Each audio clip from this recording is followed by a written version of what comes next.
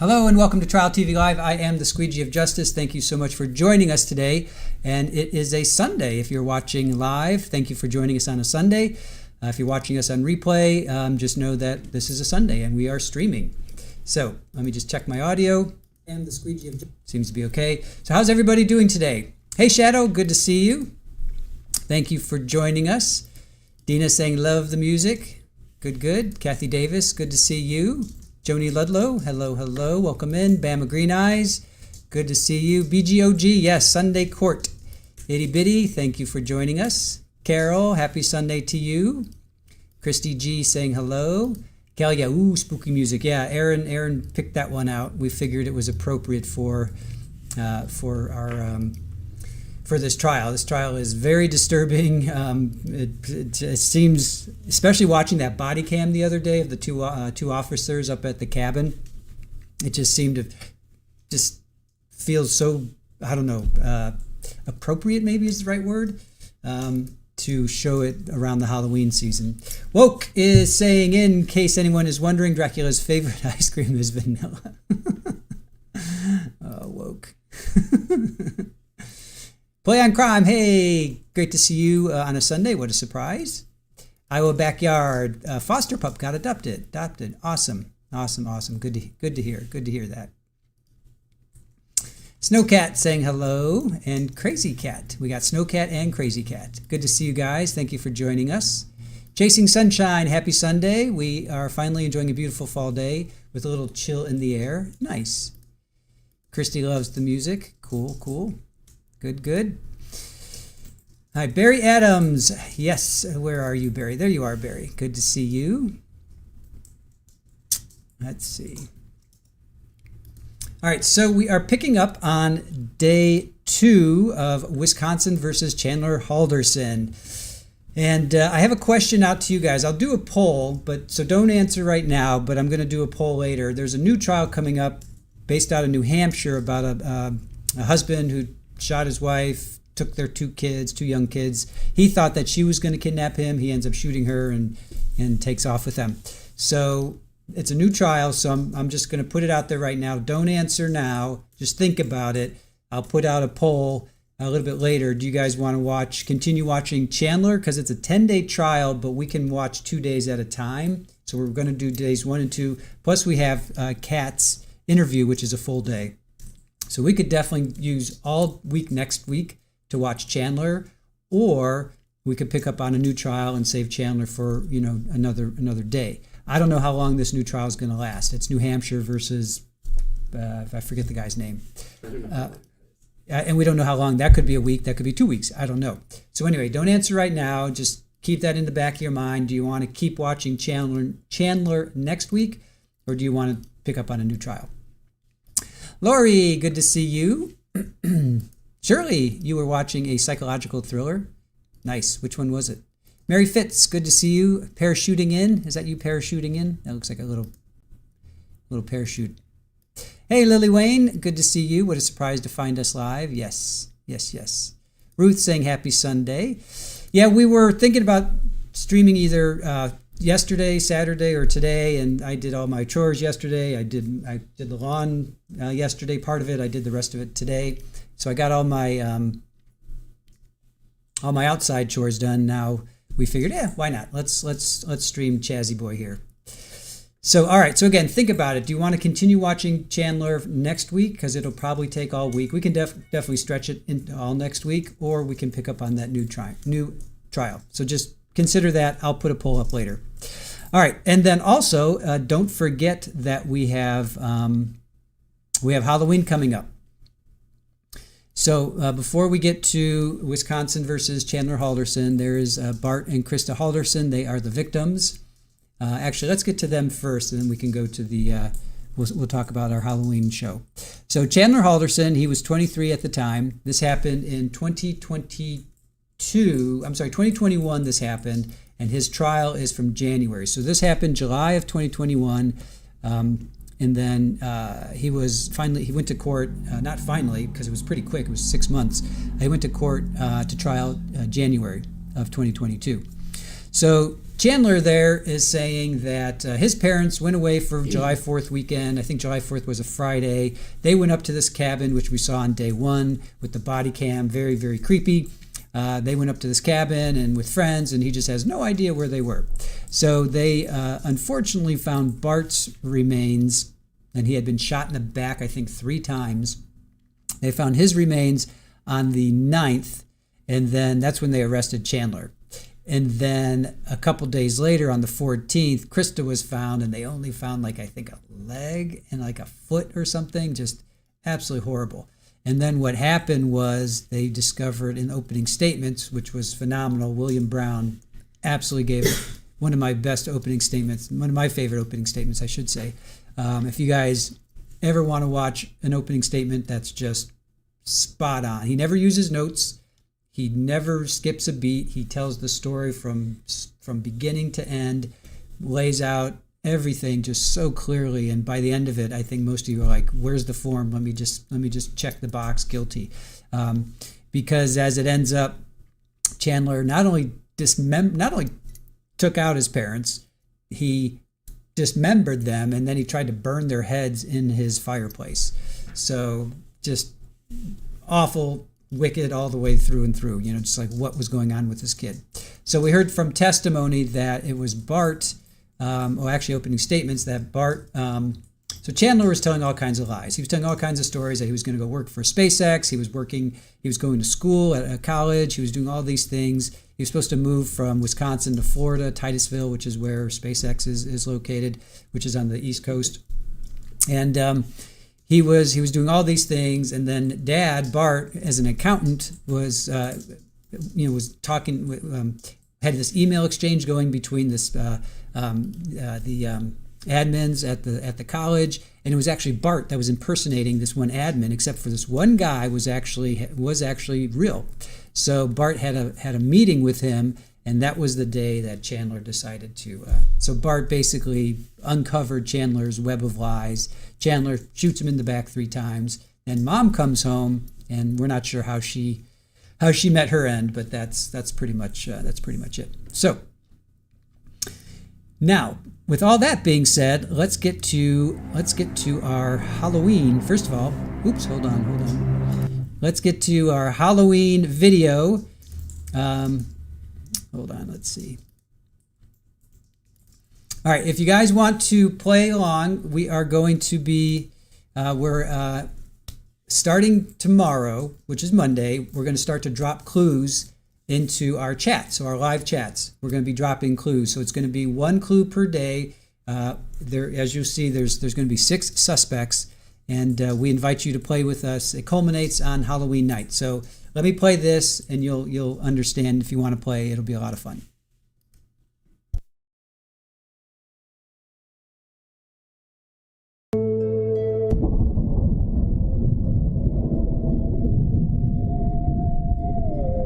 They say justice is blind, but here in Springfield, justice just met her match.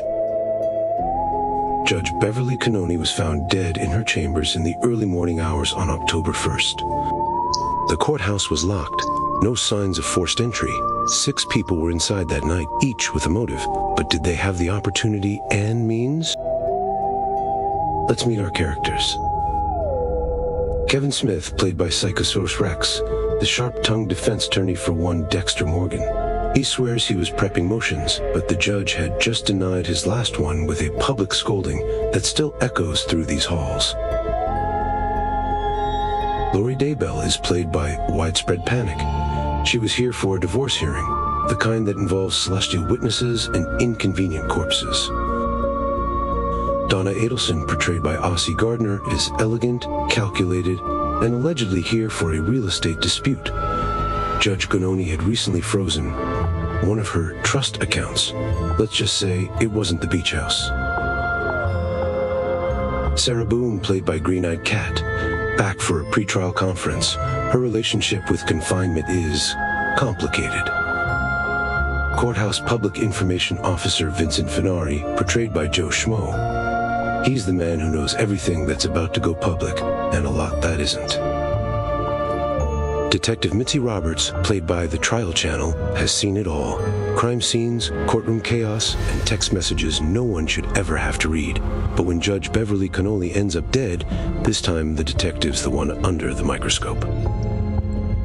Detective Sam, played by Florida PI Sam, she was first on the crime scene, and what she saw still haunts her.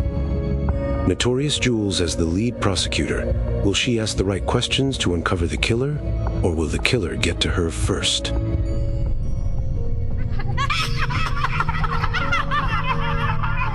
Over the next 2 weeks, you'll hear from every one of them in streams, in sidebars, and whispers that sound too true to be rehearsed.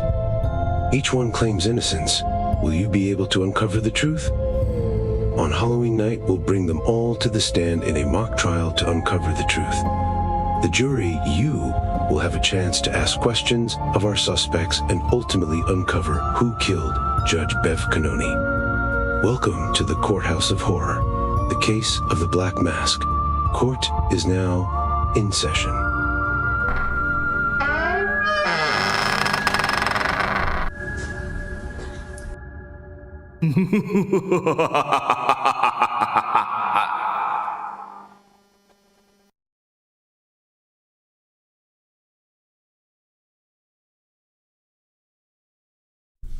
All right, so we will be dropping clues starting tomorrow in our Monday stream, and then every day up until Halloween, including Halloween, up until we go off air. Whatever that stream is, I have no idea what that stream will be, but we'll be dropping clues in the stream. So Aaron's going to be posting on social media about the characters. And hopefully you guys will play along. And Halloween night, you guys chat. You are the jury. You get to ask questions. We'll probably have about 5 questions from chat. There's 5 questions from the players, 5 questions from chat, and we'll take it from there. All right. So let's get to Chaz. Let's start Chaz. All right, so we're picking up on day 2. This is day 2, and let's see what day 2 brings us. So far we've heard from, let's see, who have we heard from? I have my notes going, hold on. Where's my, oh, here we go. So we've heard from three deputies. They all, so Chaz walks into the precinct. So Deputy Nelson, Deputy Seeley, they talked to Chaz at the station. Then Deputy Collins Lefevre, she got a call from her partner, Deputy Seeley, that she goes to the home. So all 3 of them go to the home. Then Detective Brian Shunk, he's the co-lead. So he pops up, like, I think he comes back 3 times. Then Mitchell, the older brother, poor Mitchell, I felt sorry for him. We saw him in the body cam up at the cabin with his girlfriend. Then we have, let's see, hold on. Then we had Sergeant Justin Groans, Curtis Van Pelt, who worked with Krista. Then we had a bunch of co-workers. Danielle Croninger worked with Krista. Pam Seidel, she was the neighbor. She was also a co-worker. Detective Hendrickson. We heard from Zach Reed. He was HVAC sales. He went to the Haldersons on July 7th and spoke to Chandler. Then we had the store leader at that Quick Trip. He had Chandler coming in to buy ice. Chandler came in and bought ice. So, all right, let's get to day 2. Here we go with day 2 and day 2 of Wisconsin versus Chandler Halderson.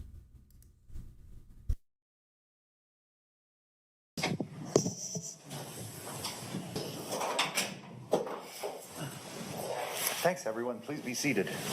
Good morning, ladies and gentlemen. Again, thank you for your promptness, and I hope that no one experienced any difficult travel getting here.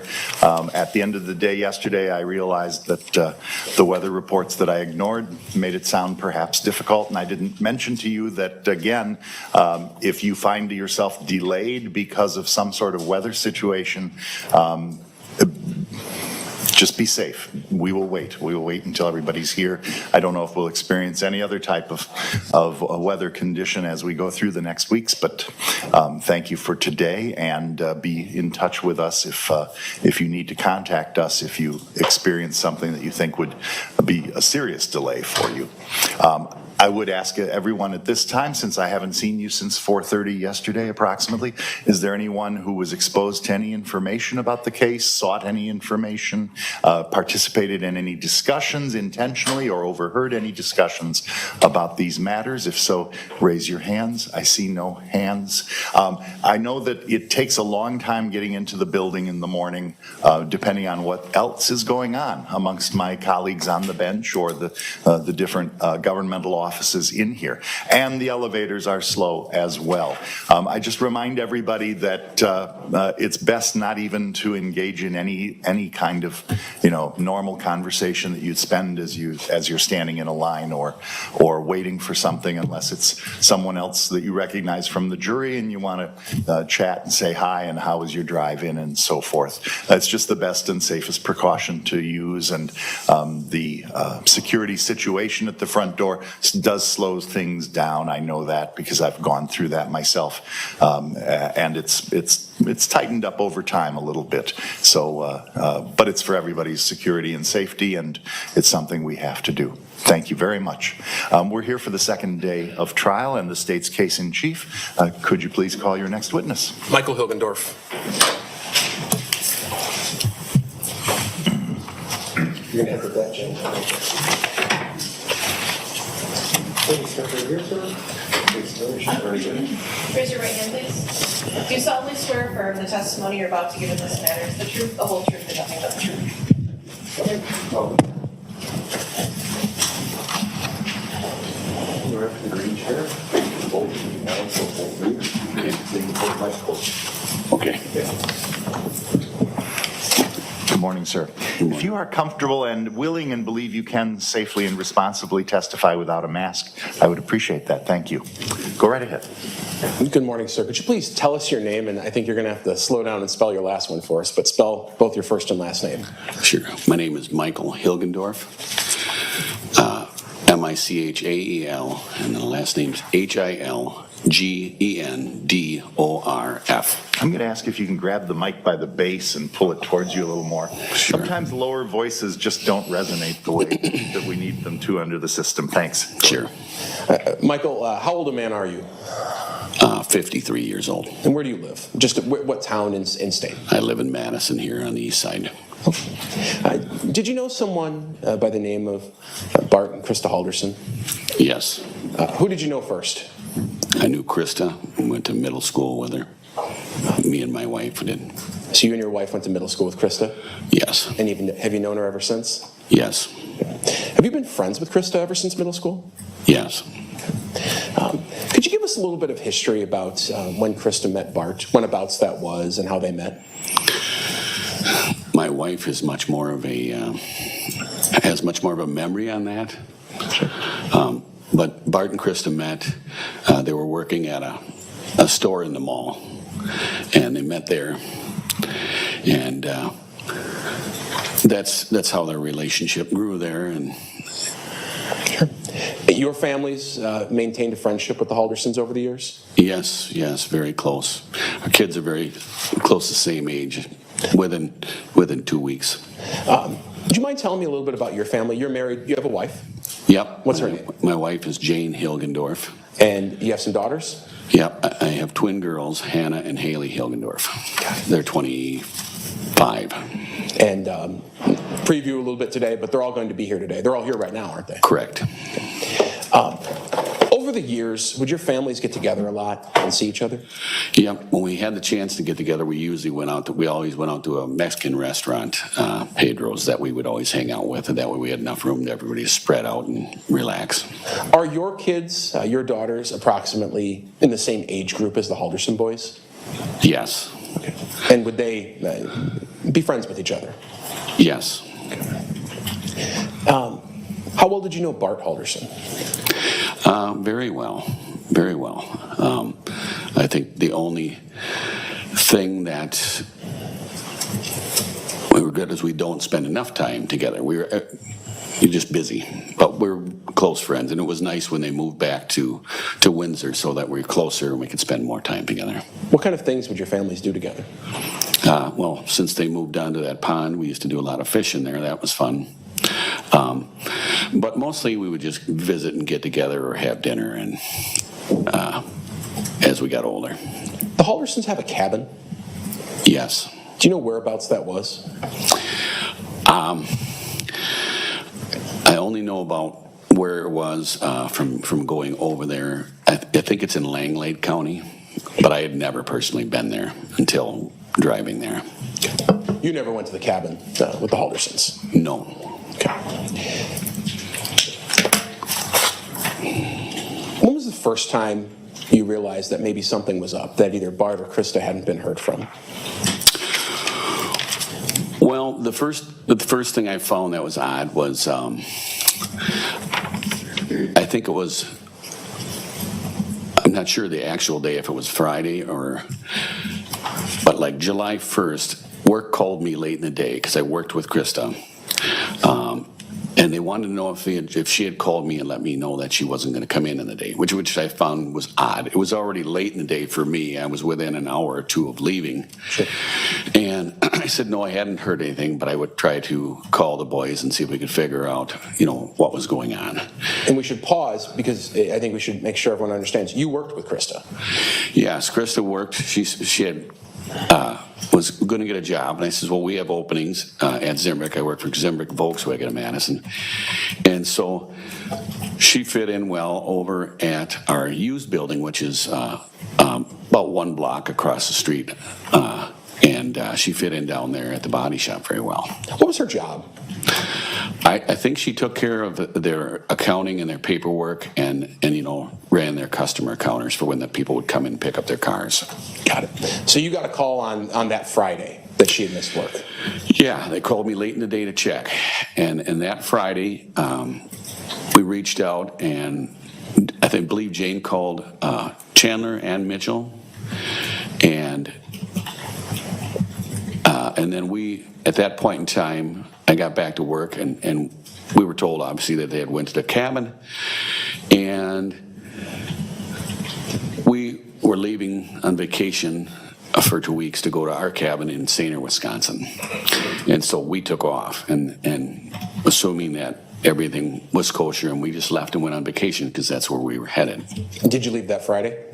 Yes. So if I told you that Friday was July 2nd, that sound about right to you? Yeah, it's right in that area. Okay.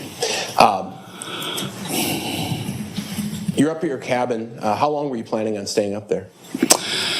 I think we were planning on staying until the 9th and then coming back. Okay.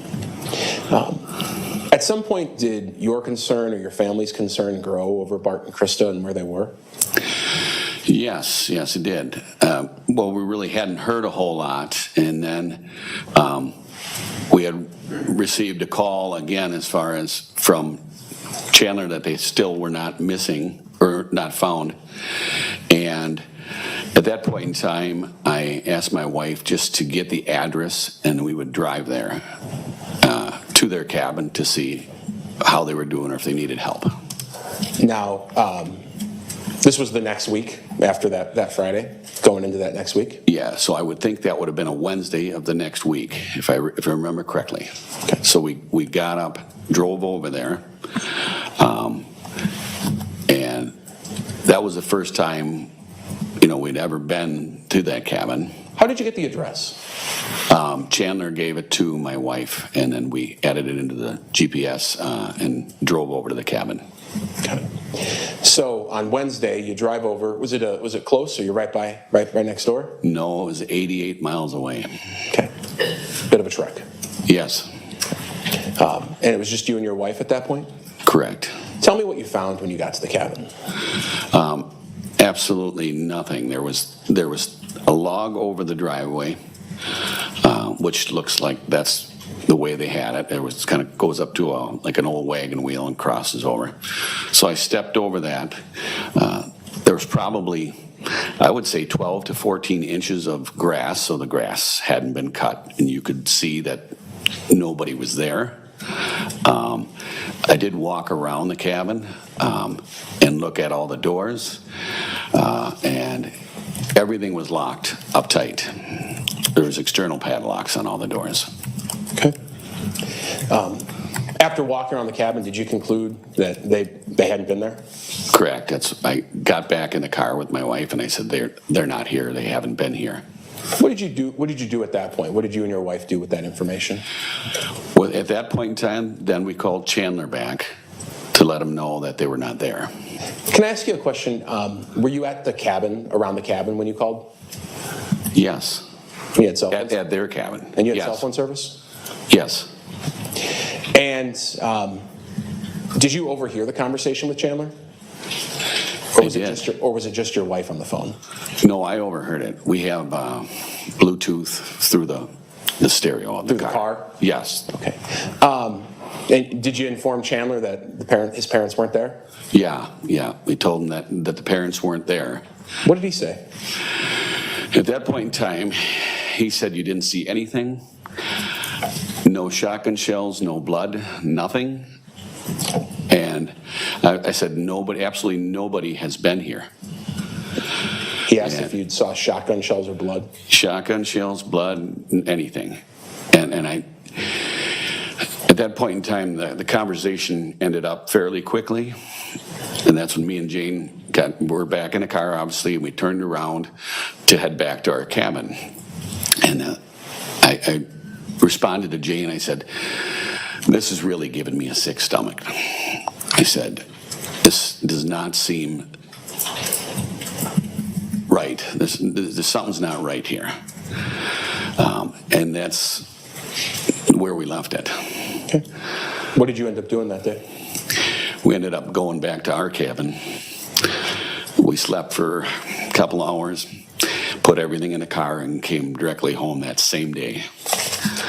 So, which was, I believe, like I said, a Wednesday. Sure. After you got back home, did you yourself have any other contact with Chandler Halderson? I did not. Okay. But on the way home, I know my girls had went over to the house. Okay. All right, 1 second. Sure. No further questions. Cross-examination? Good morning. Good morning. Just a few questions. You are aware that the Haldersons moved to Plymouth, Wisconsin when Chandler Halderson was around first grade. Is that right? My wife would remember more things like that. I don't know what age they moved there. There was a chunk of time, maybe 10 years, when they didn't live in Dane County and lived in Plymouth, Wisconsin, correct? Correct. And during that time, is it safe to assume that the regular meetings at Pedro's, and of course, they weren't living in the house with the fishing, so those things weren't happening, correct? Correct.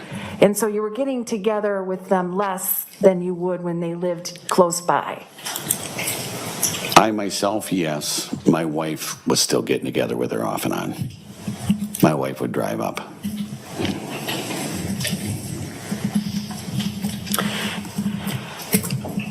When you went to the cabin in July of 2021, were you looking for any evidence or any information about what might or might not have happened up there?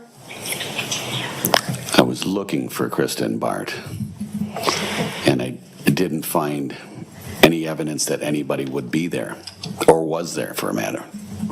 When you were looking around, you found at least one shell casing somewhere on the property, correct? No. And you brought that up with Chandler when you talked to him on the phone, correct? That I found a shell casing? Yeah.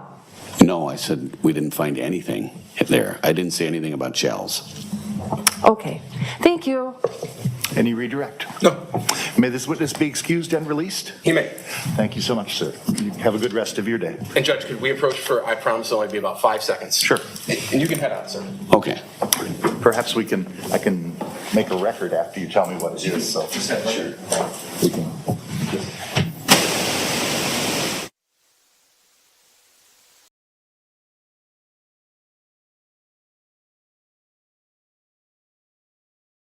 Go ahead and call the witness, please. State's going to call Haley Hildendorf.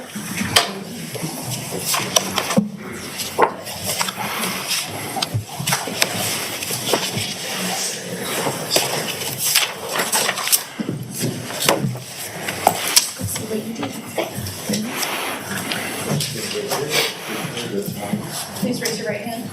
Do you solemnly swear affirm the testimony you're about to give in this matter is the truth, the whole truth, and nothing but the truth? Yes.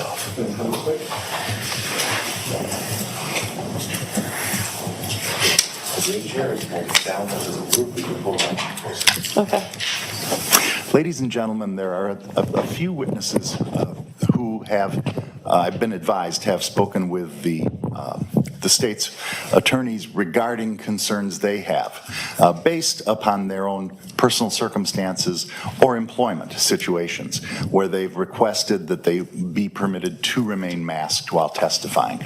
I realize that being able to see someone's face is the most helpful, but in these times and with the necessity of people responding to subpoenas for which they have no choice but to respond, I think it's the least we can do to honor their concerns and their considerations. So I would ask you to not hold it against any witness if they were to not even be asked to unmask while they're testifying. I wanted to explain why I'm not having that conversation with this witness, and there may be some others throughout the trial. So I appreciate your understanding of that factor.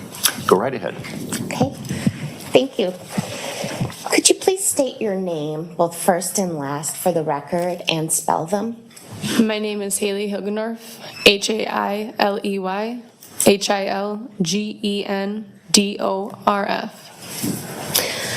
How old are you, Haley? 25.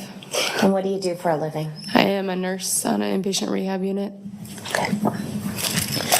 Did you know two individuals by the name of Krista Halderson and Bart Halderson? Yes. How'd you know them? Aunt and uncle. Okay. And you're not related by blood, is that fair? Correct. So how did your family know them? Mom and Krista were friends for 38 years, and so we kind of just grew up with their family. Best family friends, and seeing as Krista didn't have much family around, we kind of just became their family, and they became ours. Okay. Was Bart Uncle Bart? Uncle Bart. And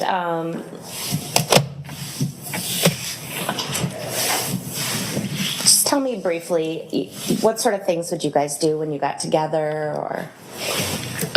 He would be on a work trip, and he'd come down to Milwaukee while we were in college, and he'd just ask us if we wanted to go out to dinner, if we were in town, or if he wanted us to swing by, hang out, if we needed help with our student loans, anything like that. All right. How did you first learn that Bart and Krista were missing? From my mom freaking out. Okay. In a phone call? Yes. Based on that conversation, what, if anything, did you decide to do? I decided to come home from Milwaukee and figure it out for myself. Okay. And what did you do once you came home? As soon as I got home, I talked to my mom for a little while and decided that I should head over to the Halderson residence. And why'd you do that? Because since they're like family, I'm sure that Krista would have wanted us to take care of her boys as my parents would have wanted us to take care of them. Okay. And who was at the Halderson home? Chaz and a bunch of other detectives and stuff. Okay. And you say Chaz, you mean Chandler? Correct. Okay. Do you see Chandler in the courtroom today? Yes. At this moment, I'd ask anyone within the courtroom, but not in the jury box, to lower their mask for the count of 3. 1, 2, 3. Go ahead and replace your masks. Could you identify him by where he's seated and maybe the color of his shirt? He's to my right over here with a blue shirt. Ask the record to reflect the witnesses identified the defendant. It shall. So, do you remember what day this was that you went over to the Halderson home? Pretty sure it was Wednesday. Okay, so that would have been July 7th. Does that sound right? Correct. Okay. And what did you go over there with the intention of doing? Making him dinner and making sure he was okay. Okay. Did you go with anyone, go by yourself, or something else? I went with my twin sister, Hannah. Okay. Do you remember roughly what time you guys showed up? 5:36. Okay, so dinner time. Dinner time. Okay. Explain to me, was this the first time you'd been at the house, or had you been there many times in the past? I've been in there quite a few times in the past. How did the house look that day? A little different. I noticed the couches were covered. And I didn't notice too much else. There was a table that was turned on its side. And I can't remember much else, to be honest. Okay. You said the couches were covered. Do you mean like with blankets? Or? Yes. Okay. Did Chandler say anything about that at any point to you? No. Okay. And where was the table on its side that you saw? Have you been in there? You can explain what room. We've shown pictures. It's just in the kitchen where the tile was, like near the wall. Okay. Did you take any pictures of anything in the home that day? Yeah, I took a picture of the table with Chris's handwriting. Why'd you do that? I don't know, because I was trying to figure out if they actually left or not. Like, I was trying to make sure that, like, I don't know, I guess I was conflicted because I heard that they left unannounced, but then I heard that there was a possibility that my parents picked them up, and I'm like, because I actually wanted to know if I was trying to figure out who Pam was, because I've never heard of Pam, and that was the name on the bottom. It said, call Pam if you need anything. So I was like, Mom, who's Pam? But I didn't want to forget who the number and name was on there. So that's why I originally took it. Okay. All right, so when you get to the house, do you have any interactions with Chandler? Yes, he greets us at the door and gives us a side hug. He gave you a side hug? Is that how he normally greeted you? No. We're a Explain hugging that. family. We all hug each other, full arms, straight on. Other than the side hug, how would you describe Chandler's demeanor? I would just say he was preoccupied. He had a lot of other stuff going on. There wasn't much he could do with us. Very busy. So when you got there, did you guys talk? Did you make dinner? What occurred? We ended up not making dinner because the detectives were there for a while. My sister and I sat up on the couches while they were downstairs doing stuff with the detectives. And then at one point we helped out with the dogs because we know they're dogs and they're very scared of people. So we took them out the back and we were playing with them outside for a while, playing fetch. And then we'd come in because one of the dogs got hurt. And so we decided that we'd just bring them in because we don't want them to keep running around if they're already hurt. And then we fed them dinner upstairs. So we returned back upstairs. Okay, you fed the dogs dinner. Yeah. Okay. What happened next? Detectives left probably like 15, 20 minutes after that. And then my sister and I sat at the table with Chandler.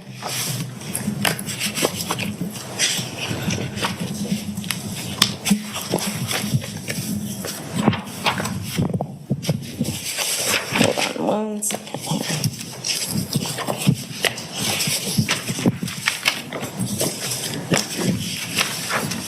Oh, I gave it to you.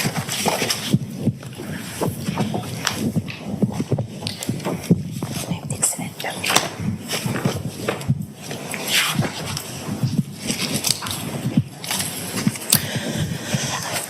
Did you and Chandler discuss anything of note on September 7th, or on July 7th when you were over at his house?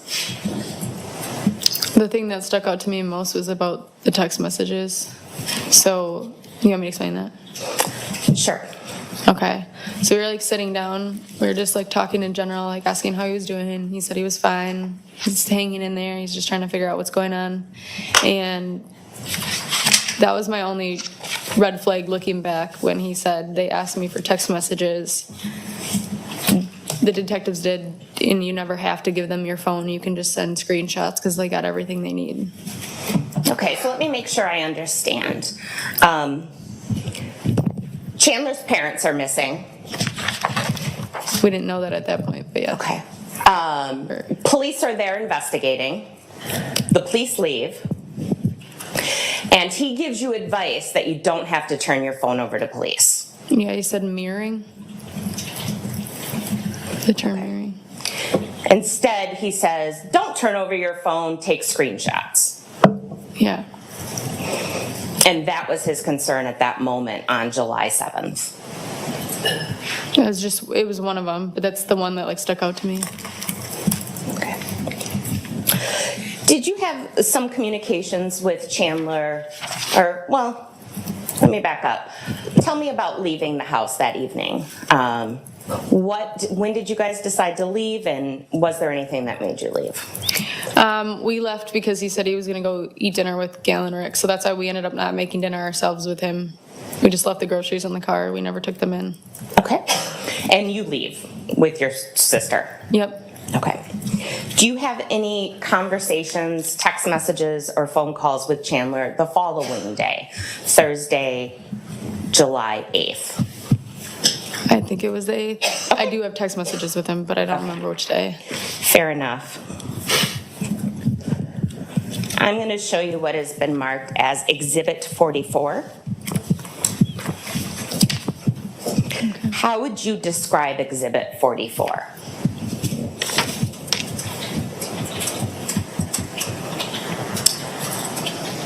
And you can turn the page if you would need to.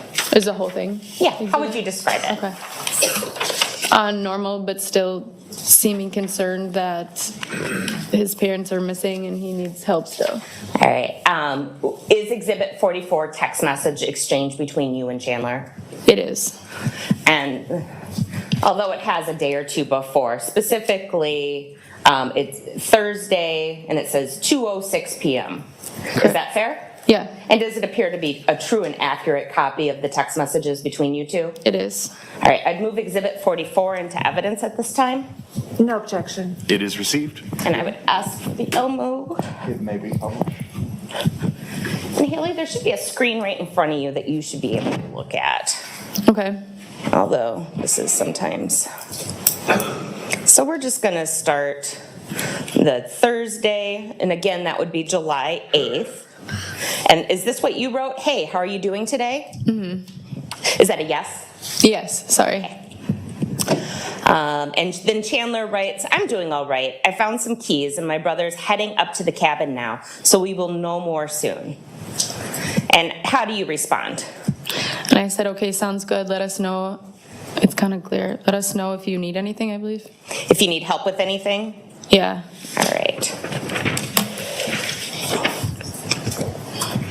And then Chandler responds, thanks, Kat came over to help out around the house. I might ask my neighbor to help with the lawn because the mower shakes my head way too much. And how do you respond? Again, it's clear, but I said, okay, I can ask my dad too. And Chandler then responds, that would be nice of you, but he's a really busy guy. Okay. Do you understand or do you know why Chandler made the comment about his head and mowing the lawn? Yes. Tell me about that. I had heard he'd fallen down the stairs in the middle of the night, the second set of stairs, because they were remodeling their home, so the upstairs bathroom one was still torn up. They did the basement one first, so their rooms are upstairs on the split level, so he was headed downstairs to use the one that was finished, to my understanding. And did you know anything else about his injury? From what I heard, he was supposed to be in a collar. Was he in a collar when you saw him on the 7th? No. On the 7th when you saw him, did he complain about his head, his neck, his shoulders, or anything else? He was walking a little different than normal, so I asked him and he said that's just part of the injury. Okay.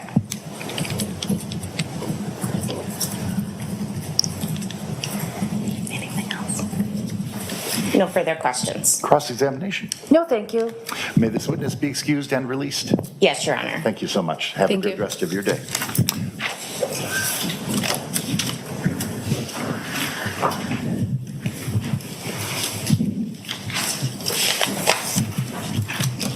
State now calls Hannah Hilgendorf to the stand.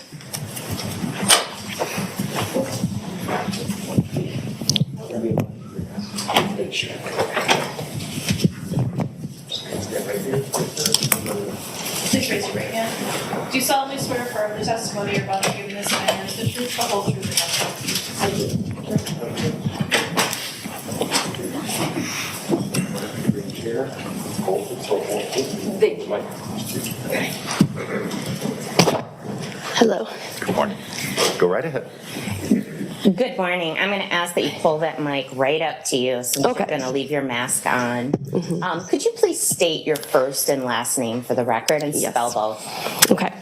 My name is Hannah Hilgendorf. My first name is spelled Hanna, and my last name is Hilgendorf, Hilgendorf.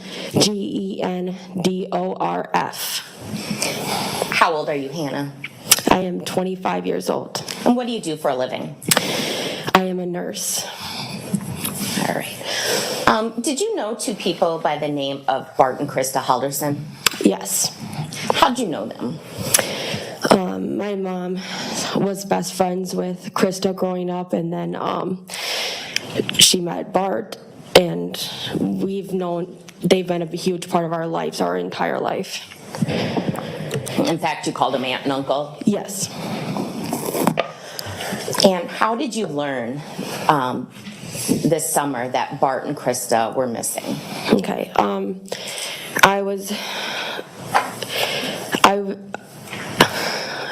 I was living by myself at the time, so I talked to my parents every once in a while, and sorry, I have to breathe. Okay, so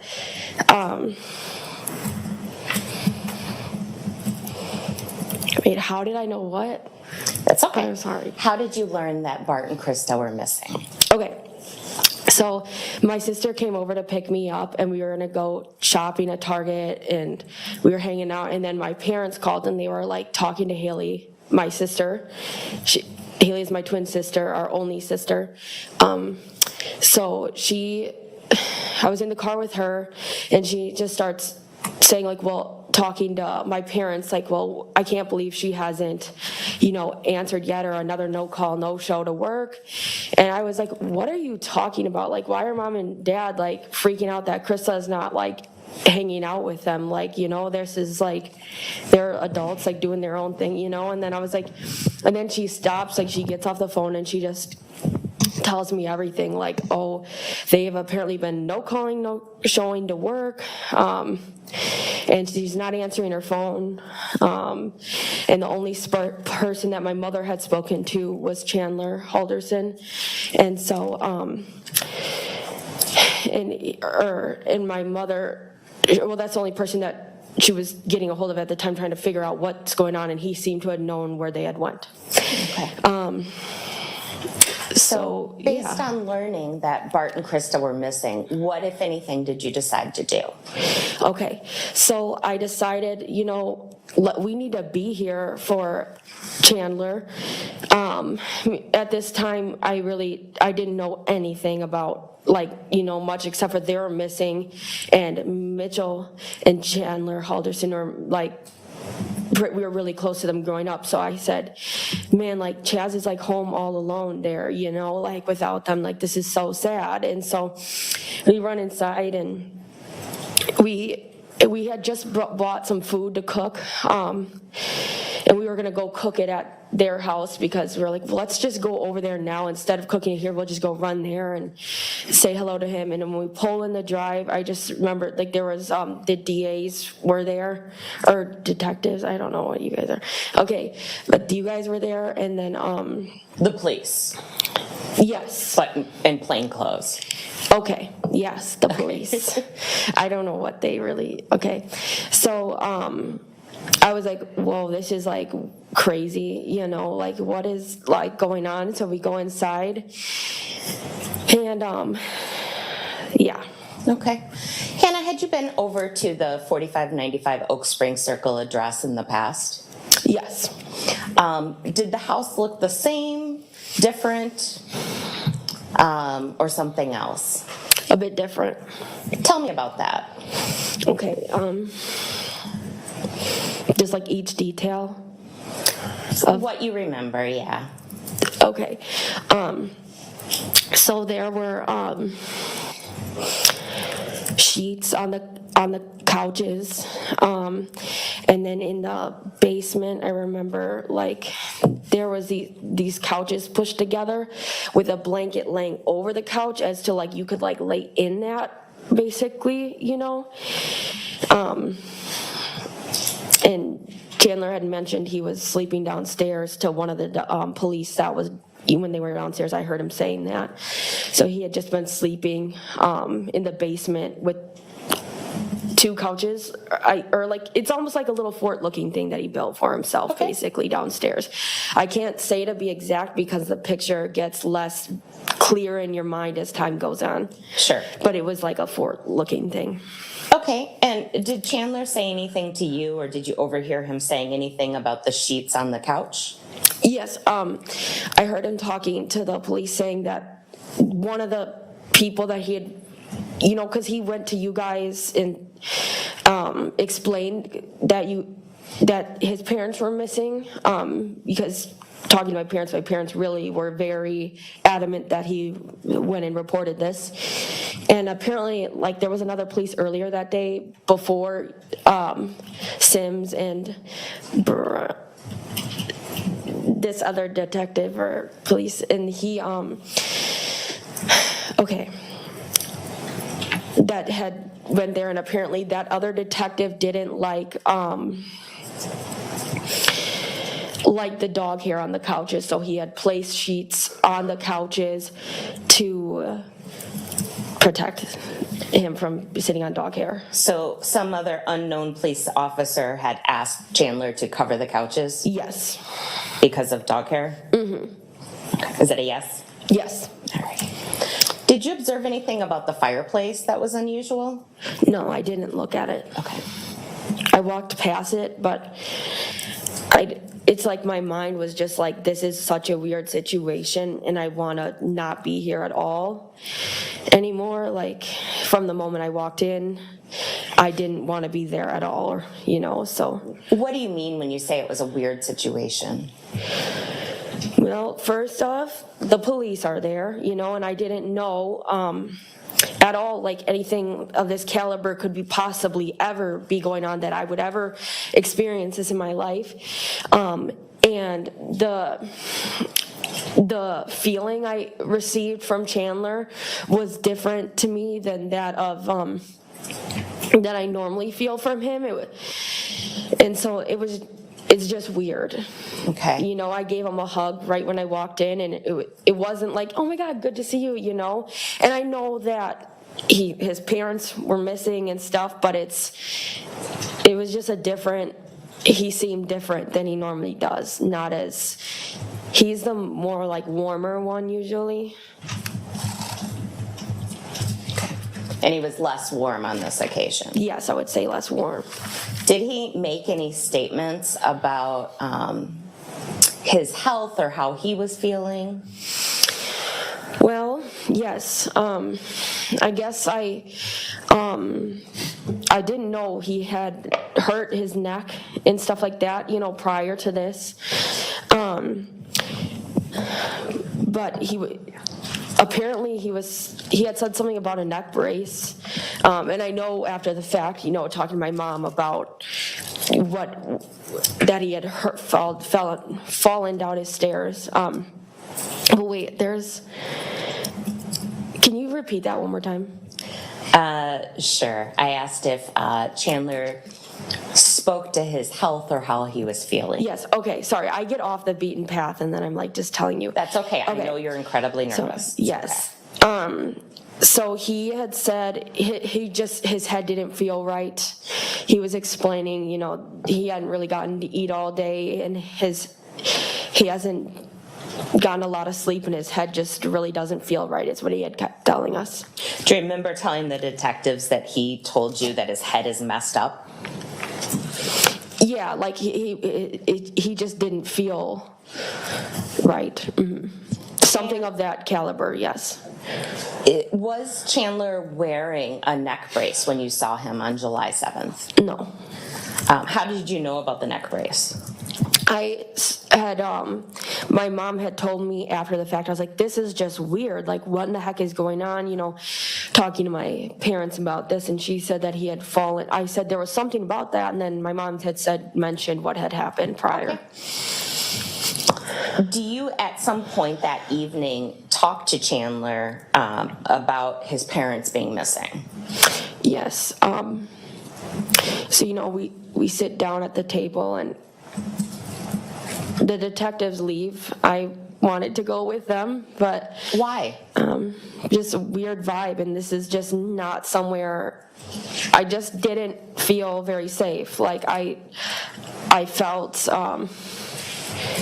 I don't know how to explain it, but it's like I'm sitting in the middle of what now seems to be a crime scene with somebody who is acting differently than I'm used to. And it just doesn't feel like a good idea. Okay. And what, if anything, did Chandler say about his parents being missing? Okay. Well, do you want me to answer the first? It was about the, what he said differently? Or you said... Never mind. Okay, sorry. I don't know what my previous question was. Going to be a...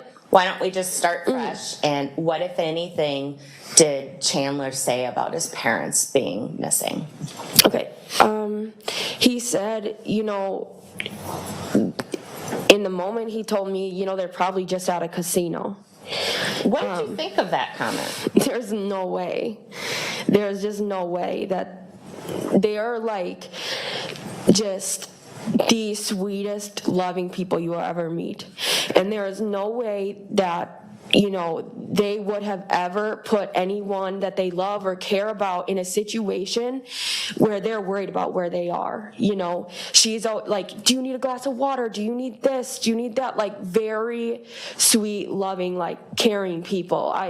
There is nobody sweeter than those two. Like, anything that they can do for you, they're gonna do it, and they would never make anybody worried about where they are kind of people, and especially no way to a casino. Like, she is a very modest, very kind of shyer person and wouldn't be doing that.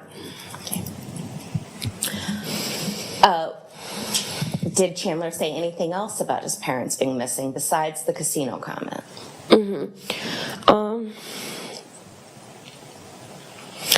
Really, he just kind of questioned me, like, should he make a Facebook post? Tell me about that. Well, we sat down, and me and my sister went up, and we were sitting at the main dining table in the upstairs, and he said, like, I don't know what to do now. Like, should I make a Facebook post? Like, right after the police had left. And I was thinking to myself, I wanted to say, duh, like, your parents are missing. It's almost feeling like you have to think about how to act, Like, if your parents are missing, you go online, you tell everybody, you go to the police the day of, especially a no-call, no-show to work. They would have never done that. So, and to ask me, what you should do now, and should you make a Facebook post, like, how should you go about this? It was just interesting. And did Chandler make any comments to you about giving your phones to police? Yeah, that's like the first thing we had discussed. So he said that if a cop ever asks you to take your phone, you do not need to give your phone to them, because you can show them everything that they need without letting them mirror your phone. And that was like one of the first things that he had said to me. That's why I was like, I don't know. I was like, are you kidding me? Your parents are missing again. In my head, your parents are missing. You had apparently had contact with your parents, which I had learned later down the road talking to my mother after the fact. It wasn't my thing that I heard of, but it's just another thing adding to the story of, like, your parents are missing. Why don't you let them mirror your phone so we can figure out if you had tried to call them, if we could see the location on the phone or anything like that.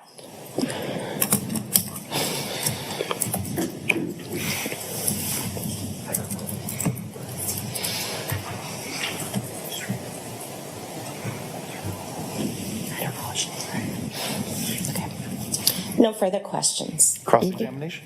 I have nothing, thank you. May this witness be released and excused. Yes. Ms. Hilgendorf, thank you very much. Have a good rest of your day. State calls Jane Hilgendorf.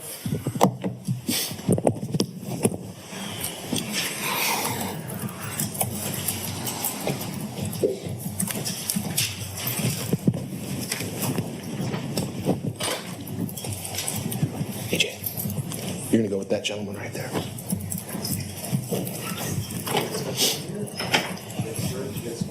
Please raise your right hand. Do you solemnly swear or affirm the testimony you're about to give in this matter is the truth, the whole truth, and nothing but the truth?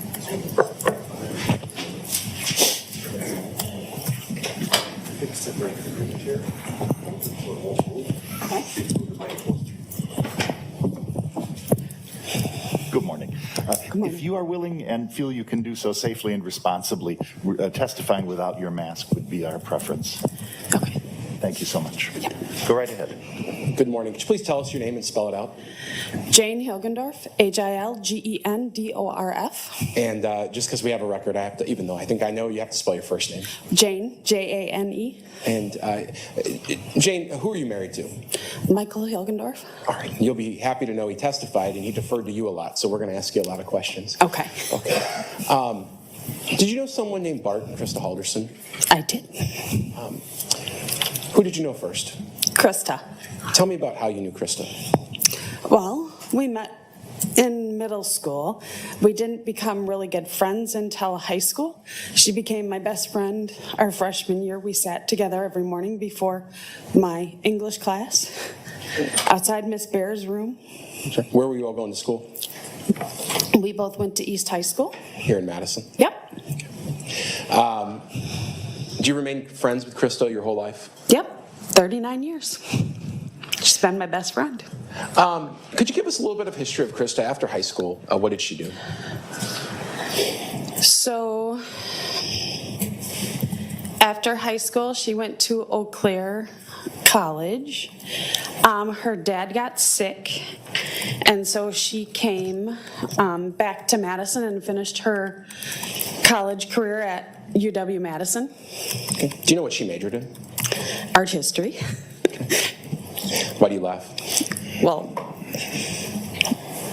because it's not many jobs in art not history. a job you can go and be like, oh, I'm an art history major.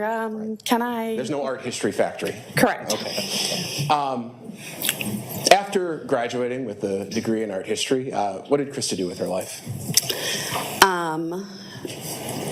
She worked at Boston store, Home Goods.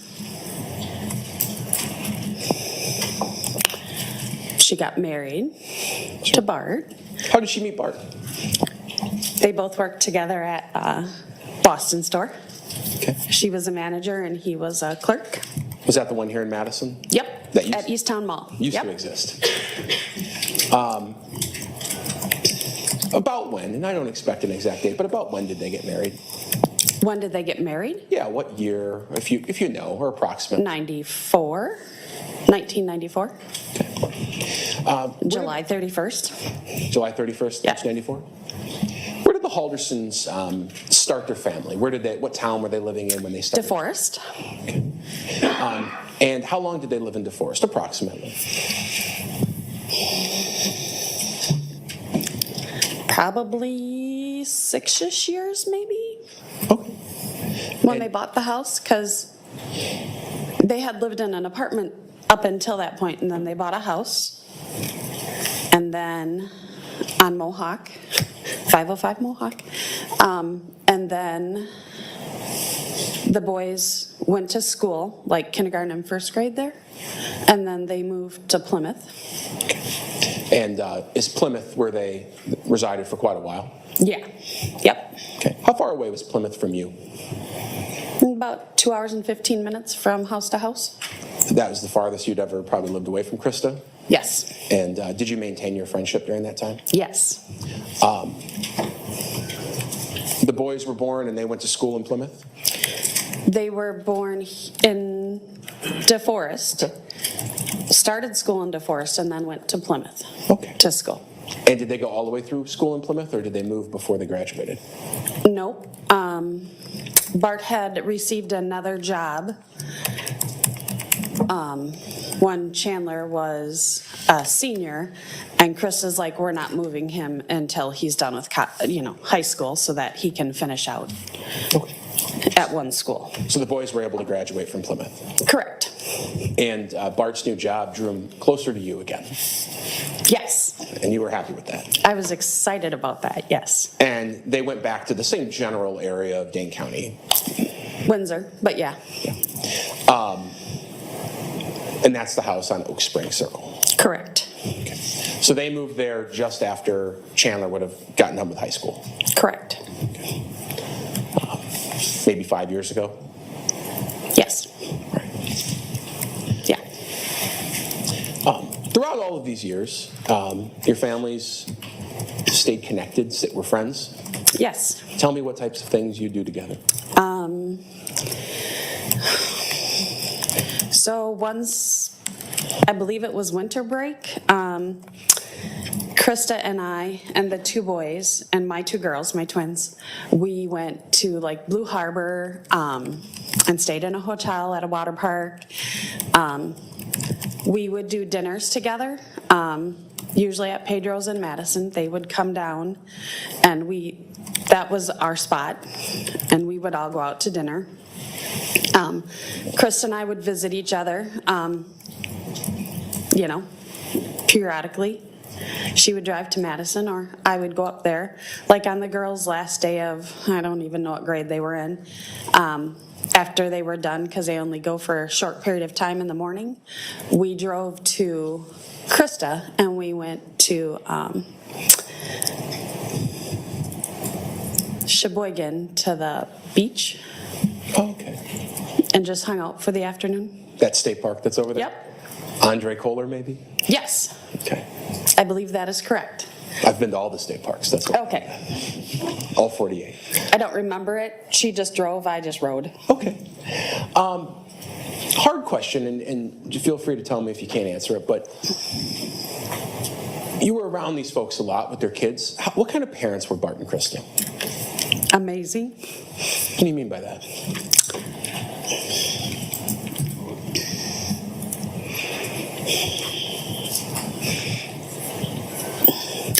They never really got angry. Like, I'll throw myself under the bus because when I get mad at my girls, I used to yell. They weren't yellers. They didn't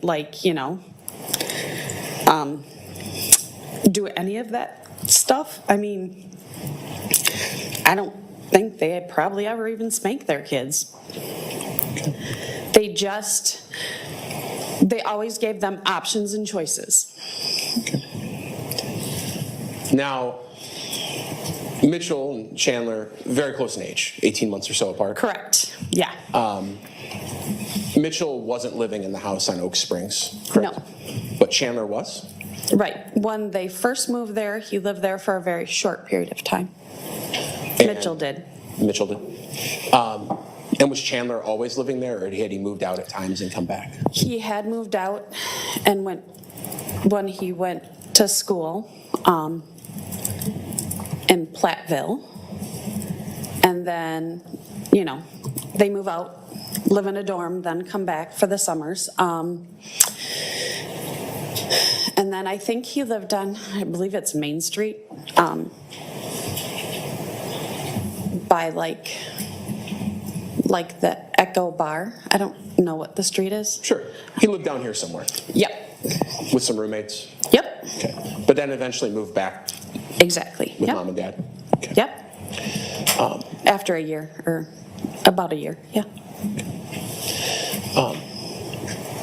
In early July of last year, 2021, at some point you hear that Krista didn't go to work one day where she was supposed to be there, right? I got a call from my husband, yes. And your husband works with Krista? Correct. Okay. At Zimbrick, yes. What, if anything, do you do with that information when you hear that Krista no-showed on a Friday to work? I went, that's not my best friend. She would never do that. So I immediately called her cell It went right to her voicemail. I called Bart. It went right to his voicemail, and I'm like, what the heck? So I didn't remember that I had Chandler. That's fine. We call him Chaz. That's fine. I didn't remember I had his number, so I called Mitchell right away. And I asked Mitch, I said, where's your mom? And he's like, what do you mean? She's at work. And I said, she didn't go to work and she didn't call in. He's like, I don't know. So then I called Chandler. After he was my fourth call. In the meantime, I had texted Krista a few times, asking her where she was.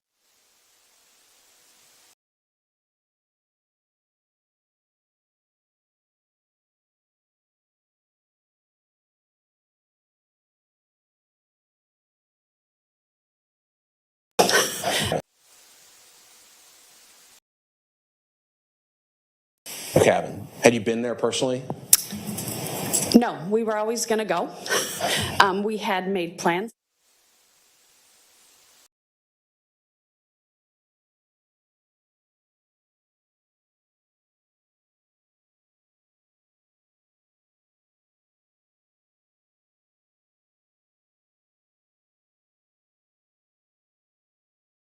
Very detailed.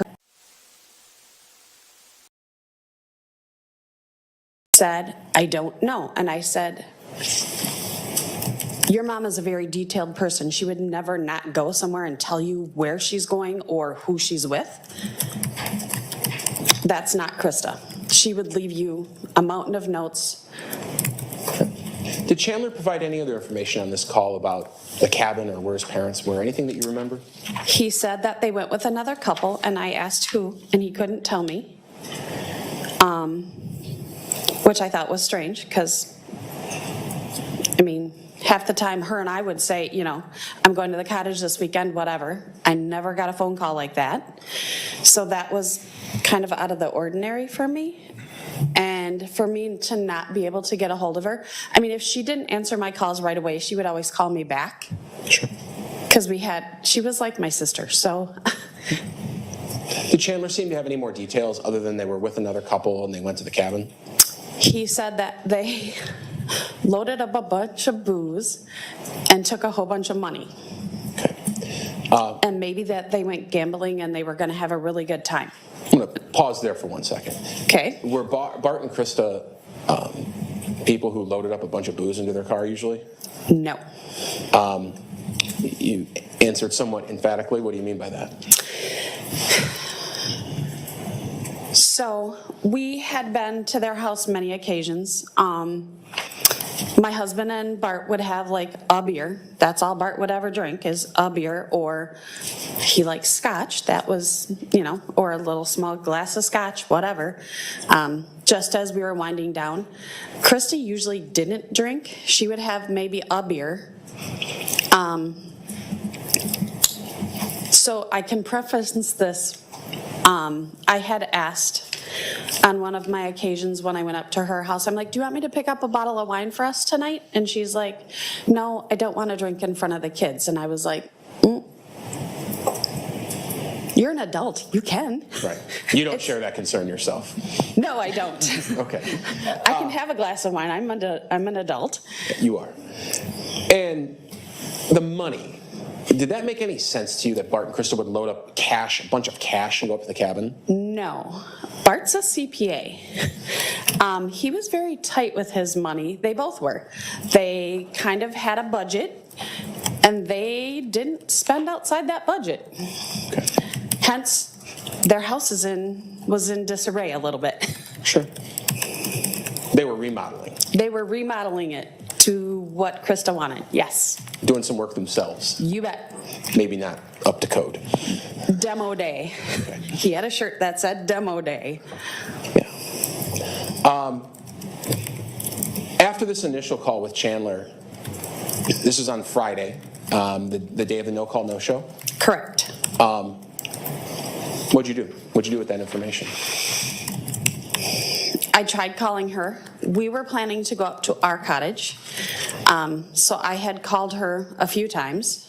I didn't get a hold of her. We all went up to our cottage as planned. So it was myself, my husband, one of my twins, and her boyfriend.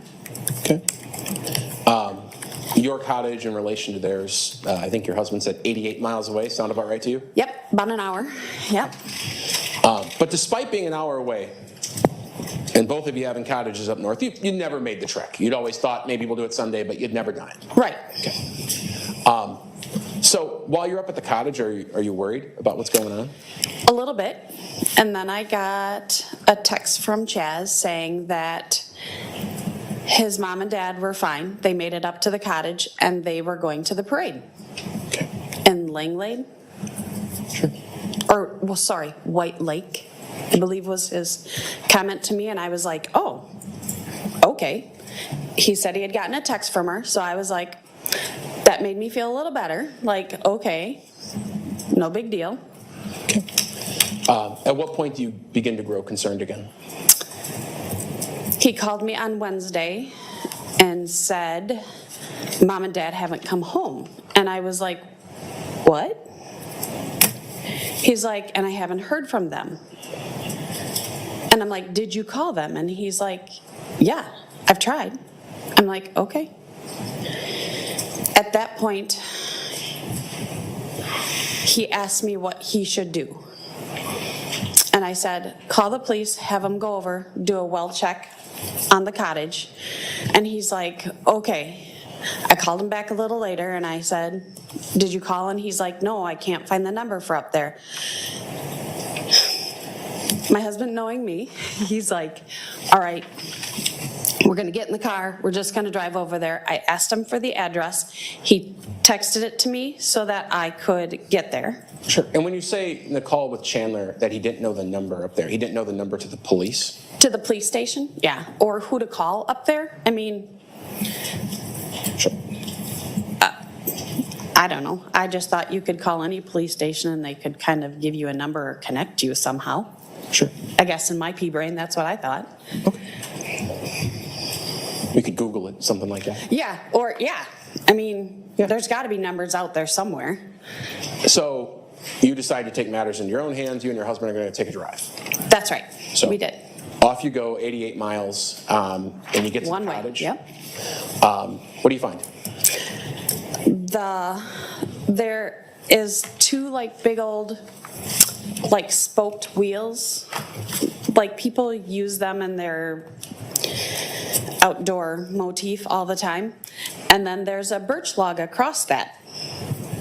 And I'm like, I take a picture and I'm like, is this the cottage? And he's like, yeah. And then he's like, haven't you ever been there? And I'm like, no. At this point, I called him on my cell. And I said, Chandler, no one's been here. The grass is like 2 feet tall, well, 16 inches, 2 feet tall. And when you drive over grass, like when we haven't been up to the cottage, it gets pushed over. So you know that somebody's been there. It wasn't pushed over. Okay. It was pretty tall. So you call Chandler.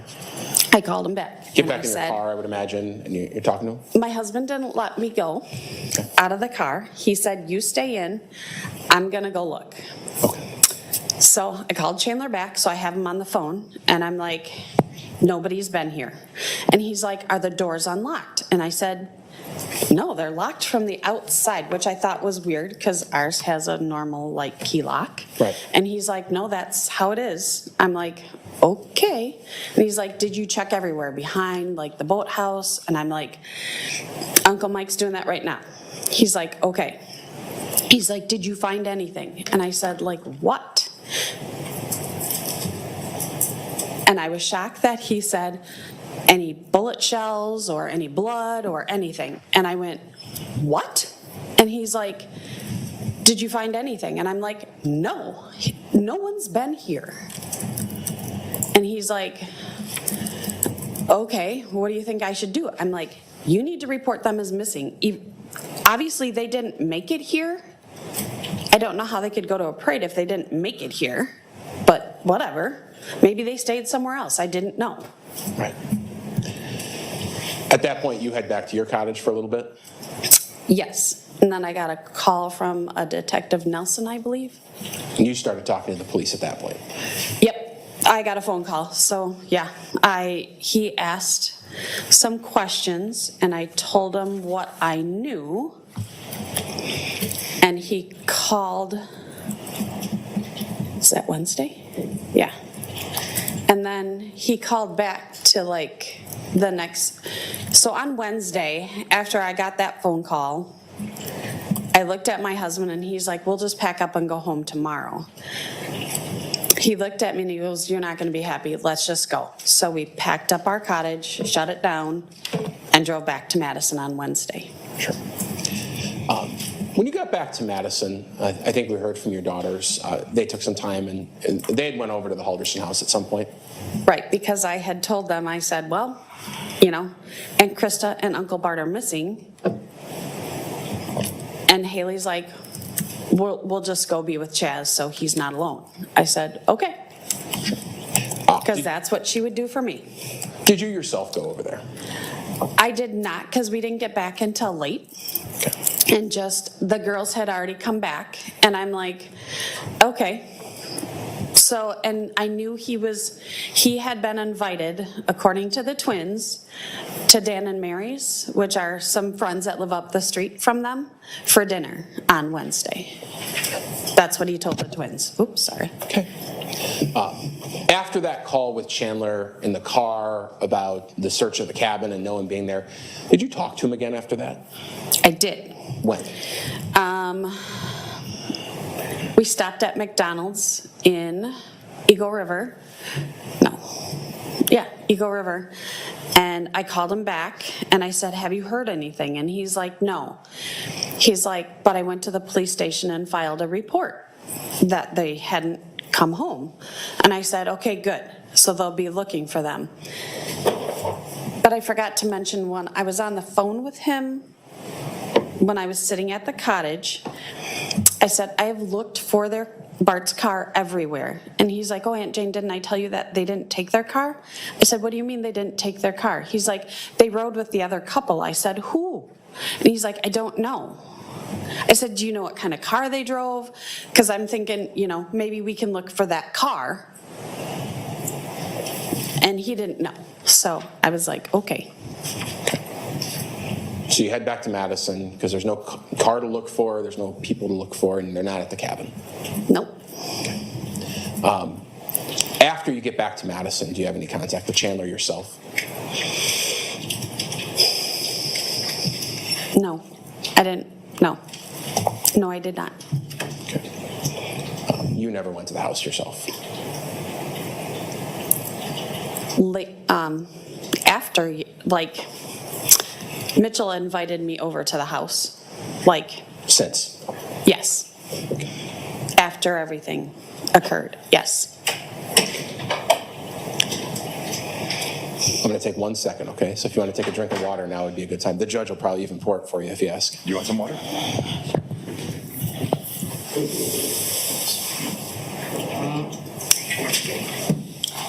That's a good idea for all of us, right?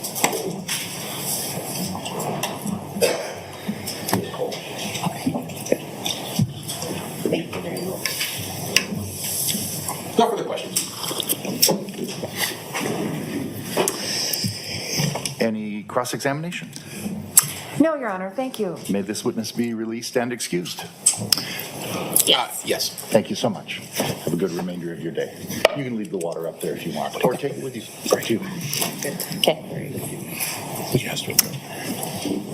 And the next witness, please. State is going to call Michael Bolt to the stand.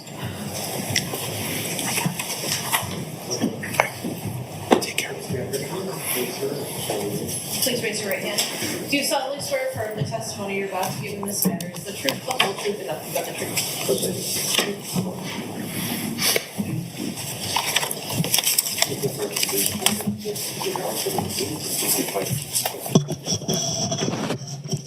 Good morning, sir. If you're able to safely and responsibly testify without your mask, that would be our preference. Okay. Thank you very much. Go right ahead. Good morning. Could you please state your name for the record and spell both your first and last name? Michael Bolt, Michaelboldt.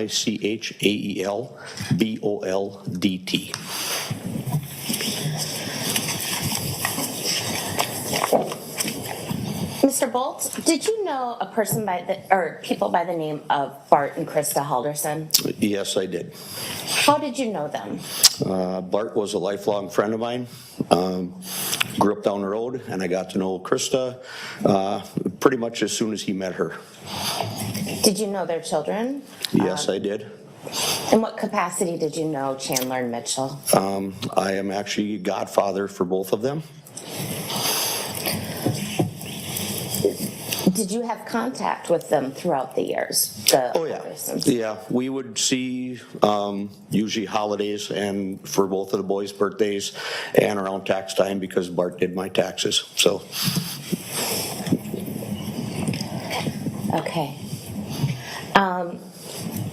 How did you come to learn that Bart and Krista were missing?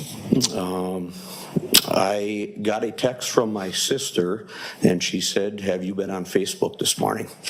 And I replied no, and immediately went to Facebook to where I see that she had shared the picture of Bart and Krista and that they were missing.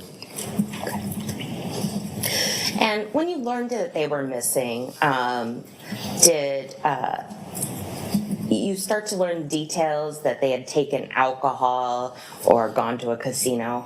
I did. I believe it was when Chandler had his interview with one of the local stations down here. I was online constantly, looking for something, and I saw what they had reported or what he had reported. And you were good friends with Bart. Tell me about his drinking habits. When I was with him, if we had a drink or two throughout the whole weekend, that would probably be it. Sometimes we would go the whole weekend without having a drink, and it was never in front of Mitchell or Chandler. And I assume, obviously, Bart was your accountant. Yes. Tell me about his habits with money. I don't like to call people tightwads, but I would say Bart was very tight with his money, and he actually introduced me to his investor and suggested that I get something set up for my son as far as a 529 was concerned, which I took his advice, and I know he put money away for the children, and we had conversations about it. And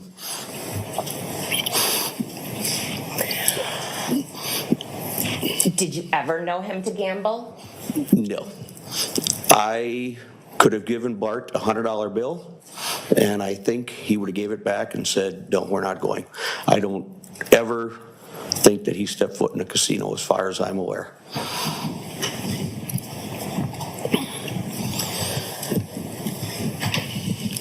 At some point in your careers over your life, you worked in solar paneling. Is that fair? That is correct, yes. I went to school, I believe, in 2011, 2012, and then I got a job shortly after that. Did you ever have conversations with Chandler about solar paneling?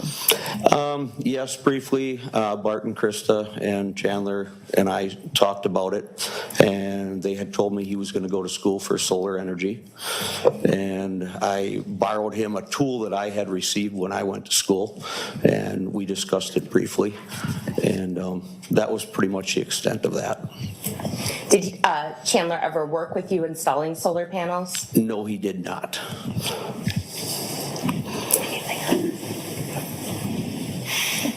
No further questions. Cross-examination? Nothing, thank you. Thank you. May this witness be excused and released. You may, and if we could approach.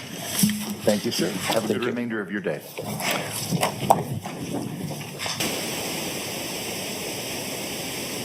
Presentation of witness.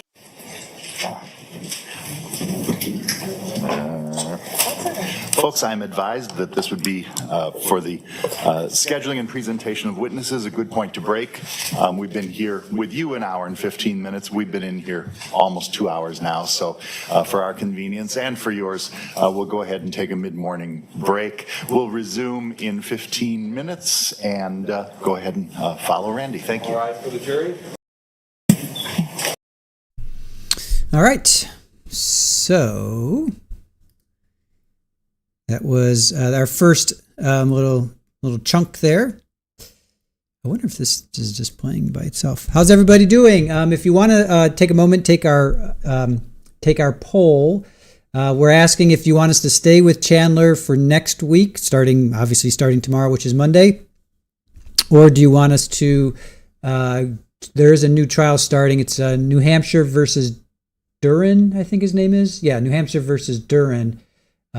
If you guys want us, he shot his wife, took their 2 little kids because he thought his wife was going to kidnap the two little kids. So that's starting tomorrow, we think, but now we're thinking maybe there might be jury instructions tomorrow, so we're not 100% sure yet on that. But if you want us to continue on with Chandler all of next week or start the new trial, we have a poll going, so just take a moment and answer that, I should say. Hey, Anna, good to see you. Ooh, I like your thumbnail. Great thumbnail. Yeah, the poll is close. We're at, 56 want the new trial, 44 want to stay with Chaz. So take a moment to take our poll. Let us know what you think. And if you want to, if you want us to pick up on the new trial, or if you want us to continue with Chaz, and if there is jury instructions tomorrow, not sure how we'll deal with that.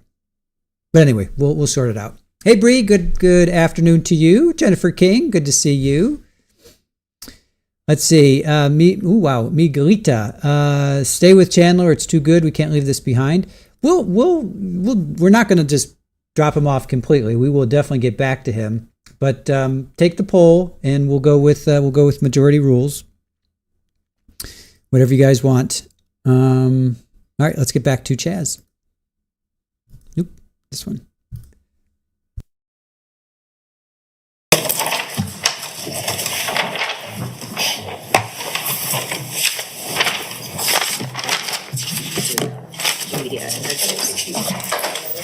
Here's the transcripts. Thank you. All rise for the jury.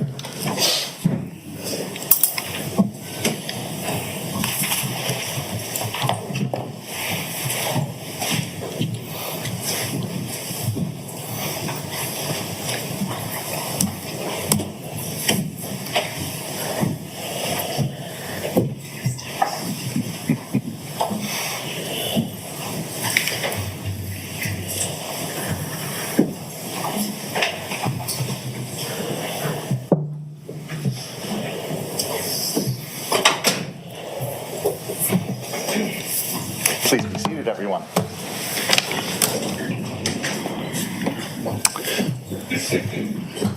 Attorney Raymond. The state will now call Sabrina Sims to the stand.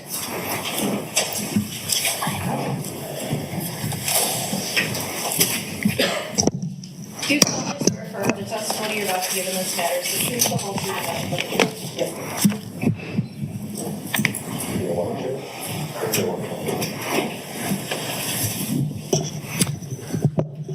Detective, good morning. If you're willing and able to and can responsibly and safely testify without a mask, we would ask that you do so. Thank you. Thank you. Go right ahead, counsel. Good morning. Could you please state your name for the record and spell both your first and last names? Yes, it's Sabrina Sims, Sabrina Sims. How are you employed? I am a detective with the Dane County Sheriff's Office. How long have you been employed in that capacity? I've been a detective for 14 years. And are you one of the 2 case detectives assigned to this case? Yes, I am. I just want to talk to you very briefly about how you go about investigating a missing persons case. What are sort of just generally the steps that you go through as a detective? Sure. So usually initially those are reported to deputies who we've already heard from. Based on the information they receive, we do follow-up interviews. Sometimes that leads us to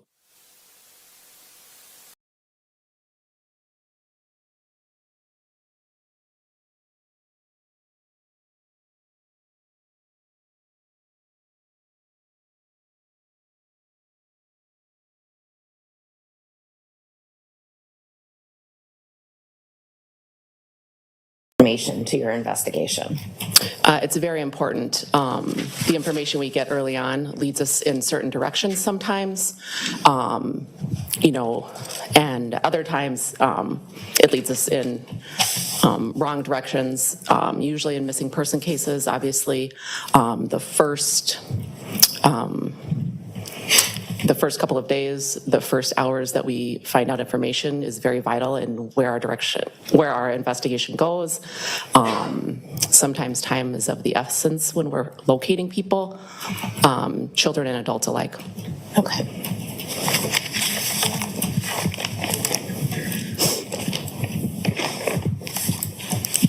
At this point, I'm going to show you exhibits 40 through 43.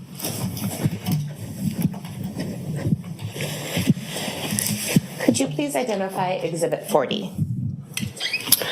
Exhibit 40 is a USB drive, which includes media interviews. And who is giving said media interviews? Chandler Halderson. And did you collect these from the various news stations in the course of your investigation? Yes, we did. Okay.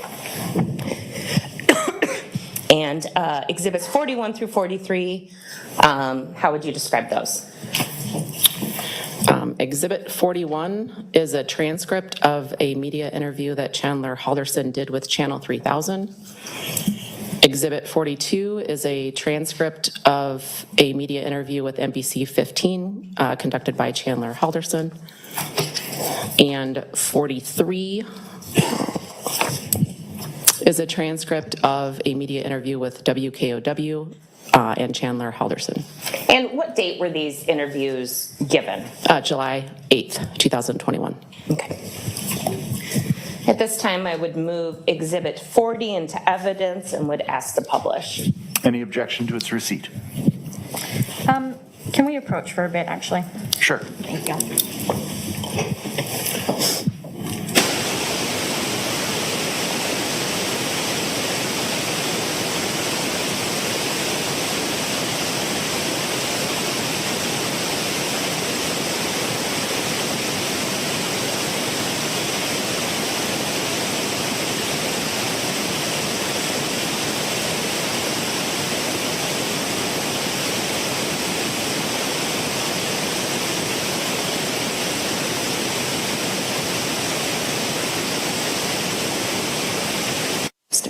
Regarding the media interviews, we should read that. All right. Your Honor, at this time, we'd request that you'd read the stipulation regarding the media interviews. Very good.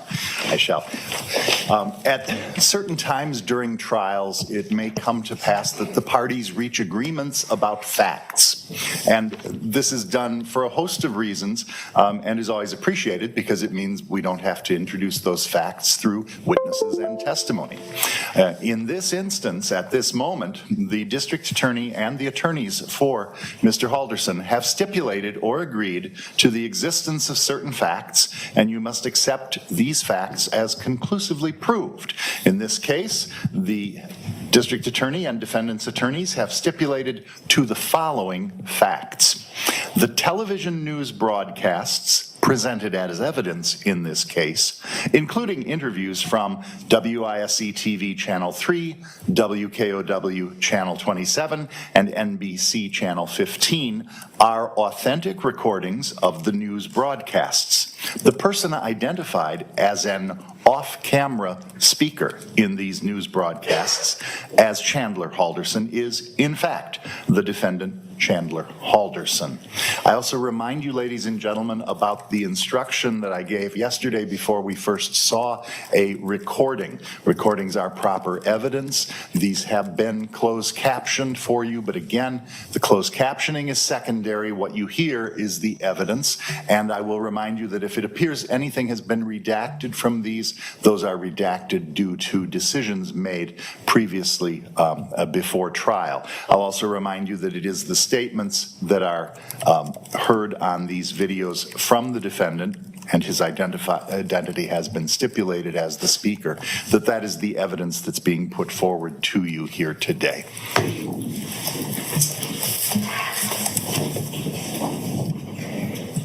Okay. First one we're going to play is Channel 3000. Thanks for staying with us. Officials are still searching for this couple, Bart and Krista Halderson. Now, there are a lot of questions about the Dane County couple's disappearance that we are working to get some answers to, but tonight, police aren't saying much. And that led us to the couple's son, who says he's just as confused as investigators. Adam Duxter spoke with that man today. He's here now with what he learned. Adam? Well, Eric, Chandler Halderson lives with his parents in the village of Windsor and says another unknown couple picked them up early Friday morning before he was awake. And tonight, we're left to wonder what happened to Bart and Krista Halderson. Schuster says his usually quiet street is busier than ever since last night. I pulled in. There was a couple of sheriffs out there. Then 2 hours later, there's 3 or 4 detectives there. And as we saw the detectives enter the house, that's where we knew there's something going on inside Bart's house. Shortly after, the Dane County Sheriff's Office shared this photo of Bart and Krista Halderson. Police say the couple had planned to go to their cabin in Langlade County. Their son, Chandler, asked not to be shown on camera, but he told us he didn't see his parents leave and added they didn't drive themselves. They were picked up by their friends, who I never got the name of, and I assumed it was someone I was aware of, close neighbors of theirs up the street, or their best friends down on the east side. So that's what I assumed. I never really asked any further. Chandler says he assumed his parents had turned off their phones to avoid roaming charges, and it wasn't until after the holiday weekend ended that he got nervous. Because this weekend it was packed. I get that. Packed. Maybe the weather wasn't great for messaging. Tonight, Dane County Sheriff's Office says there are too many unanswered questions to say anything, while Langlade County Sheriff's Office wouldn't confirm they're helping in a search. Police instead spending today interviewing neighbors, like Brett Schuster himself. Just shocked. I mean, it's odd, though. Everything that seems, it's odd and shocking that, you never expect or anticipate seeing something that, especially that close to your house. I hope everything works out and it's just a misunderstanding with communication and comes pulling in the driveway any minute. And Chandler Halderson says for his parents to leave, even with another person, does happen from time to time. But he tells me another family member went to that cabin to check out cell service and was able to get through. Well, hopefully we'll get some answers soon. Adam Duxter reporting. Adam, thank you.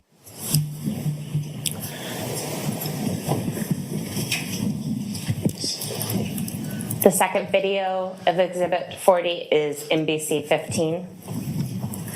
The search continues for this couple, Krista and Bart Halderson. They live near DeForest. They were reported missing yesterday.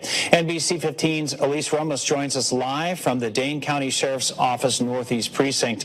Elise, you spoke with their son and people in the Haldersons' neighborhood. Yeah, John, the Halderson's son says that he helped his parents pack up the night before their trip to their cabin in Langlade County. He hasn't seen them since. I was told they'd be home Monday or Tuesday, and Tuesday afternoon I got a little worried. Chandler Halderson says his parents, Krista and Bart, were getting picked up by friends that Friday. They were planning to be at the cabin over the 4th of July weekend. Apparently they did make it. I got a text on Sunday. Halderson says after that text, he began getting worried when his calls to his mom went directly to voicemail. That's when I got worried, and I went to make a report. Halderson says his aunt went to the cabin on Tuesday, but did not find anyone there. Shocked. It's odd. The whole thing is just odd. Brett Schuster lives next door to the Haldersons. This is typically a quiet neighborhood. You usually never see anything like this or anticipate or expect to hear something like this. One of Halderson's biggest concerns, who his parents were with when they left. They went with their friends. but I didn't ask who their friends were, so I'm still not really sure. While law enforcement searches for answers, the community is hoping for the Haldersons' safe return. I hope everything works out and this, lost communication, they're up north and they pull in any minute. So thoughts and prayers to them and hope everything's fine. I called the Langlade County Sheriff's Office today for information, and they told me that the Dane County Sheriff's Office is leading this investigation. I'm waiting to hear back from Dane County on whether or not deputies did a welfare check at that cabin in Langlade County. In DeForest, Elise Romas, NBC 15 News.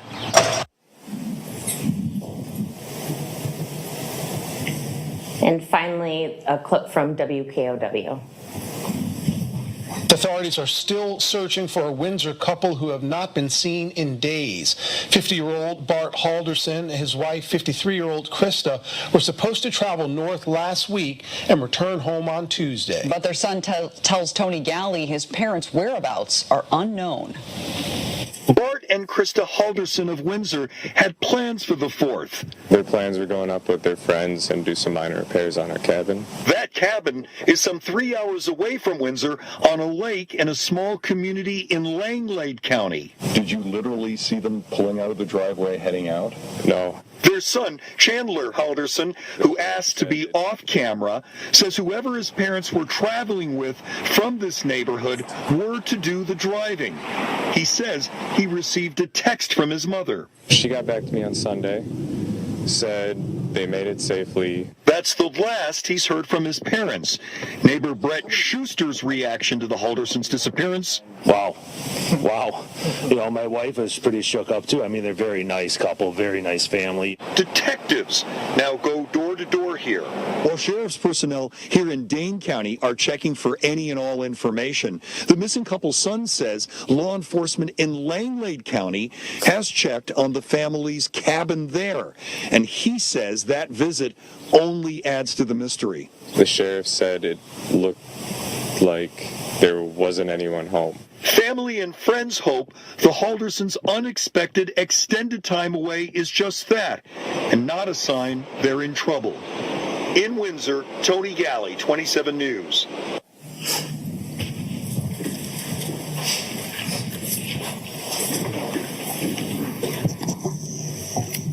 No further questions at this time. Any cross-examination? No, thank you. Thank you. Detective, you can return back to the table. Yeah. And the next witness, please. State's going to call Mary Sesto. Yes. Can you go get Mary? You're going to go that way.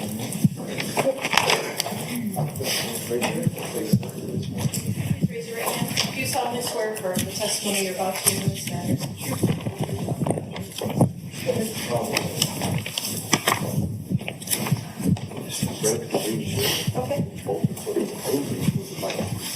Okay, thank you.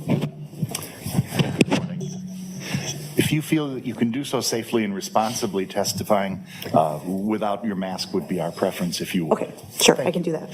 Thank you very much. I do know that you work in healthcare, though, so if you feel more comfortable, you are allowed to leave it. Okay, no, I understand, thank you. Okay. It's up to you. I appreciate it. Good morning. Could you please state your first and last name for the record and spell both? Mary Sesto, M-A-R-Y-S-E-S-T-O.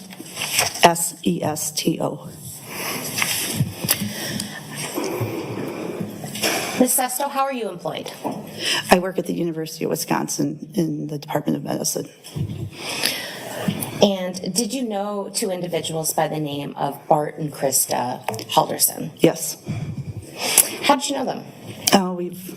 We've been friends since Mitchell was a baby, so 25 years.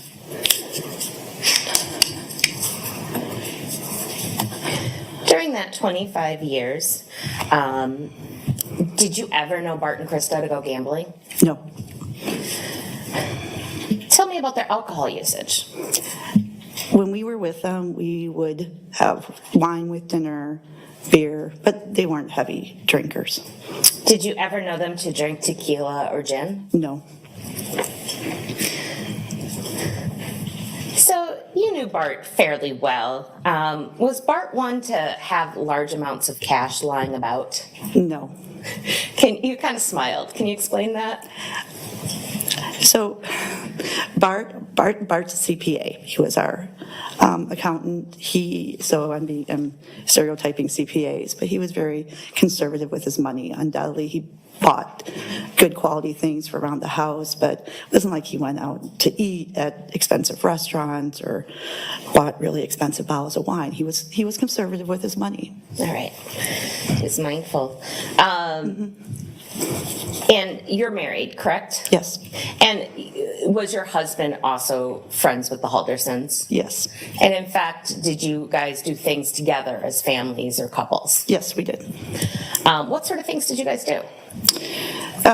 Watched, Badger Packer football games. We would go to the terrace. We've gone to their cabin. My husband would help Bart close his cabin pretty much every year, except for during COVID. I guess just general. During COVID, we would hang out at bonfires. Okay. I want to talk to you a little bit about the cabin. How many times do you think you'd been to the cabin? I think I've been there 2, possibly 3 times. I don't. And did you, and was it usually with your husband as well? Yes. Yep, the 4 of us. Did you both ride in the same car with Krista or something, and Bart or something else? No, we would take our own vehicles. Can you explain that a little? Sure. When we went up to the cabin with them for the weekend, backing up, Bart didn't leave a lot of equipment at the cabin. So what he had at the house, so if we were going to be using a chainsaw or cleaning up stuff, he would have to take stuff with him in the car, plus food. Really not a lot was left at the cabin, all their clothes. So there's no way the 4 of us would have fit in their Subaru or my car, or my husband's car, with all our stuff. So we always took separate cars when we went up there as couples. Was Bart pretty tight in his packing? He packed well. Is that? Yeah. Okay, yeah. Yes.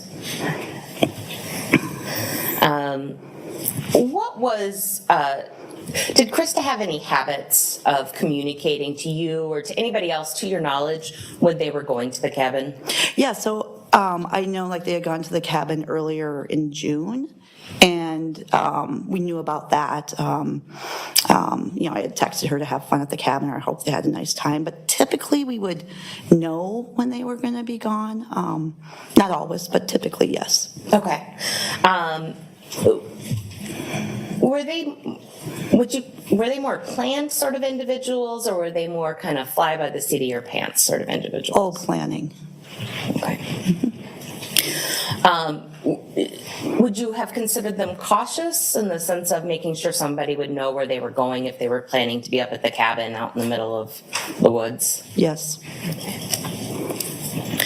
Did you know Bart and Krista a little bit as parents? Yeah. Yes. If Krista was going to be going away and leaving Chandler for a period of time, do you know if she did anything in preparation for that? Objection. Speculation foundation. Perhaps lay more foundation I'll sustain, but you can explore. Were you aware of some of Krista's practices as a parent? Yes. Did she do anything specific if she was going to be away regarding food for Chandler? She would prepare food, to my knowledge, for Chandler, for the boys, if they were going to be gone. Do you have any specific knowledge as to their practice concerning the dogs in the cabin? So the cabin's very dog friendly, so to my knowledge, they typically took the dogs with them. When we went with them, they would bring their dogs as well. The last time we were there, it was just one dog, but they would bring the dog with them. So. Okay, so the jury got to see a video, kind of a long video yesterday of the cabin, and it looks like there's a lot of property. Mm-hmm. Okay, so places a dog could run and swim, and yes. Okay. How often Do you know anything about Krista's habits about keeping in touch with her children? Yes. What do you know? So when we have been out with them, Krista typically texted. I don't know if it was Mitchell once he had moved out and away from college, but I know when Chandler was living with them that she would text them. She was always in contact with her boys. We would arrive at the cabin, and even though we drove in certain cars, she would be texting them when she got there. Krista was a very doting parent. I just don't know of a time when she was with us that she was ever out of contact with the boys. And being up in the cabin, did you generally have cell reception? Mm-hmm. Yes. Is that okay? Yes. Did you? Okay. How did you learn that Bart and Krista were missing?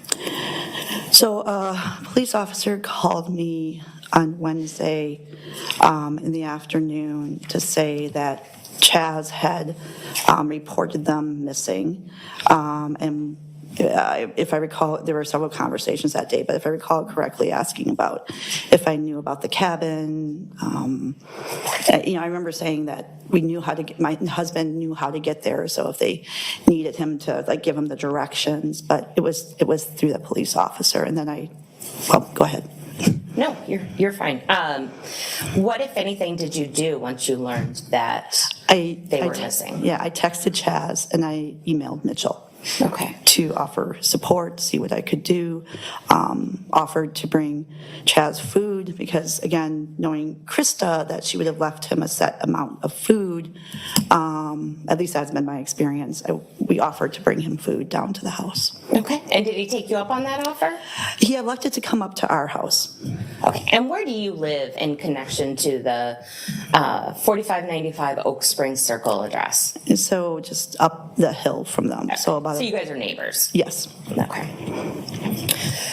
And then do you remember, was it July 7th that Chandler came over for dinner? Is that Wednesday, July 7th? Yes. Yes. Tell me about that night. Do you remember about what time Chandler arrived? It was probably somewhere around 7:45 to 8 p.m., if I remember correctly. Okay. And how did the evening begin?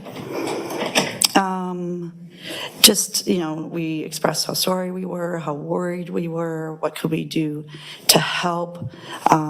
We did talk about police going to the cabin. Do you want me to state what Chandler said at this point, or how? Sorry. No, you're fine. Was your husband, you said we, was the we your husband? My husband was there. Okay. For most of it. Was he there for the entire evening? No, he ran to grab pizza. Okay. But it was... And was that pretty early on? Probably 20 to 30 minutes, I'm guessing, after Chandler got there, because we waited to order the pizza until he was at our house. What did you and Chandler do while your husband was out getting the pizza? We talked. By that point, there were things that were said that just didn't align with the couple that I knew. So I went out into the kitchen to just put some distance because I was just a bit uncomfortable. Okay. Let's back up a little bit. You said that you started to feel uncomfortable and some things were said that didn't line up. Mm-hmm. What was said? So Chandler was actually trying to be very assuring that that they had taken a large roll of cash. They wanted to blow off some steam. They were going to go gamble. That they had taken a tote of booze with gin and tequila in it, which were not, as I mentioned, alcohol, as I was aware of them drinking. And that they drove with another couple. So those things just... One and one were not equal. No, it wasn't the people I knew. Okay. So you said you went to the kitchen. Why did you go to the kitchen?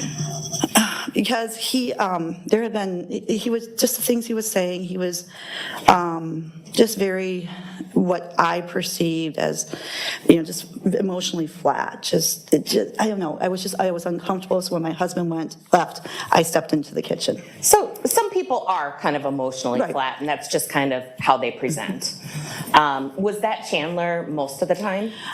Not to that extent. So like that evening when he was at our house and he talked about the dogs and how he was frustrated that he expressed concern that the dogs had been locked out in the garage during the whole time that the detectives or police were there, and he got emotional that they didn't deserve that. They shouldn't be out there. So it was more so than when he spoke about his parents that I more emotionally flat. And so he got more emotional over the dogs than his mom and dad being missing. Yes, yes, when he talked about the dogs, there was more emotion.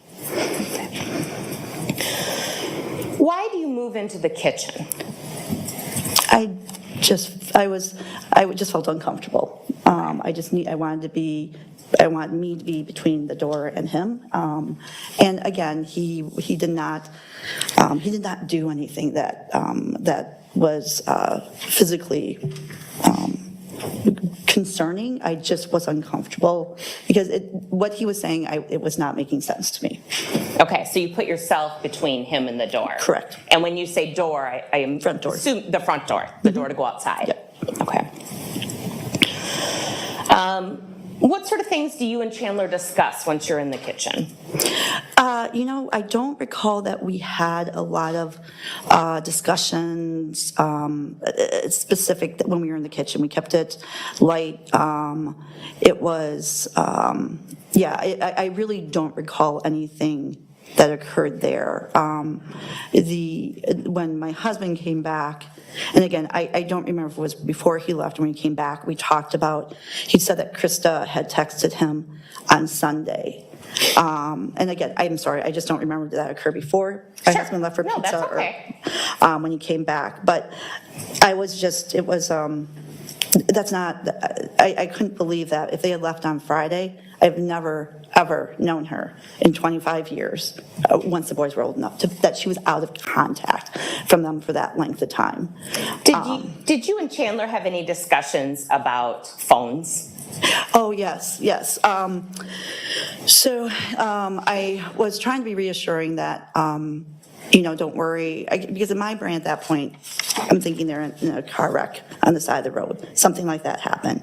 And so I said that, don't worry, they can track their phones. They can look at where the location of the phone is, and hopefully that will find them. And his comment was, no, they can't do that. Okay. And how did he say that? Just very flat. They can't do that.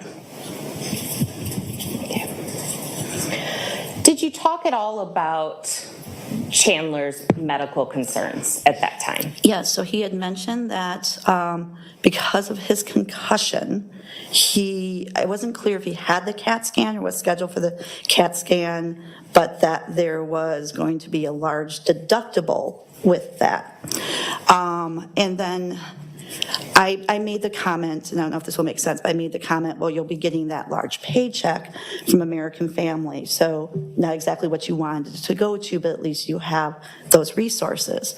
And so we had been told that Chandler had roughly a 6-month position with American Family that progressed from an internship to a paid position, but that he hadn't been getting paid and that he was going to be getting this large check. And then he made the comment that something along the lines, that didn't work out or that's not going to happen. And I was really uncomfortable with things that were being said prior to that. But I remember thinking, I just need him to leave now because I don't believe anything he said. So. At any point that evening, were you able to observe Chandler's feet?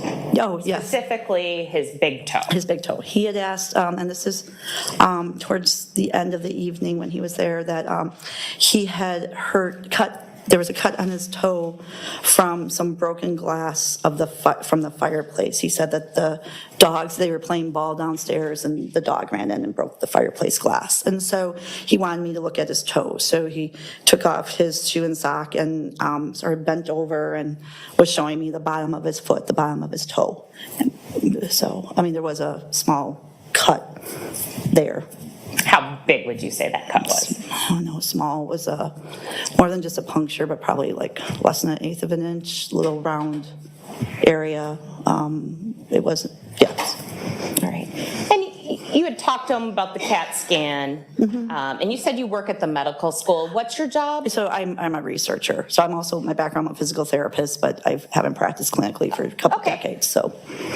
How was Chandler's movement Fine. during the evening at your house? Fine. I noticed no. Objection. Oh. Can we approach? Okay.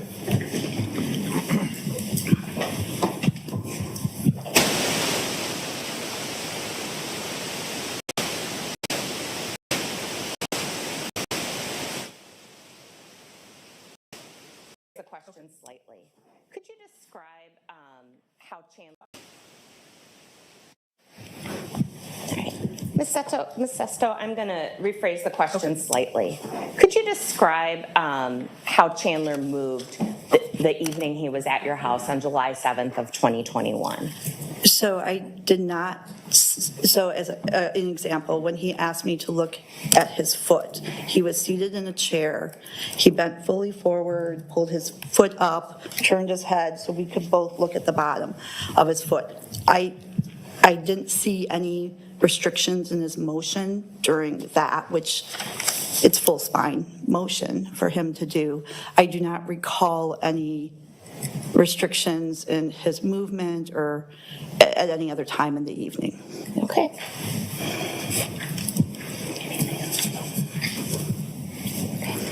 No further questions. Cross-examination. Yes, thank you. Good morning, Ms. Sesto. Good morning. So I'm going to sit here just for the mic situation. Can you hear me just fine? Oh, I'm fine, yes. Perfect, thank you. A couple questions for you. How long would you say that you've known Bart and Krista Halderson?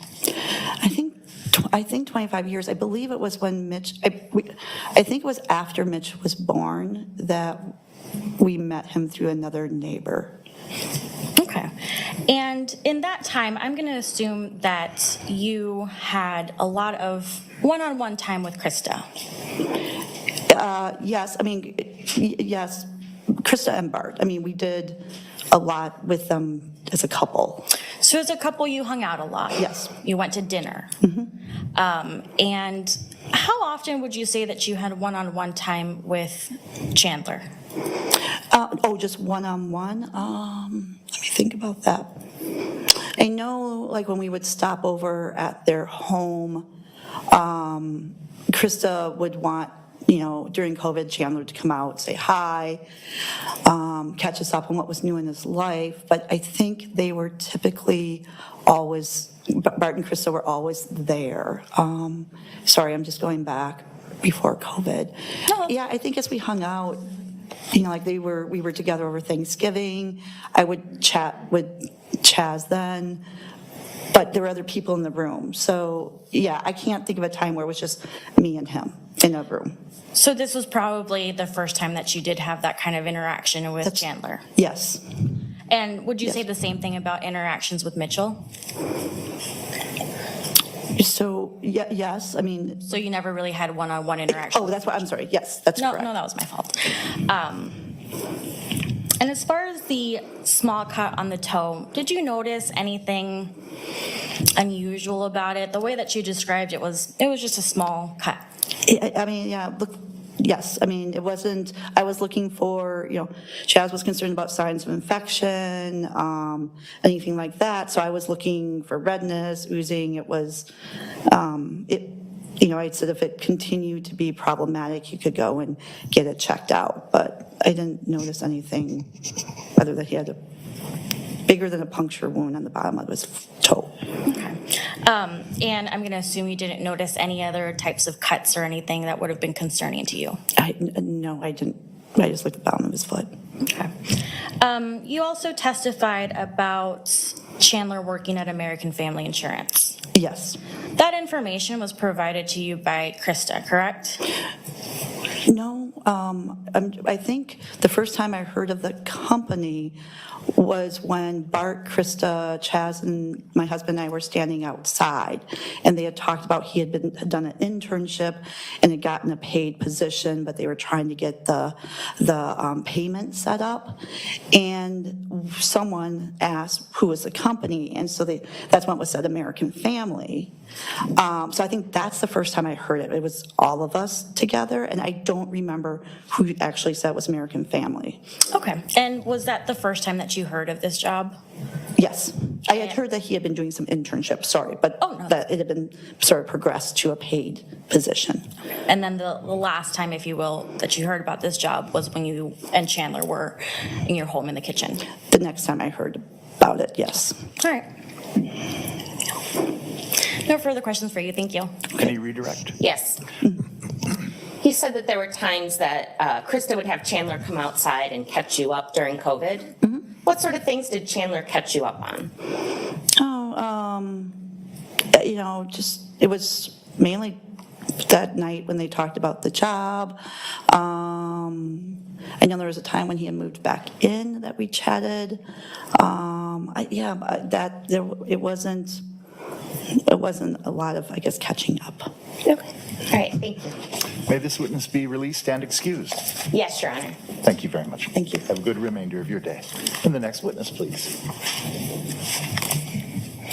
State of Wisconsin calls Kevin Linsmeyer to the stand.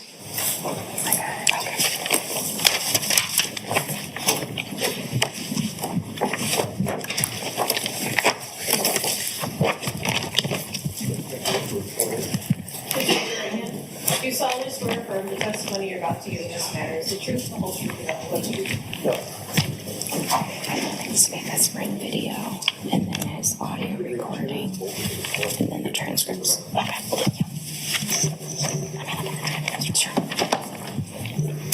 If you are willing and believe you can do so safely and responsibly, testifying without a mask would be the preference. Thank you so much. No problem. Good morning. Could you please state your name for the record and spell both your first and last names? Yes, my name is Kevin Linsmeyer. First name is spelled K-E-V-I-N. Last name is spelled L-I-N-S-M-E-I-E-R.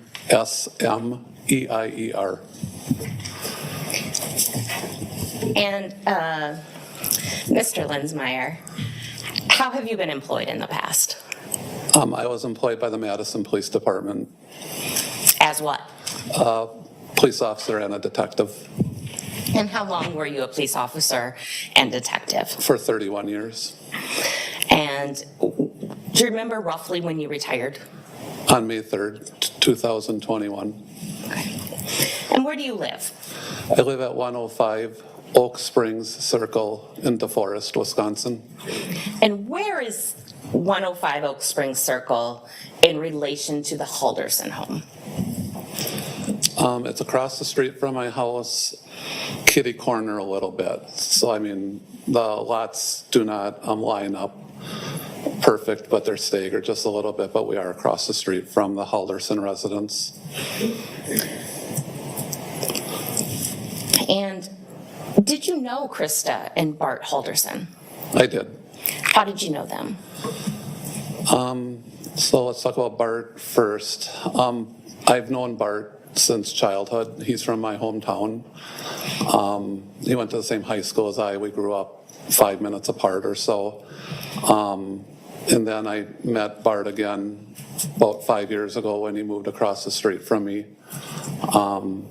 And then Krista, I met through Bart. Krista was Bart's wife, and that's when I met her. Okay. And would you just characterize your relationship with them as neighbors, or were you kind of friendly, or something else? We're neighbors. We went out to eat with them once, 3 years ago probably or so. I mean, we visited outside as neighbors would do. So I would say we're very neighborly. Okay. And in the first week of July of 2021, what, if any, observations did you make about the Halderson home or lawn? So the first week of July, I recall talking to my wife about that the Halderson lawn wasn't kept up, which was very unusual. They did a really nice job maintaining their lawn, very good gardeners, and it was obvious that the lawn wasn't being cared for. So that was the first observation that we made. Gardening was kind of a hobby for Bart, or at least you thought it was? They were out regularly working on their lawn, planting, maintaining their plants. That was one of their hobbies. You could clearly tell they enjoyed being outside and working on their lawn. And I heard that's a little bit competitive on your street, that everybody takes a lot of pride in their landscaping and lawn. Yes.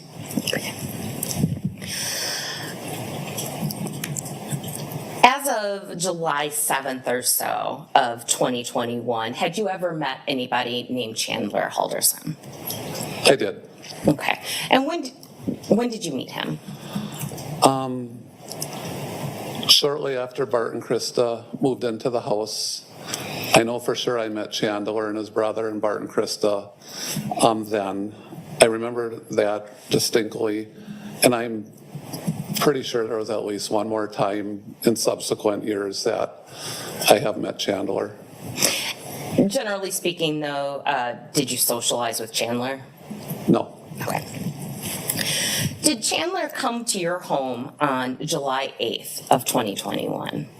Yes. Do you have any security cameras of any sort at your house? I have a Ring video on the front door of my house. So, do you remember what time did Chandler come to your home on the 8th? It was approximately 8:30 a.m. Okay. And what happened? So the doorbell rang. I answered the door. I said to Chandler through the door, "I'll meet you in the garage." Why'd you do that? At the time, I had a very young puppy that needed to be crated. And I didn't want to try to control the puppy and talk to Chandler at the same time. So that was the reason on why I wanted to talk with him in the garage. Did you do anything as you prepared to go into the garage to meet Chandler? Yes. After I crated the puppy, I decided that I was going to record the contact I was going to have with Chandler. So I had my phone, I activated the recorder. Why'd you do that? Well, being a police officer, for many years I suspected something wasn't right based on my observations from the day before, where I saw 3 squad cars outside the Halderson house for an extended period of time. That's not something we normally see in the neighborhood, let alone for a missing person type case. Usually the officers aren't at the scene for an extended period of time. So I suspected something wasn't right, I just didn't know what. Okay. So you recorded the interaction? I did.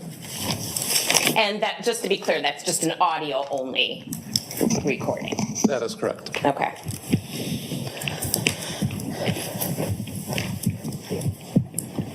Mr. Linsmeyer, I am going to show you what has been marked as exhibits 45 and 46.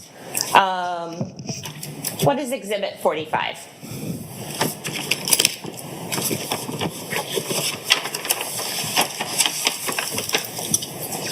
So exhibit 45 consists of a flash drive. And during the course of this investigation, did you provide law enforcement with your Ring video footage of Chandler? I did. Okay. And you provided a true and accurate copy? I did. At this point, I would move exhibit 45 into evidence. Any objection? Your Honor, may we approach, please? Sure.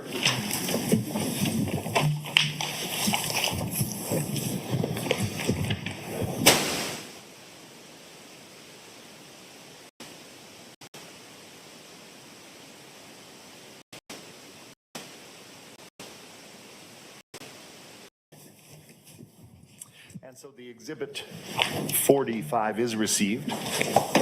And exhibit 46. Could you examine exhibit 46?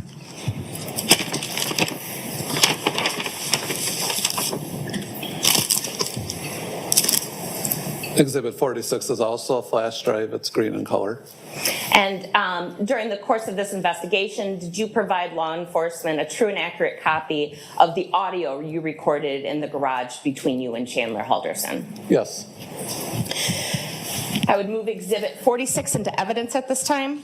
Any objection other than any noted previously? None. It is received.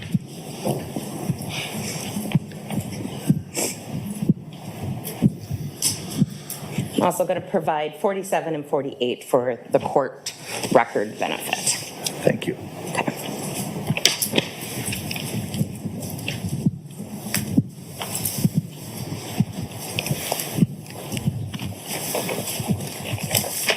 So the Ring doorbell interaction occurred first?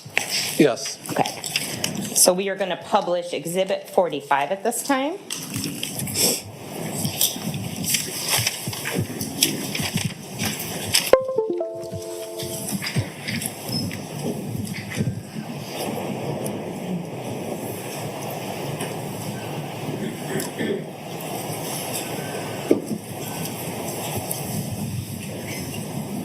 Yes.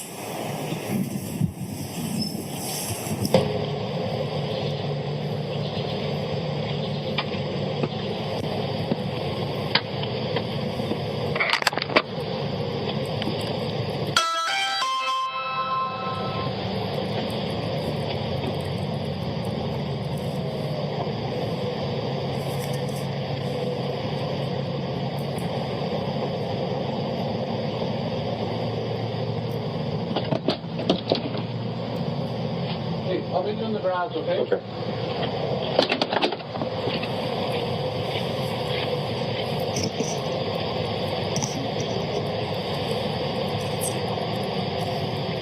And so that's the Ring doorbell footage. That is correct. Okay.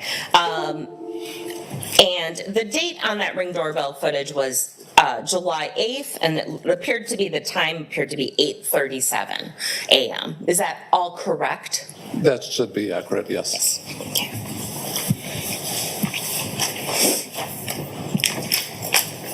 And this audio footage that we're about to hear in Exhibit 46, I assume that occurred pretty much seconds after that Ring doorbell? Yes.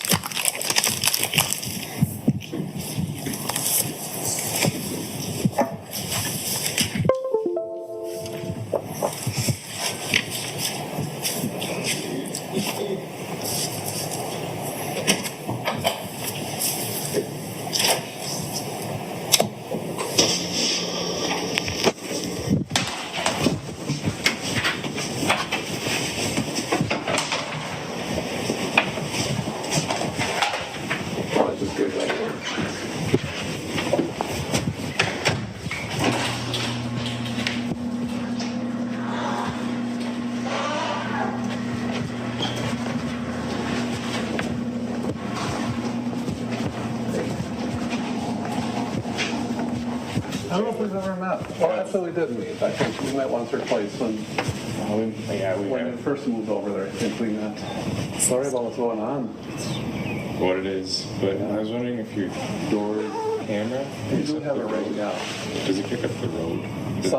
Yes, some it does. Would you have any notifications from Friday morning early before 6:15? We can check.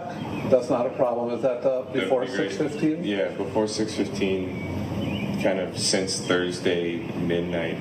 Okay. Any notifications? Okay. My wife is the one that knows how to run that, so I'll have her pull it up on the computer. So Thursday night to Friday morning. Yeah. Okay. You doing okay over there? Anything I can do to help you out? You need help watching the dogs or anything? Yeah, it's gonna be hard to leave my dogs with people. I'm sorry, what was that? My youngest dog was at a bad home before, so she's got to be either with me, my parents, or like there's my great aunt and uncle. The only people that she's okay being near. Okay. Well, if there's anything I can do to make life easier, I mean, I'm retired now, so I'm around. My wife's around a lot. She still works, but especially if it's like watching the dogs or anything, if there's anything I can do to make your life easier, I'll give you my phone number. And you can call me. Great.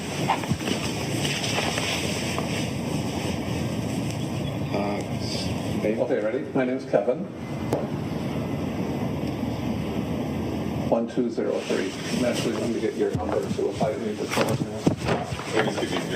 Text. That's my cell phone, yeah, so you can text it too. Oh, you can just text it to me. Okay, thank you. Yeah, if there's anything, I mean, especially with my wife and I, as you probably saw, we have a puppy. We just got a puppy. We've always had dogs. Now we have a 13-week-old. Seeing it. A little work of art. But if there's anything I can do, I'm from, you know, where your dad is from the Valders area. I grew up in that area. Okay. He's 3 years younger than me, but we went to the same high school. So you were with my Uncle Brett? Brett is 1 or 2 years older than me. Okay. So I don't know. I don't think I've ever talked to him. I know he used to be cross country, was he? Yeah. Was he a big runner back in, I think in high school he was a runner, I think. And I don't know if I've ever talked to him. I know what he looks like, but he's 1 or 2 years older than me. But how's, you know, your how's your dad's family or Krista's family doing? I haven't heard anything from my mom's family. They're kind of spread across the map. So Do they know what's going on though? No, I haven't talked to them before. Okay. I wouldn't know how to contact them. Either. Okay. My brother might know how to contact her brother. So I think he's met her. No? Yeah, Brett knows I'm hoping Brett can come because he'll be able to look through more things than the police are. Yeah. Well, when Brett comes up here, if he comes up here, have him come over here. I mean, if there's anything I can do to help out with anything. I mean, I was a detective for 23 years with Madison Police Department, so I work, you know, that's kind of stuff. I know Brett was a manager, he was a boss, but he should have a lot of experience. But, you know, and if do you have Brett's phone number? I could easily call him up. If you want to give me Brett's phone number, I'll give him a phone call and just, you know, tell him. And so I think you text that to me also.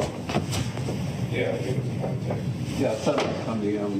I've always wanted to meet him because I know he was a police officer for many years, and I don't even know if he knows who I am. But when I met, you know, your dad and Krista, he told me that Brett was a cop, and like I knew that. He was in the military or something too. I remember. Yeah, he was in the Army. Yeah, I remember that also. But I'll have Lisa check the ring. I know the cops one of them came over and talked over here a little bit yesterday and asked if we saw anything, and it's like, no, not much. So. It's too early. I haven't seen anyone up around that time anyways. Do you, I read in the news release where the cabin is. What's Sawyer Lake? Sawyer Lake. Is that a cabin? Cabin. And they checked the cabin already up there? I haven't heard what I would hope they have the cops up there knocking on the door and check it out. One of the 3 cops for the entire, No, that's a lot. I don't even know where Sawyer County is, actually. It's not Sawyer County, it's just Sawyer Lake. Sawyer Lake, okay, I've heard. Okay. County. Langley, is that what it is? Oh, yeah, that's what I heard. I heard of Langley, never went to get past Green Bay, I don't know much, so. But I'll have Lisa check, I'll text you once she checks the ring, so Thursday night into Friday morning. Yeah. Okay. And you keep me in mind for everything I'm telling you. If there's anything we can do to make your life easier, you need to reach out to us, okay? I appreciate it. Okay, what's your name again? Chandler. Okay, and do you have one brother? Yeah. I was going to say, when your parents moved in there, I remember meeting 2 boys. Okay, what's your brother's name? Mitchell. Okay, yeah. I don't know if I've met either of you since. Yeah, it's been a while. Yeah. I can't even remember moving all the boxes in here. Yeah, actually. How long have you been over there for? 5 years since I graduated high school and we moved just summer after. So what's weird is and I didn't know this until after you moved over here, but you used to live up off of West Mohawk Trail. Yeah. We did too, and I had no idea. I mean, and then we lived at 933 West Mohawk Trail, and then we moved to Mohican Pass up on top of the hill. Oh, that's where my best friend used to live. What was his name? Nate Hoffman? Hoffman. Yeah, Nate Hoffman. right across the street from the Hoffmans. Cool. Where did they move to? Okay. I lost touch when I moved to Plymouth. So, and that's what your parents told me, that you moved away from that area and then moved to Plymouth, and then moved back here then, right? Mm-hmm. But we lived, I don't know where your house was off of Mohawk, but we lived close, and I had no idea, that. I remember your dad as a Cub Scout. I don't think I ever talked to him because he was younger than me, but I remember your dad and your uncle as Cub Scouts, yeah, and that's all I remember. I don't remember him much else. I know I never talked to your dad in high school.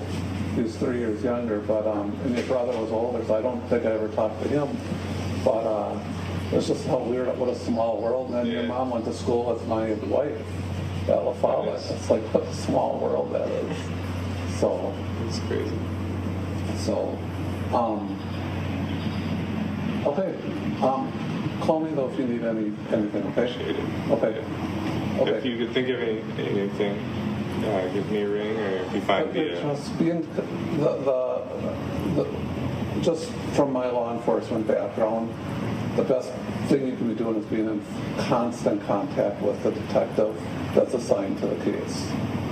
If I was you, I would be lighting his phone up, what's going on, where are things at, just being in constant contact. They're gonna, if they're doing their job the way I would be doing it, they already reached out wherever the Sawyer Lake is. They would have had the cops check in the area. You gave them the address where the cabin was? Okay. I can assure you that they're doing what they can on their end, but I would be calling that cop up, 2-3 times a day, saying, hey, what's going on? Or encouraging the cop to call you 2-3 times a day until, this is figured out. And I didn't know your parents real well. I talked to him. I knew your dad a little bit. I would say hi to him and we'd wave, but it's not like we were real close because we just weren't, so. But that's about all you can really do. And I'm not a big social media person at all. Don't know much about it. But were your parents big in social media? No, it's not helping finding them. Okay. So. When was your and your parents' workplaces have been contacted already? Yep. Okay. I tried to contact my dad's, but his place is so locked down, it's hard to even talk to a real person. No, and as long and the officers know where your parents work? Yeah. Okay. So they're doing trust me, they're doing what their jobs are, so that should all be covered. And then I would, just stay in contact with the cops. They're going to probably ask for more information. If they have questions from you, answer the questions. Be in whatever you can do of assistance. Is your other brother, is it your older brother? Mm-hmm. Has he been, the officers talked to him? Yeah, they went to his house. Okay, that's good. That's really good. Does Krista have any relatives around here? No. Just my dad. And I've contacted his side, aunt and uncle, his brother, his nieces. Okay, good. Can't. No, my grandparents, I'm pretty sure they're in the loop now too, but they haven't heard anything. Sure. So. Okay. Just work with the detective as much as possible. Do you know who the detective is that's assigned? It's on a card in my dining room.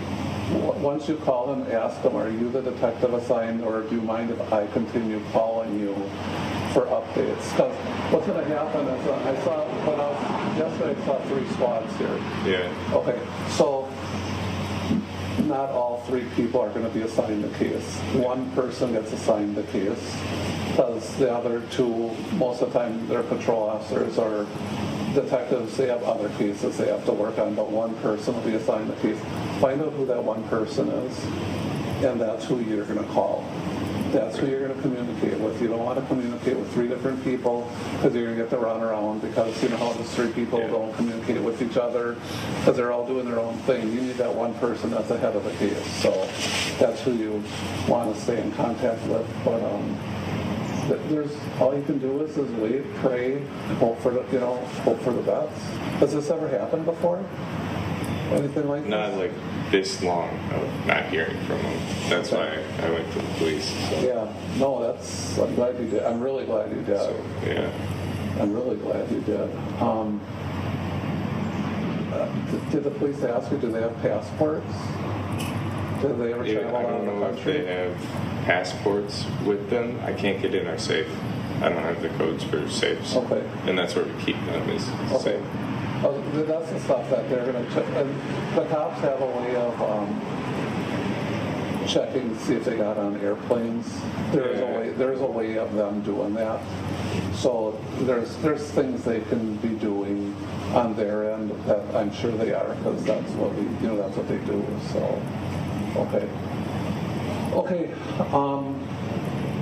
Keep me in mind, though, if there's anything I can be doing to help out, especially with the dogs, just keep me in mind with that. We have no plans with this puppy. We have no plans till later this year, so we're not going anywhere with the puppy. Okay? I appreciate it. Good luck. I'll drop you a text once my wife looks at the ring, okay? All right. Thank you. Thanks.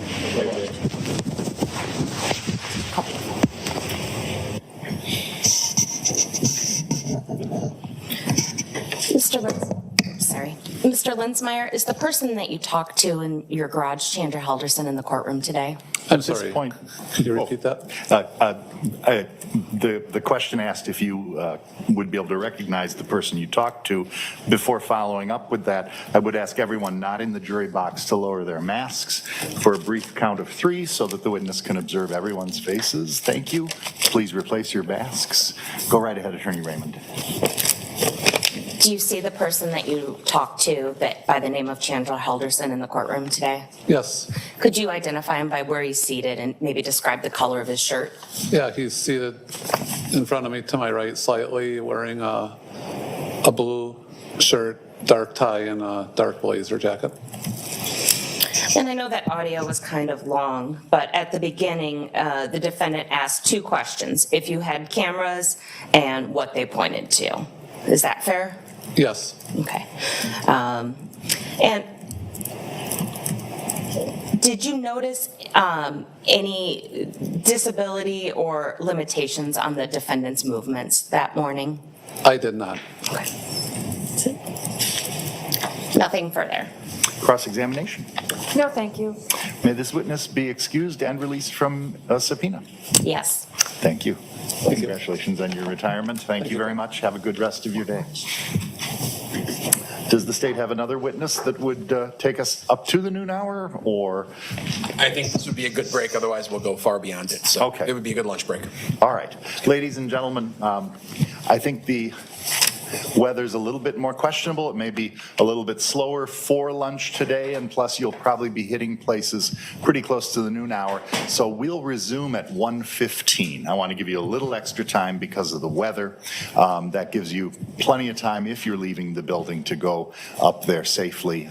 Don't slip. Be cautious, leave your notebooks, and again, don't discuss the case with anyone or unintentionally observe or hear any information about the case. No research, no discussions amongst yourselves. Have a good, safe lunch, and we'll see you at 1:15. Thank you. All right, for the jury.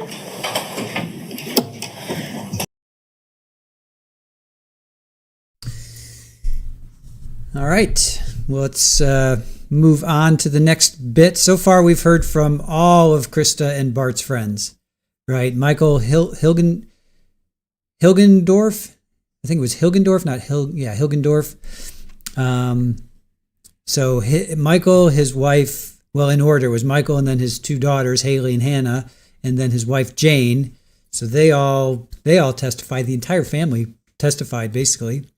And then Michael Bolt, a longtime friend, godfather to Mitch and Chandler, and then Detective Sabrina Sims, Mary Sesto, again, friends with Bart and Krista for 25 years.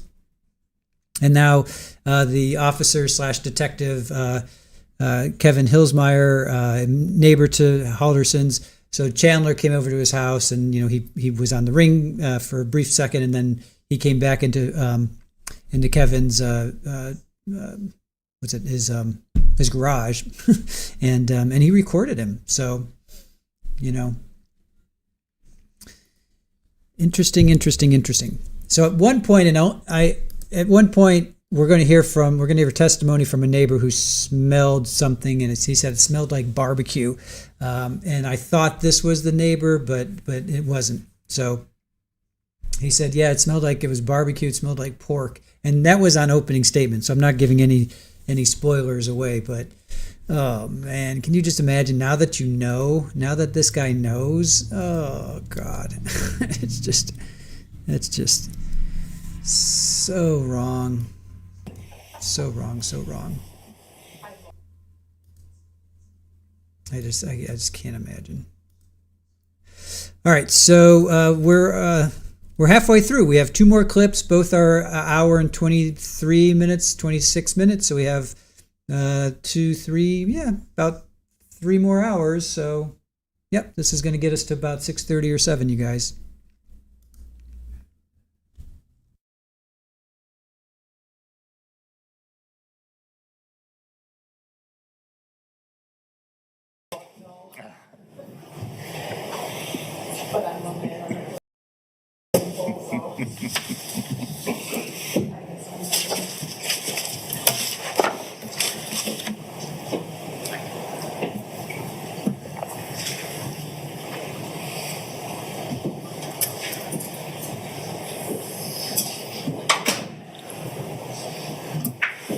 Everybody, please be seated.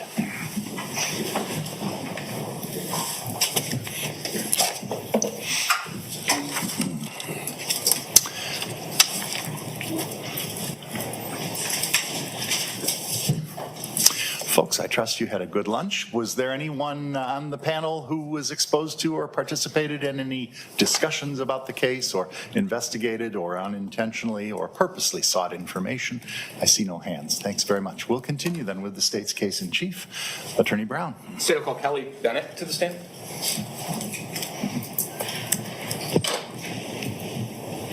Hi, Kelly. Come with me. You're going to go with that gentleman right there.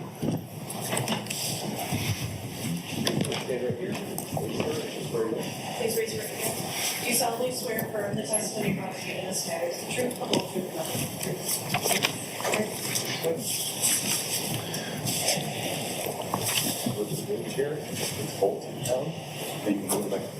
Thank you. Good morning. If you're able to comfortably, safely, and with good responsibility testify without a mask, we would appreciate it. Okay. Thank you. Go right ahead. Good afternoon. Could you please tell us your name and spell it out? Kelly Bennett, KELLYBENNETT. Kelly, whereabouts do you live? I live at 111 Oak Spring Circle, kitty corner from the Haldersons. Sure. Yeah, describe, if you could, kind of in as much detail as you could, as where your house is in relation to the Haldersons' house. My house is across the street and one down, so it's kitty corner across the street, but my house is positioned on the lot unusually, and the front of my house is facing the side instead of the street. Sure. Do you have any security cameras at your house? Yes, several. Tell me about, just in general, do you have one system or multiple systems? We have 2 systems. We have a Ring doorbell system, and we have our son works for the Department of Corrections, and he installs all the cameras for the prisons, and we have a system that was installed by him. You have a pretty well-designed camera system then? Very well. Okay.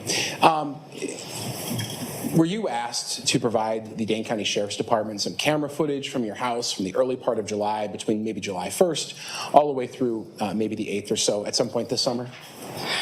Yes, on July 7th, I heard that they were missing, and I had my husband approach the police officers and volunteer the cameras. Sure. And did you and your husband cooperate fully in turning over your camera footage to the Sheriff's Department? Yes, we allowed them to actually log into our system and they could retrieve any and all footage they needed. And to your knowledge, time and date and things like that were all normal and normally operated on those camera systems? Yes, on those dates. I'm going to show you what's been marked in this case as exhibit number 49, and you can feel around. Is that a USB drive in there? Feels like? Yes. Okay. And exhibit number 542. What does the photograph on exhibit number 542 show? My driveway? Sure. That is your driveway? Yes. Okay. I would move, and Exhibit 49, in the past, you've been told that the Dane County Sheriff's Office were able to download your video footage and put it on USB drives, essentially, for trial, correct? Correct. Okay, I'll move exhibits number 49 and 542 into evidence. Any objection? No. Those are received. Ms. Bennett, fair to say you know nothing at all about this investigation other than what you just said, right? Correct. I've never even looked at the footage on the cameras from the system designed by my son. And did you know the Haldersons very well? I met her once when I was walking my dog and just said hello. So you just provided video footage? Correct. Thank you. No further questions. Cross-examination? No, thank you. May this witness be excused and released from her subpoena. She may. Thank you. Thanks so much for your time. Have a good rest of your day.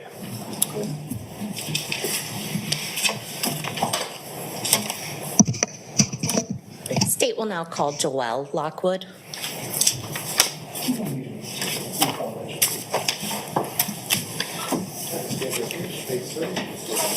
Raise your right hand, please. Do you solemnly swear affirm the testimony you're about to give in this event is the truth, the whole truth, and nothing but the truth? Yeah.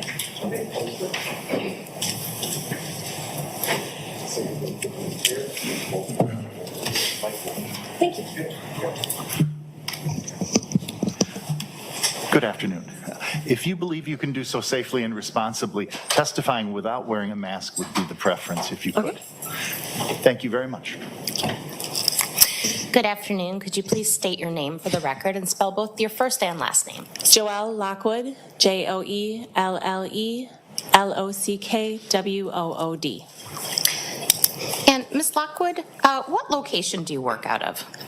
111 Oak Spring Circle, DeForest, Wisconsin.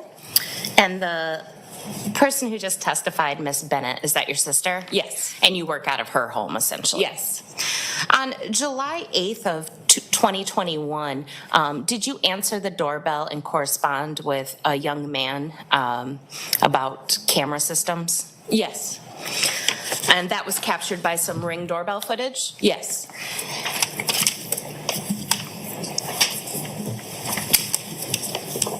And I assume you didn't know this young man? No. Time that you first talked. Exhibit 50. Just to show you. It's a thumb drive or USB. Okay. Of the Ring doorbell footage. I would move exhibit 50 into evidence at this time. Any objection? None. It is received.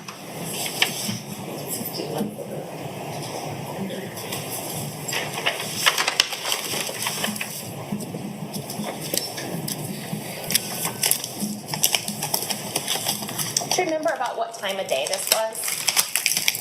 About 3 o'clock. Okay.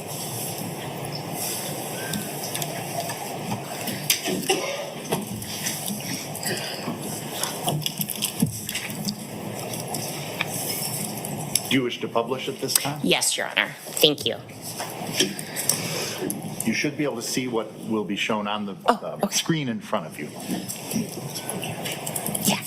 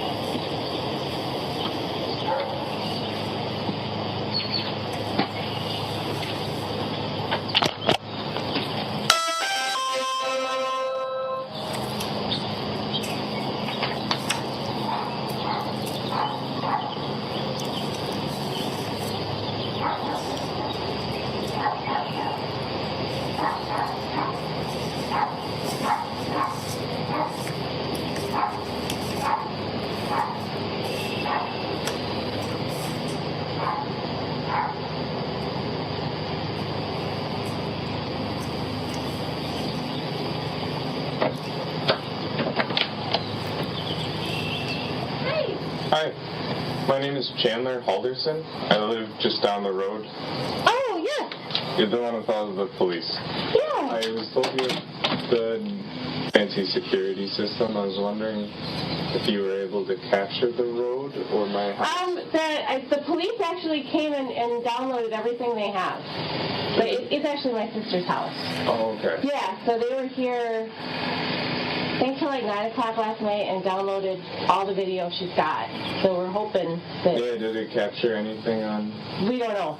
We don't know. They just took a copy of everything, and so we're hoping...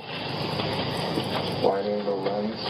Yeah, and it's all... Be able to get a Yeah, and it's all HD, and then I think there's one... Especially in the dark. It looks like it has a little bit of night vision. Yeah, and there's one on the corner of the garage, too.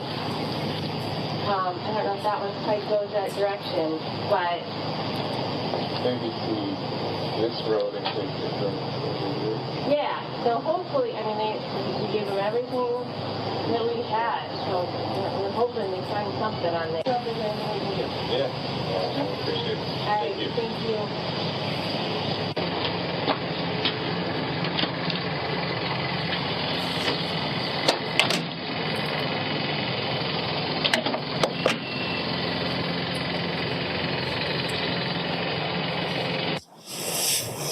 No further questions.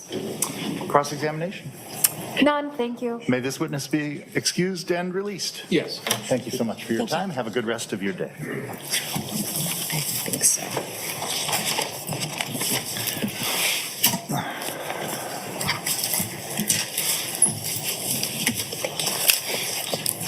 Stay called. Captain Schuster. Hey, how are you? You're gonna follow that gentleman right now. Okay.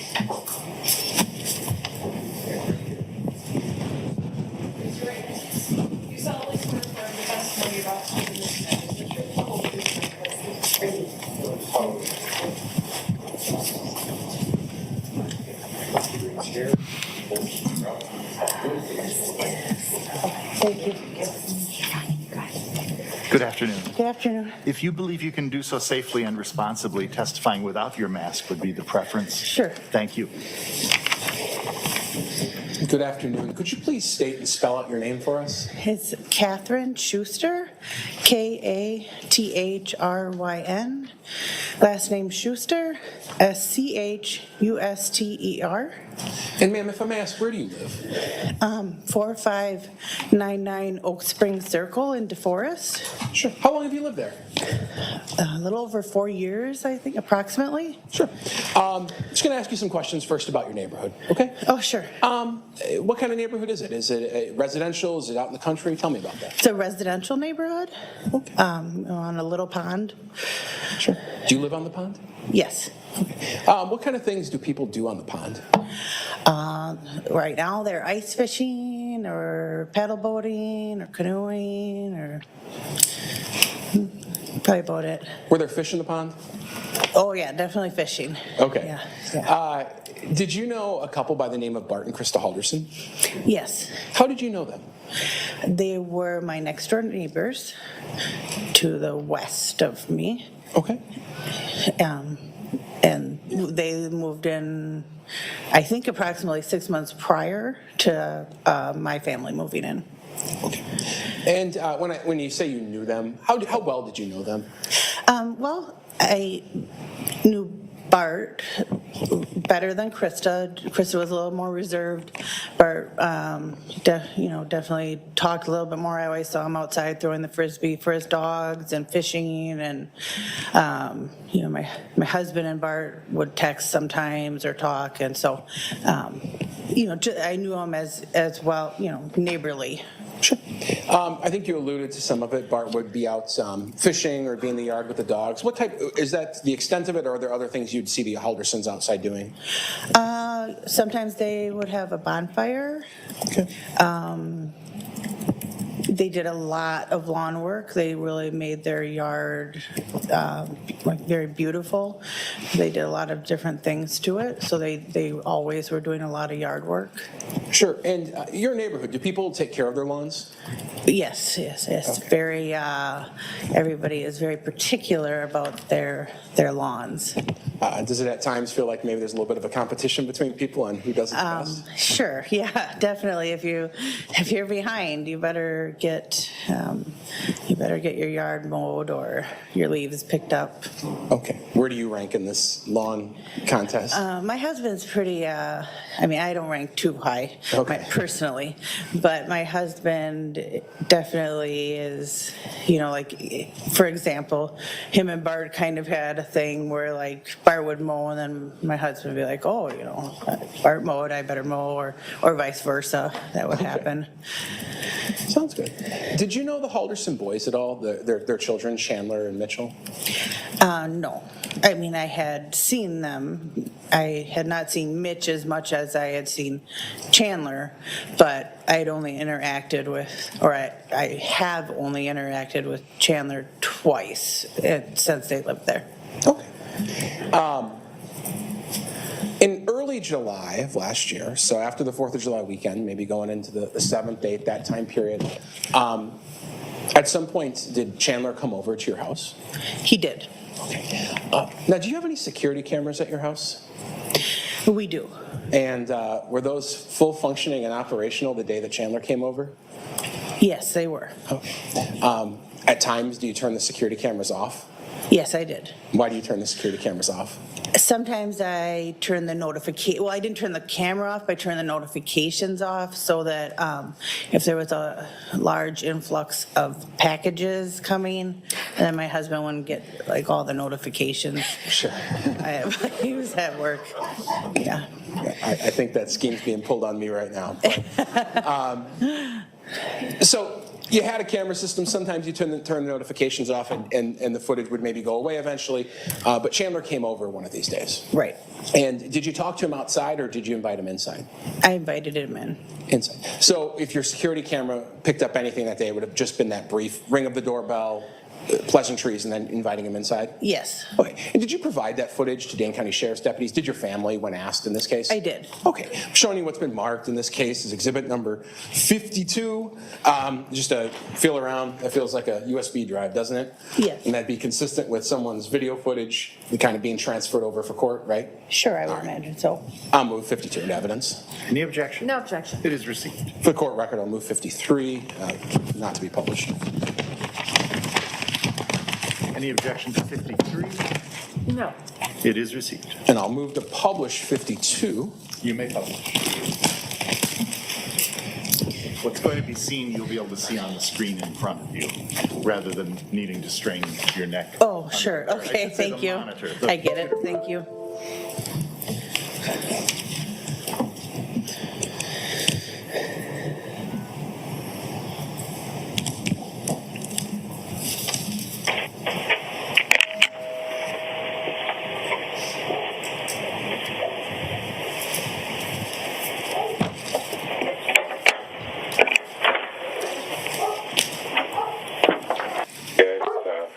It's kind of difficult to track them down, so I was hoping anyone would have like security cameras and stuff like that.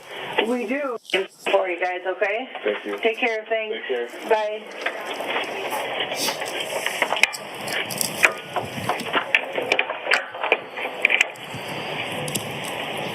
All right. So that showed essentially Mr. Halderson showing up and then him leaving when your camera again gets activated by his movement? Correct. All right. And you have any reason to doubt that the time on the bottom there and the date of July 8th, around 8:30 to 8:36, that sound about right to you? Yes. I thought he came over at 8:08 and left 18 minutes later. Sure. About a 18 to 20 minute conversation. Yes. Nothing that was inside was recorded, of course. No. Okay.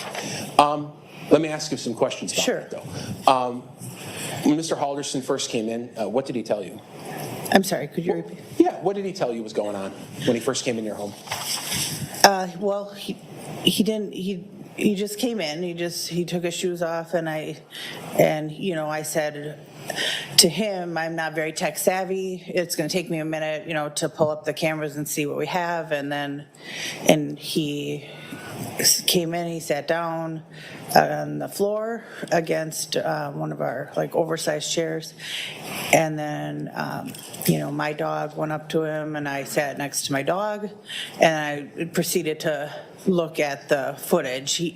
I don't recall him saying anything at that time. Sure. Did he talk about anything in your house for that 18 Yes. minutes? Tell me about that. What do you Well, I remember? asked him some questions. So I believe while I was looking up some of the footage, I had made a reference to Minecraft, because it was on the TV, which is probably irrelevant. And then, that was just a brief conversation. And then I found the footage and I said, unfortunately, the camera was off from 6:2 to, I believe it was, 6:30 to 7:2, which was June 30th to July 2nd. And then again, it was on the 3rd, off again the 4th to the 7th. And then, so he's like, okay, well, most cameras don't go to the road. Just thought I'd check. And then I said to him, so your parents, why didn't your parents take their car? And he said, well, a couple picked them up Friday morning, which would have been July 2nd. Prior to me getting up at 6:15, they were gone. And I said, oh, okay, and you don't know who they went with? And he said, no, I've called all their friends. I don't know. They didn't go with anybody, and maybe it was one of my dad's clients. You want me to keep going? Yeah. Okay. And then he said, well, they took my parents' computer today, but they're not gonna, they didn't take my dad's computer. He has a high security job and they weren't able to take that. And I said, oh, I'm sure, they'll get a subpoena to get that computer. And he's like, wow, they'll never get into that computer. It's just too high tech. And I said, well, I think they will. Basically the police will get into it. And then I just asked him about debit cards. I just said, are they looking at their debit card records, to see where they've been or whatnot? And he said, no, they don't use debit cards when they go up north. They always take cash because they don't have any sliders. And I said, okay. And then Sliders, and meaning like a credit card. He referred to it as sliders, but yeah, I took that to mean debit card machines or credit card machines. Sure. Did you ask him about his parents' phones and tracking them? I did. Next I said, well, what about their phone records? Are they looking at their phone records? And he said, no, they can't get their phone records unless they have a dead body. And I said, well, they'll definitely subpoena those. I'm sure it'll take some time. And I don't know if that's the right verbiage, subpoena, whatever, but it'll take some time, but they'll absolutely be able to get phone records. And, and then he said, well, I think the person down the street has some high security cameras. And I said, oh, do you mean Kelly? And he said, who? And I just said, the person that lives in the blue house down the street. And he said, I think I'll have to visit her. And then I think that was the majority of the conversation. Besides that, I said, he got up. I said, you're going to be so happy when they pull in your driveway. You're just going to be so happy and it'll be okay. And he said, no, I'm going to give him earful. I'm angry. We're all really angry. And I said, well, no, you know what I mean? Like when your child goes missing and you're mad they ran away, but you're really just really happy you found them. And he said, no, the whole family's just very angry and we're all going to give him an earful. And I said, okay, well, I asked if I could help with his dogs too. And during this conversation sometime he said no. And I said, okay, well, anything we can do, either we're praying for you or we're thinking about you. One of those things I would say, I recall saying, but I don't know which one. And that was it. Sure. Then I watched him walk in the direction of the neighbor across the street. You said when he came in your house, where did he sit again? On the floor against, we have a big oversized chair. And I had pulled the ottoman out. It's an oversized ottoman. And I had pulled that out so he could sit on the chair. But he may have felt more comfortable on the floor. And he sat on the floor with his back against the ottoman. Or not the ottoman, the chair. Did he seem to you to have any physical trouble getting up and down? Not that I noticed. What was his demeanor like, or his effect when he was telling you these things about maybe his parents being gone? It's hard to describe. I would guess kind of a quiet nature. I would say like would appear to be down, maybe. Yeah. Police contacted you at some point, I would imagine? They did. And you've been cooperative all the way through with the police, helping them out with video and talking to them about your conversations? Yes. All right, thank you. No further questions. Okay, thank you. Cross-examination? No, thank you. May this witness be excused and released. She may be. Thank you so much for your Thank you. assistance, and Thank have you. a good rest of your day. You as well. Thank you.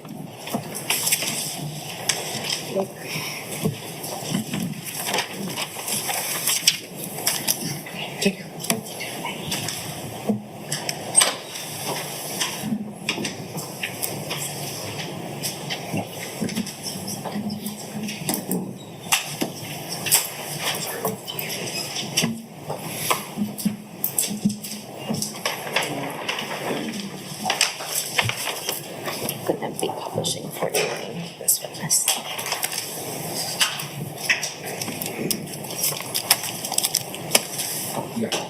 Oh, okay. Deputy Wilk, who's who the state's going to call next.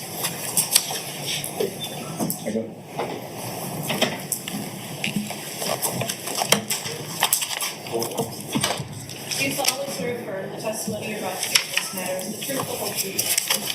I do.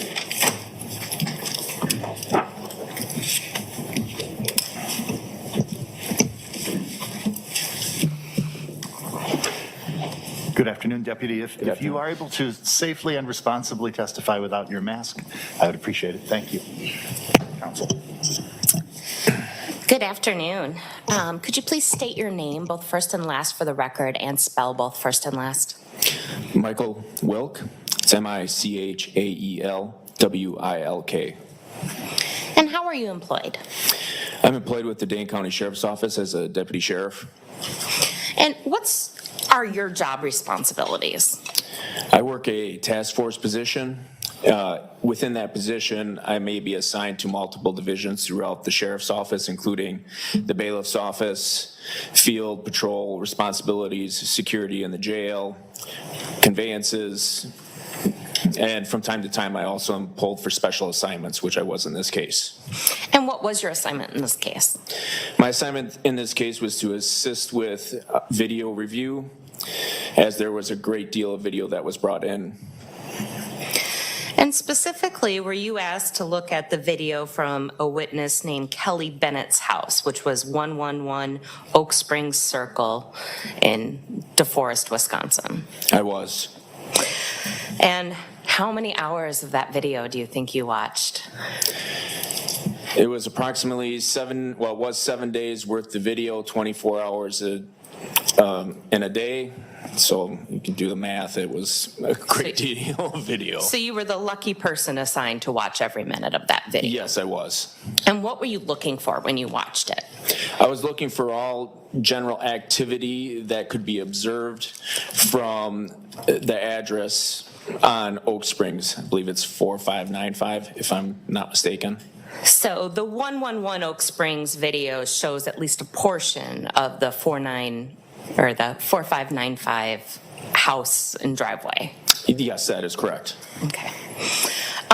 During the course of this investigation, is it your understanding that this video was then edited just to show the moments in time where where a vehicle or person arrived and departed from the location? Yes, that is correct. And you've had a chance to preview this video? Yes, I have. And were all the vehicles and persons that you saw arriving and departing from the Halderson home captured on this compilation video? Yes, they were, with the exception of law enforcement vehicles on the 7th, because as there were numerous of them, those were not included in the video. Sure, those didn't have any investigative leads since you knew they did not. who they were. And during the course of this investigation, were you able to identify what vehicles were assigned or associated to the Halderson home? Yes, I was. And I know you review lots of videos with lots of different vehicles. I assume you don't have license plates and makes and models memorized. No, I do not. Instead, you detail them in a report that you could review later. Correct. Okay. If I were to show you a report that you wrote in association with this case, would that help refresh your recollection as to the make and model of the vehicles associated with the Halderson home? Yes, it would. It's 1688 of Discovery.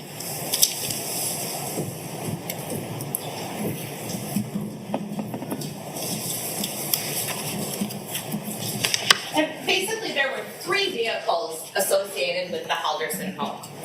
Correct. What was the make and license plate of the first vehicle? The first vehicle was a Subaru Outback premium sport utility truck. License plate number was 34269 Union. And who was that registered to? That was registered to Bart Halderson.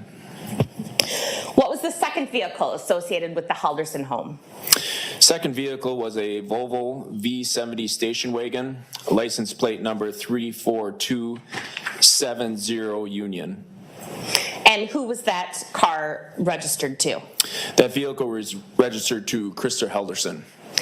And was there a third vehicle associated with the Halderson home? Yes, there was. And what was that vehicle? That vehicle was a Subaru Forester 2.5X premium sports utility with a license plate number of 718 Victor Edward Robert. And who was that vehicle registered to? That vehicle was registered to Dulce Melander. I may not pronounce her name correctly. And in the course of this investigation, did you learn that was the defendant's girlfriend's mom? Yes, I did. So that was the car the girlfriend presumably drove? Correct.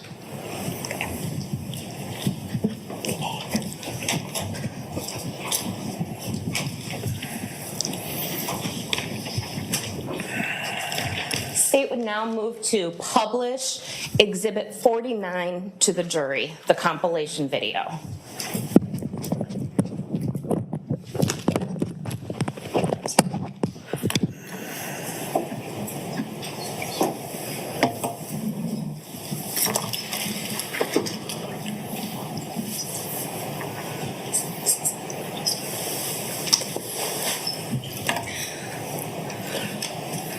Can we pause it just for a second?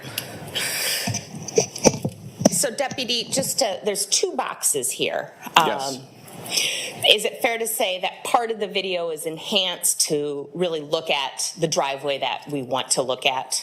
Yes, the portion of the video in the upper right-hand corner is the true view of the camera as you would see it if you were to watch it without enlarging any portion of it. The bottom portion is an enlarged portion of the area that captures the front driveway and front entryway of 4595 Oak Springs Circle. All right, thank you.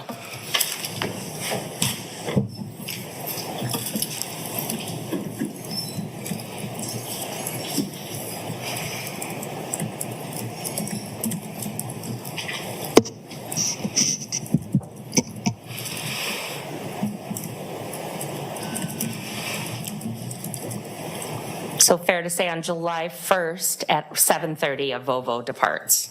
Yes, that is correct.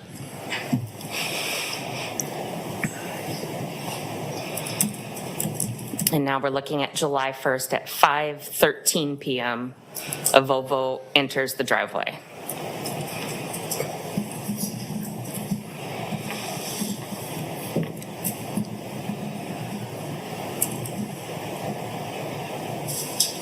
And then at 8:16 PM, a Volvo departs the driveway, is that right? Yes.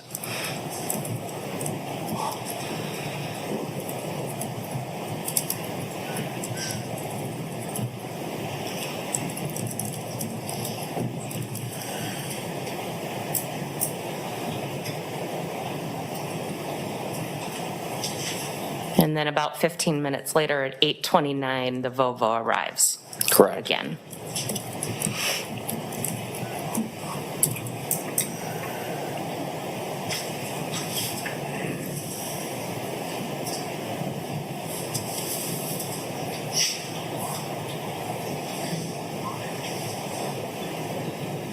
And then July 2nd at 7:02,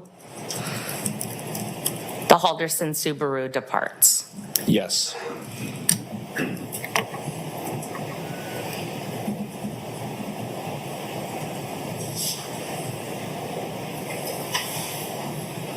And that same vehicle appears to arrive at 7:31 a.m. Correct.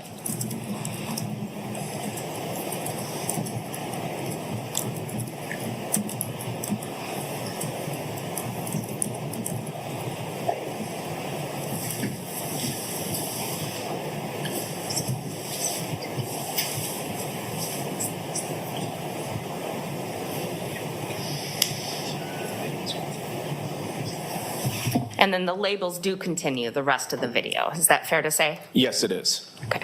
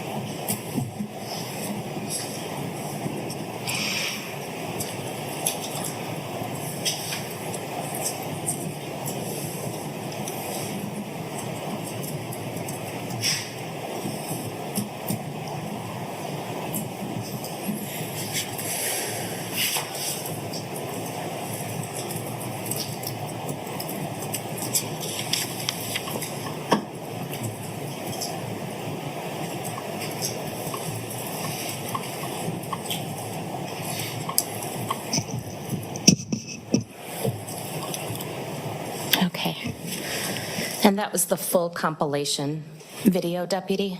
Yes, that is correct.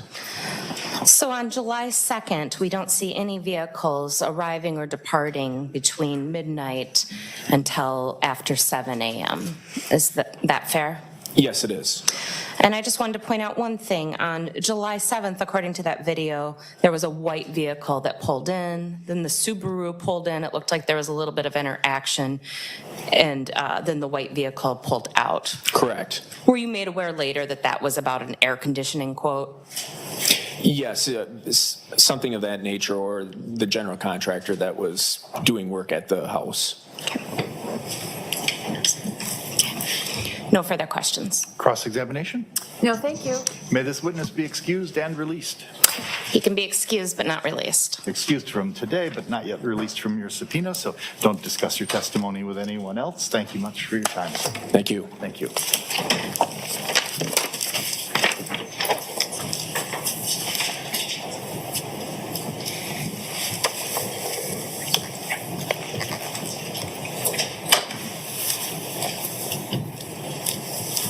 State of Wisconsin calls Rhett Halderson to the stand.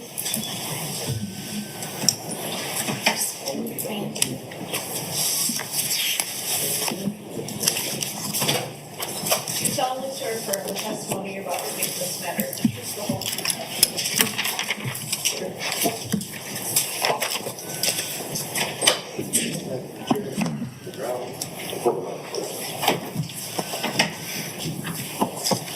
afternoon.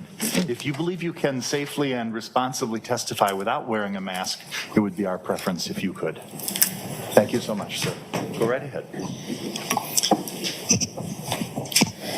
Good afternoon. Could you please state your name for the record and spell both your first and last name? My name is Brett Halderson, B-R-E-T-T, last name Halderson, H-A-L-D-E-R-S-O-N. I'm going to ask you to grab the base of the microphone. You can sit comfortably. That you can pull up closer. The fans are on right now, so it's becoming a little bit harder to hear folks. Thank you. All right. Brett, your last name is Halderson. Were you related to Bart and Krista Halderson? Yes, Bart is my brother. Were you the older brother, the younger brother? I'm an older brother by about 4 years. Okay. So you knew Bart his entire life? Yes. And you knew Krista, Chandler, and Mitchell as well? Yes. What was your relationship like with Bart, Krista, and the kids? General good relationship with them. We would have family get-togethers at holidays. We would talk over the phone occasionally, maybe send an occasional text message back and forth. And how would you describe Bart and Krista as parents towards Mitchell and Chandler? They were good parents, very nurturing. Krista was very involved with her children. I know it was mentioned like helicopter mom, but she was very attuned to everything that they were into. They were supportive in that anything they were involved in with school, with swimming. They were lifeguards. They promoted those things. They got them through Boy Scouts. Boy Scouts was very big in our family, and that followed through with them in raising their boys. Okay. How did you learn about your brother and his wife being missing? I believe the information went to my aunt and uncle, was referred over to my parents, and my parents gave me a call. And Brett, just to put this in some context, what did you do as a career? I worked as a police officer, a deputy chief for the Menasha Police Department. What did you do upon hearing that Bart and Krista were missing? Initially, my first impression is statistically, they probably were out of phone range. Everything would be fine, and we would probably locate them or have communication with them within the next couple hours. So at that time, I believe I made a phone call to them just to see if I could get a hold of them, try to get things straightened out as soon as I could. What is the next thing you decided to do after that in regards to them being missing? After that, I believe just to get more information, I made phone contact with Chandler just to see where they were expected to be, what was going on with their life, where they were going, and I guess to find out the different avenues where we'd be able to make contact with them. And what did you learn from Chandler? He had mentioned that they were going up north. I think the big piece of information that was valuable was that they had left with an unknown person or couple. I think the male was believed to be a Dan, and left in that person's vehicle. And with that information, I prompted him to try to find out who this Dan might be.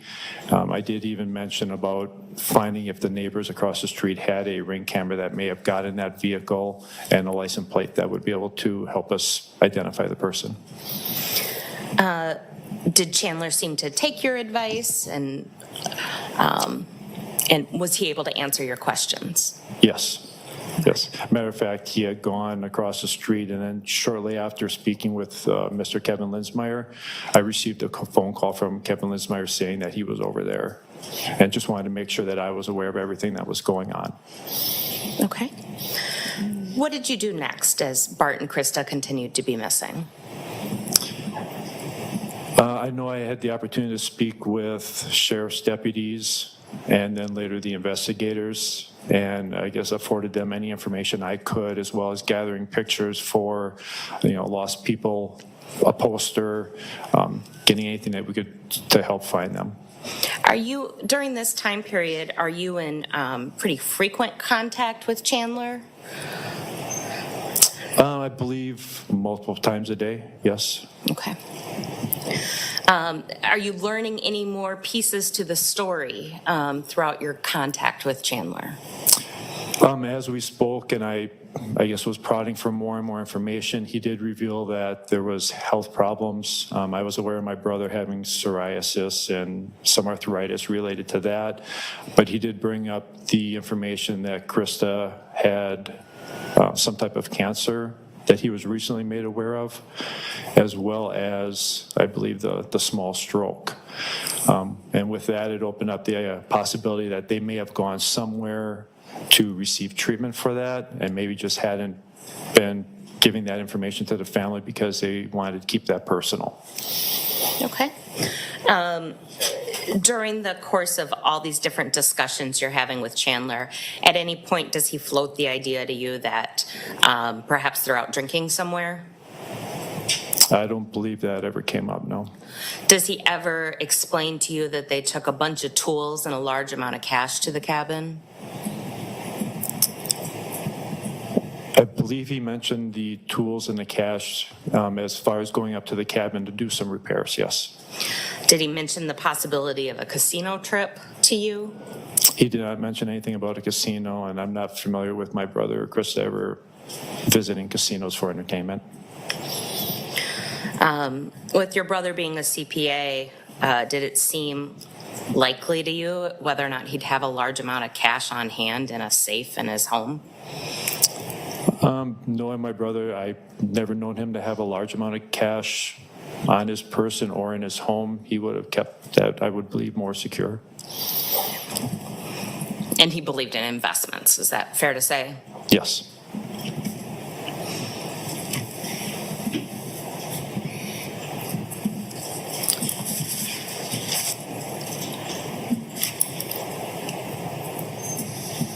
I want to turn your attention now to some of the other things that you knew or may not have known about Chandler. What did you think Chandler was doing as far as schooling? I believed he was a student at the Madison Area Technical College, or the Madison College, I believe it's changed how it's referred to.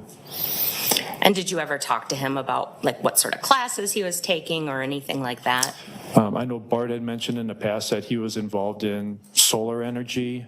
At a holiday when we had gotten together, Chandler had mentioned that he was doing something with IT security, and he was in a class where their first assignment was to write a kind of a Trojan program that could be placed on a server somewhere, sent via email, that would, once placed, either by request or automatically would send information from that server back to them.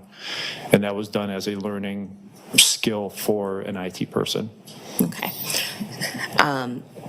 What did you think Chandler was doing as far as work? I believed he was doing an internship at American Family. Did you know of any more details as to what he was doing there or anything? In talking with Bart, I believe it was something dealing with IT services, nothing more beyond that. What, if anything, did you know about Chandler's potential concussion? I was not aware of any concussion. Up until when I was speaking with him after Bart and Krista were found missing, he did bring that up as a point where he wasn't able to drive long distances or shouldn't be going out far, in his vehicle driving. But before their disappearance, I was not aware of any concussion.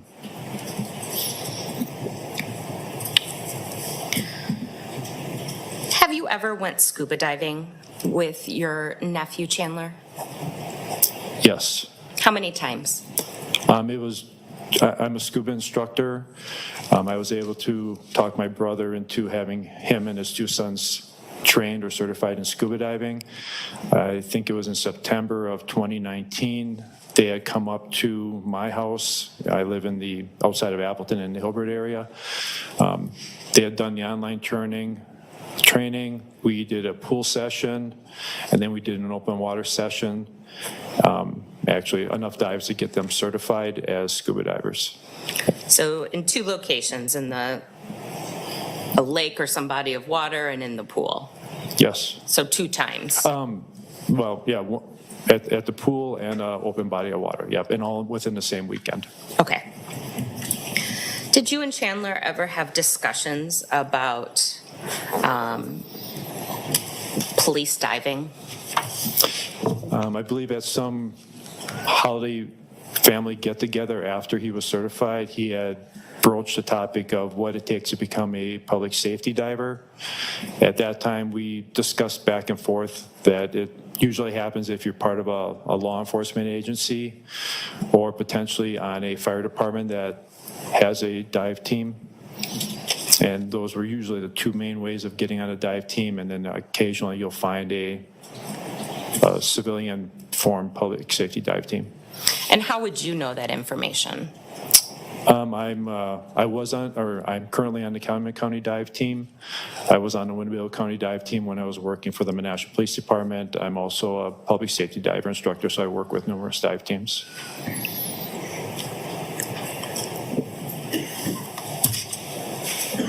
And to your knowledge, was Chandler ever on a rescue dive team associated with any law enforcement? No, he was not. What about the DNR? Was he on anything to your knowledge concerning Not to my them? knowledge, no. Mr. Halderson, when was the last time you talked to your brother, Bart? It would have been the morning of July 1st. Is there any reason you remember that date?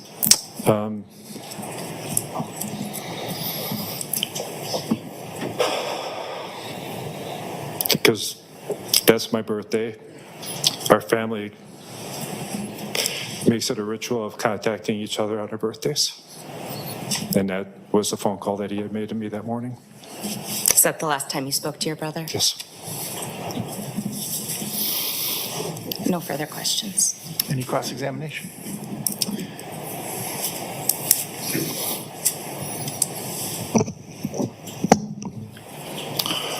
Good afternoon, Mr. Halderson. Do you need a glass of water or anything? We can take a break if you need something.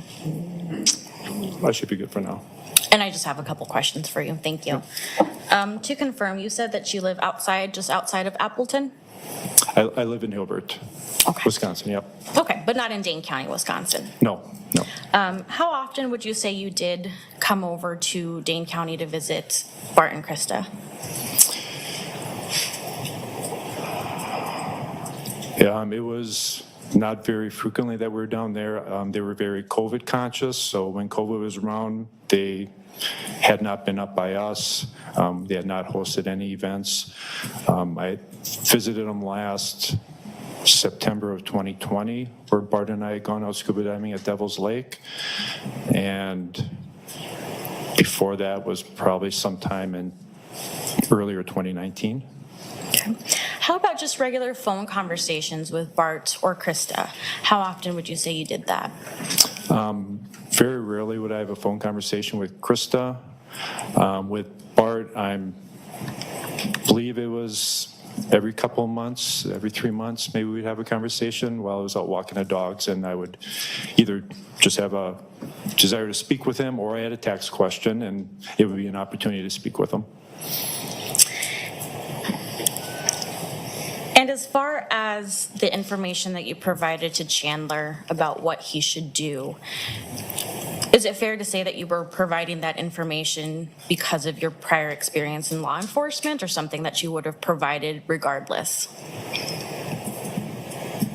I would have, I guess I provide anything to help find my brother and his wife. But I guess, and I apologize, what I was getting at is the telling Chandler to go seek out rig footage or to talk to neighbors. Is that something that perhaps was a little easier for you to suggest because of your experience in law enforcement? Maybe I was more aware of it because of my experience in law enforcement, but just knowing camera systems and knowing that sometimes they're not kept more than 24 hours, 48 hours or longer, and I wasn't aware of what Dane County was doing at the time, I thought it just would be prudent to try to preserve any information that would potentially have a license plate of a vehicle that stopped there that day. Sure, and that's exactly why you provided that information Yes. for Chandler. As far as Krista's family, are you aware she's close to her family? Objection relevance. Overruled. You can answer if you know. I know she has brothers and sisters throughout the United States. I know she was very, very close with her mother while her mother was alive. I have no further questions. Thank you so much. Any redirect? No further questions. May Mr. Halderson be released and excused? He may. Thank you, sir, for your time today. We could take up one more witness if it's of the same length of time. Sure.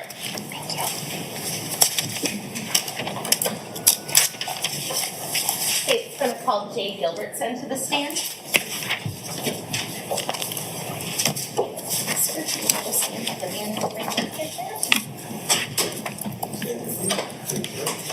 Please raise your right hand. Do you solemnly swear to affirm the testimony you're about to give in this matter, the truth, the whole truth, and nothing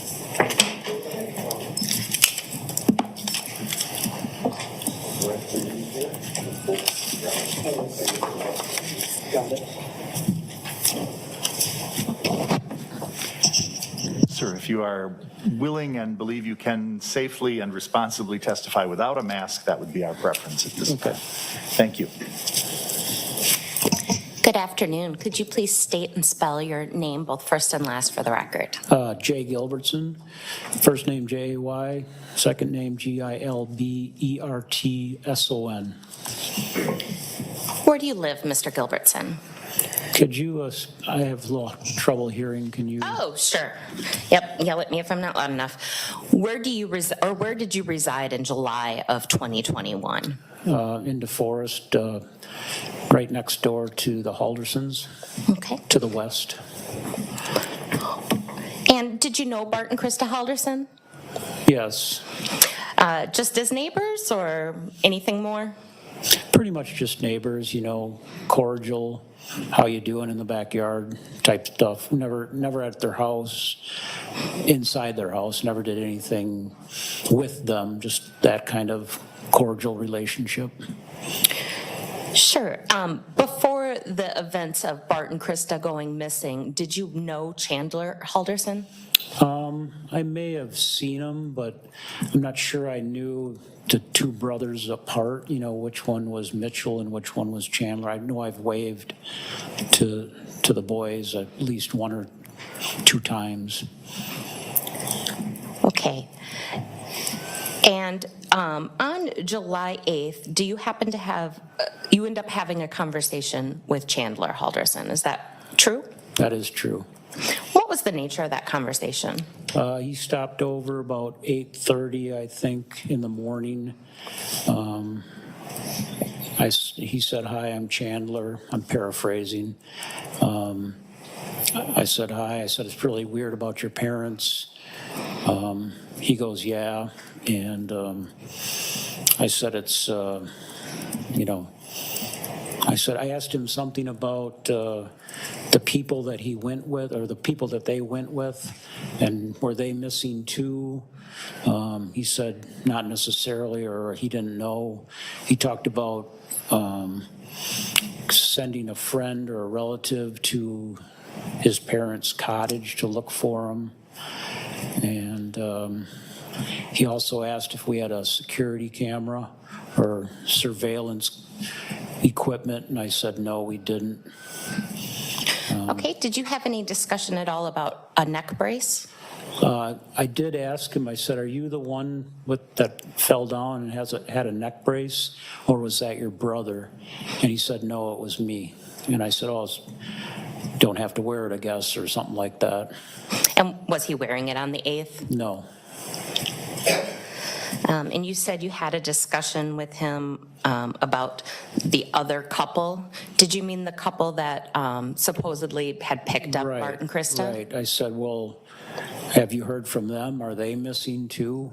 And he said no, or not that he knows of, or something along those lines.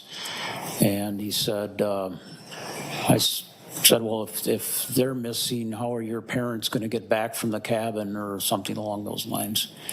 And he said he didn't think they were with them or they were coming back, or it was kind of vague.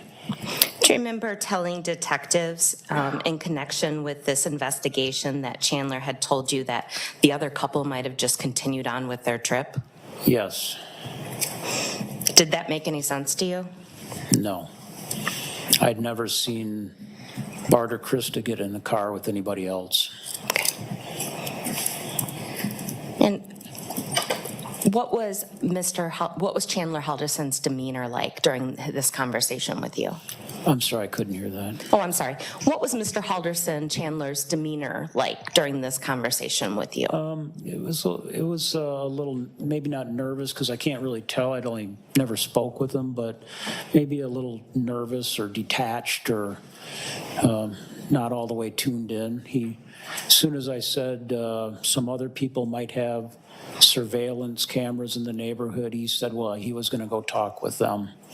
And then he just left, turned around, and I said, I think we said something like, good luck.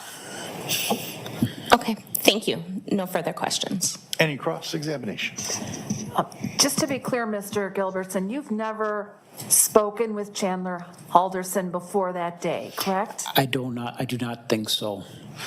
Again, I don't know. I didn't really know the names of the two brothers. I might have said hi, but it was never a long conversation. And when you say you never saw Krista or Bart get into a car with other people, it's fair to say you're not watching them all the time, correct? No, absolutely not. Thank you. Any redirect? No. May this witness be excused and released from his subpoena? Yes. Sir, thank you for your time All today. done. Have a good rest of your day. Thank you. That takes us to a 90-minute mark, folks. So I think it's a good point to take our afternoon break, and we'll see you back here just before 3 o'clock. All rise for the jury.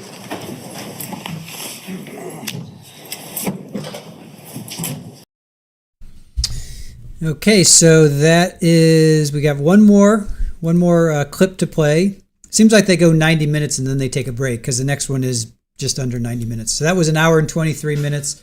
Next one's going to be an hour and 26 minutes.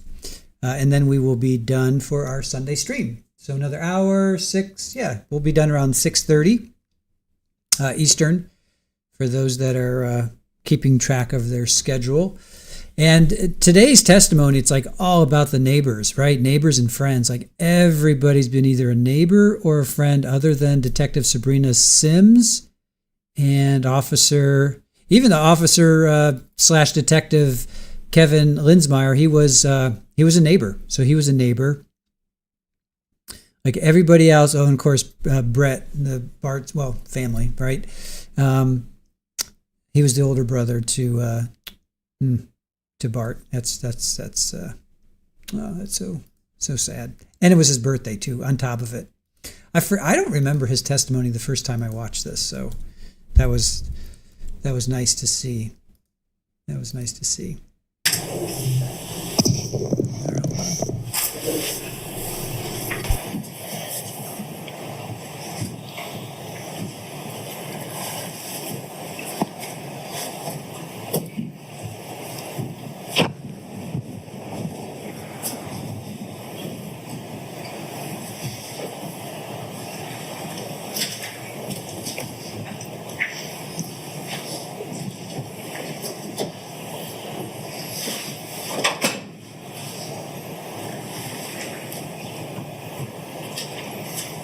Thank you. Please be seated.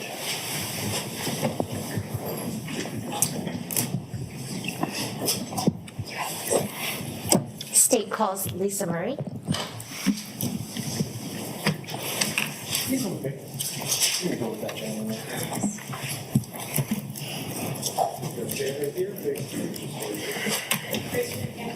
you solemnly swear affirm the testimony you're about to give us matters the truth, the whole truth.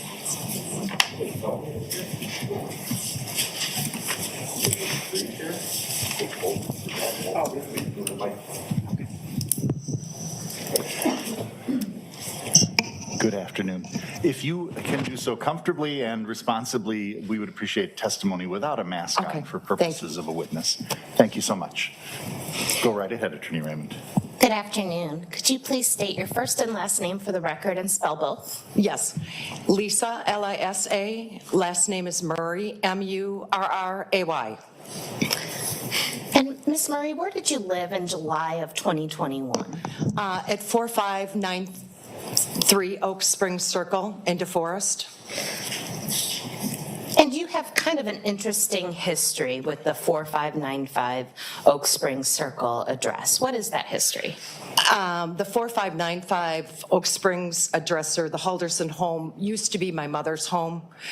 She purchased the home in 1982, lived there until she passed away in 2009. I lived there for 2 or 3 years, and then I owned the vacant lot next door and built a new house right next door. Okay. So fair to say you're very familiar with the neighborhood and with that home in particular? Correct. Did you know Bart and Krista Halderson? I did. How did you know them? Being neighbors, just cordial, in the yard, how are you? Just chit chat. Okay. Were you familiar with Chandler Halderson? I had met Chandler maybe once or twice.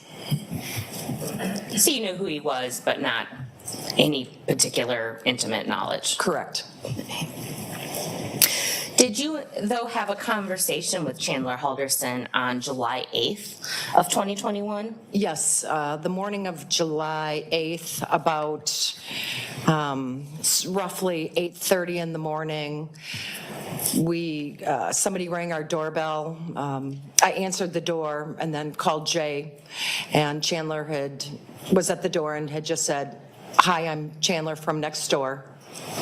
And we just said, we're sorry about your mom and dad, and he said, yeah, weird.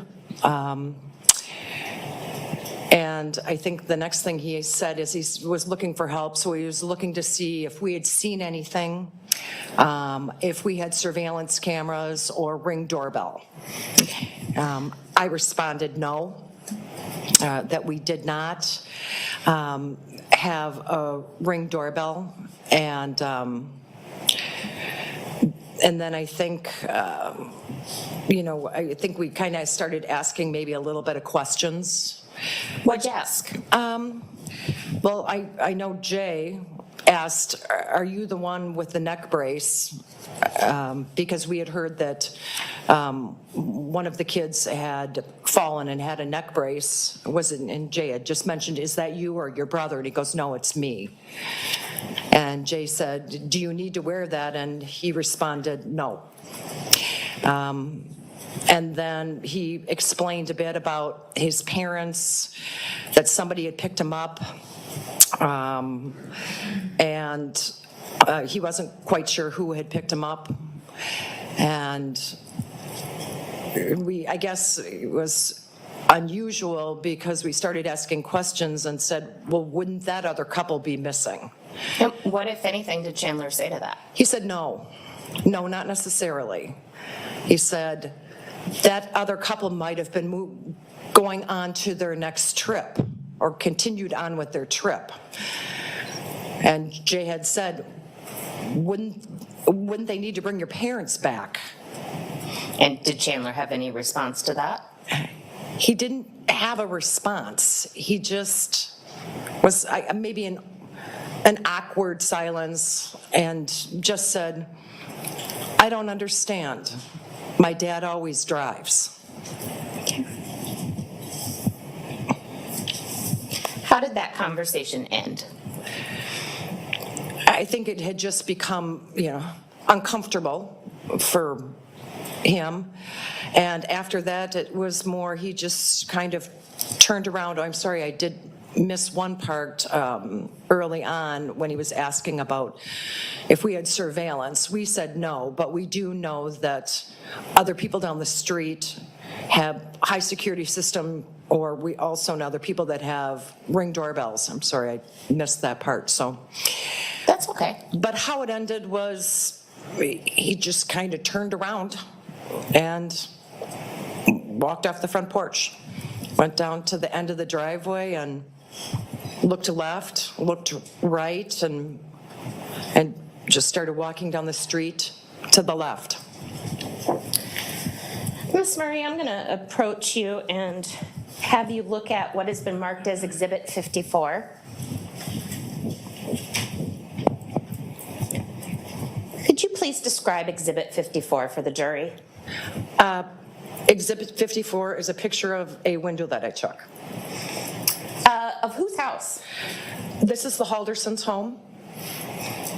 The picture is the west side facing window into the garage. There are two side windows into the garage. This is the one that is the closest near the pond or the lake.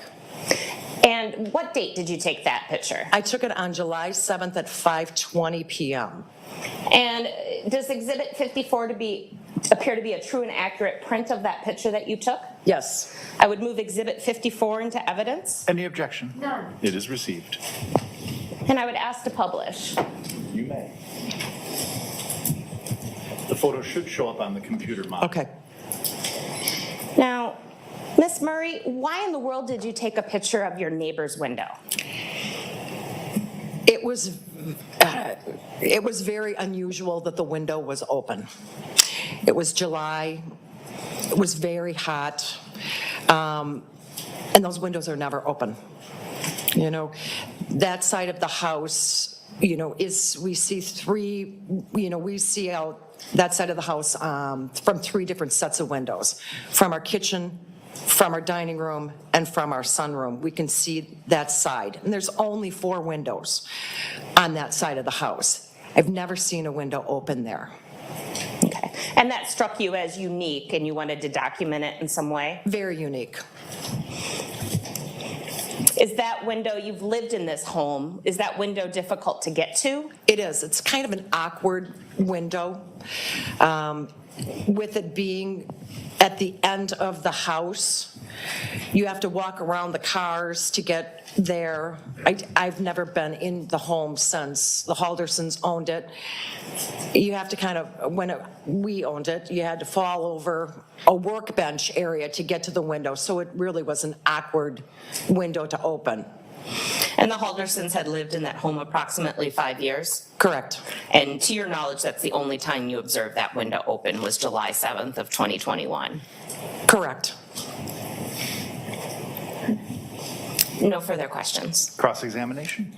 Just to be clear, that window goes into the garage? Correct. And you didn't have any recent reason to know what was the layout inside the garage at that time, correct? I'm sorry, I couldn't quite hear you. Sure. Oh, I'm sorry. Okay. You hadn't been in that garage recently, correct? Correct. That's all, thank you. Any redirect? No. May this witness be excused and released from subpoenas? Yes. Thank you very much for your time. Have a good rest of your day. Thank you. Thank you. State calls Eric Novak to the stand.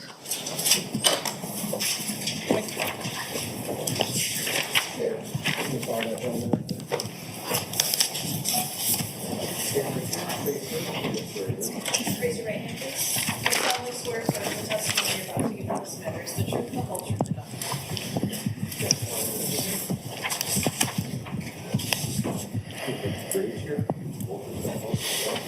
It's upside down. Good afternoon, sir. If you are comfortable and believe you can do so safely, we would appreciate your testifying without a mask if you're able. Sure. Thank you very much. Judge, before we start, could we approach, please? Sure.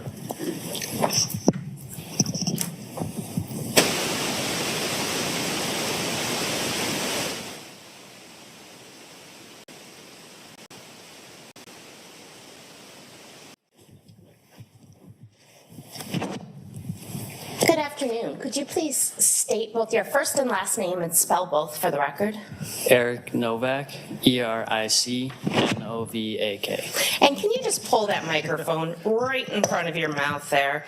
The fans are running, and some tones of voice don't get picked up as well. So we want you to be comfortable. That can be moved as close as can be. Eric, Do you know somebody by the name of Chandler Halderson? Yes. How do you know Chandler Halderson? I met him in middle school, and we've been friends since then, and we lived together 2 years ago. Okay. I believe the court will probably direct everyone but the jury to remove their masks for a few seconds, but do you see Mr. Halderson in the courtroom today? Before answering, I would ask anyone who's not in the jury box to lower their mask as I count to 3. 1, 2, 3. Go ahead and replace your masks. Yes. Could you identify him by where he's seated and the color of his shirt? He's seated on that table, third from the right, and he's wearing a black suit. Okay. Thank you. At some point in time, did you learn, or from a news story or wherever, that Mr. Halderson's parents were missing? Yes, And did you reach out to Mr. Halderson? I did.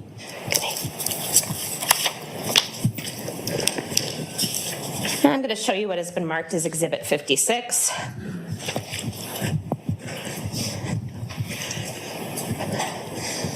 Is Exhibit 56, is it fair to say that is screenshots of messages between you and Chandler? Yes. And you call him Chaz? Yes. I would move Exhibit 56 into evidence. Any objection? No objection. It is received.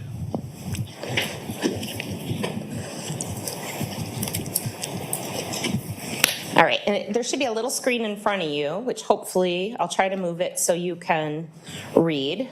And I just thought it might be easiest just to read through these. So is the blue part what you say? Yes. Okay. Why don't you go ahead and read what you first wrote to Chandler? Hey Chaz, saw a post about your parents. Wanted to check up with you. If you need anything or I can do anything to help, happy to do it. And then Chaz responds, and you sent that message on July 8th at 10:55 a.m.? Yes. Okay. And it appears that Chandler responds, I appreciate it. I'm sorry, but I don't have a name to this number. So who may this be? Eric. Sorry, I can't think of anything to do. I've searched the house with the cops for clues, but I couldn't find anything. Fingers crossed that they get the court order to open up their laptop.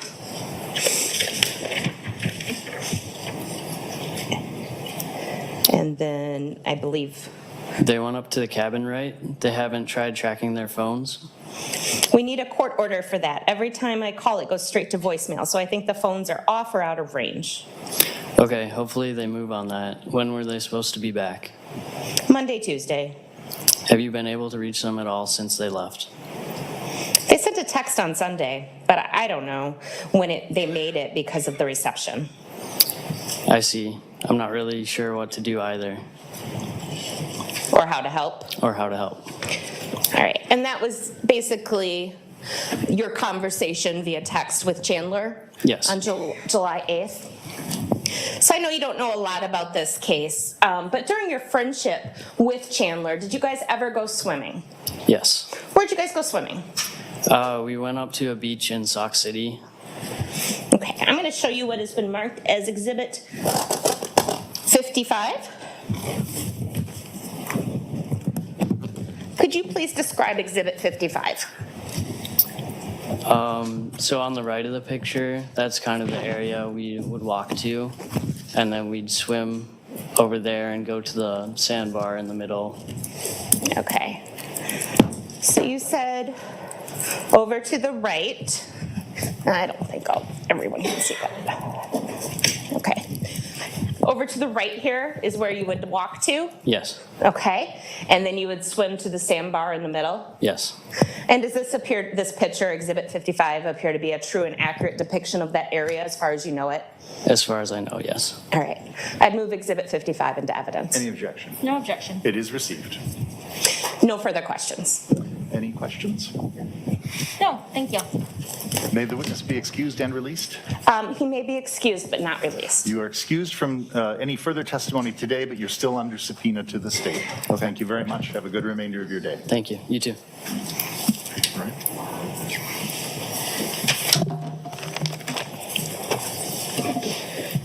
At this time, I'll recall Detective Brian Shunk to the stand.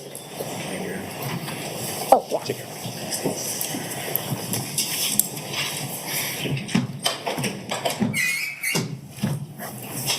Do you solemnly swear affirm the testimony this matter is the truth, the whole truth, and nothing but the truth.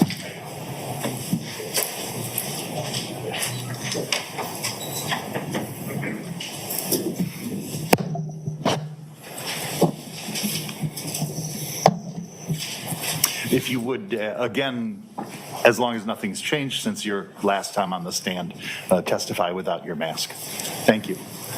Good afternoon, Captain Shaw. Good afternoon. Name still spelled the same as yesterday? Yes, it is. In the course of this case, many times, you found yourself with other law enforcement officers over at the Halderson residence, correct? Correct. And at times, people were conducting varying levels of searches of that home. Is that fair to say? Yes. When you conduct a search of a home, when I say varying levels of searches, meaning some are more invasive or destructive than others, right? Definitely.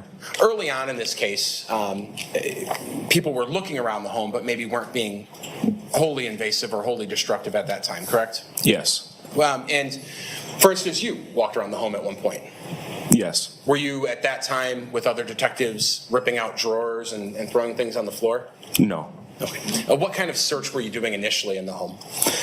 When I was first there, initially we were just doing a visual search, consensual, consented to by Chandler Halderson. You were looking around? Yes.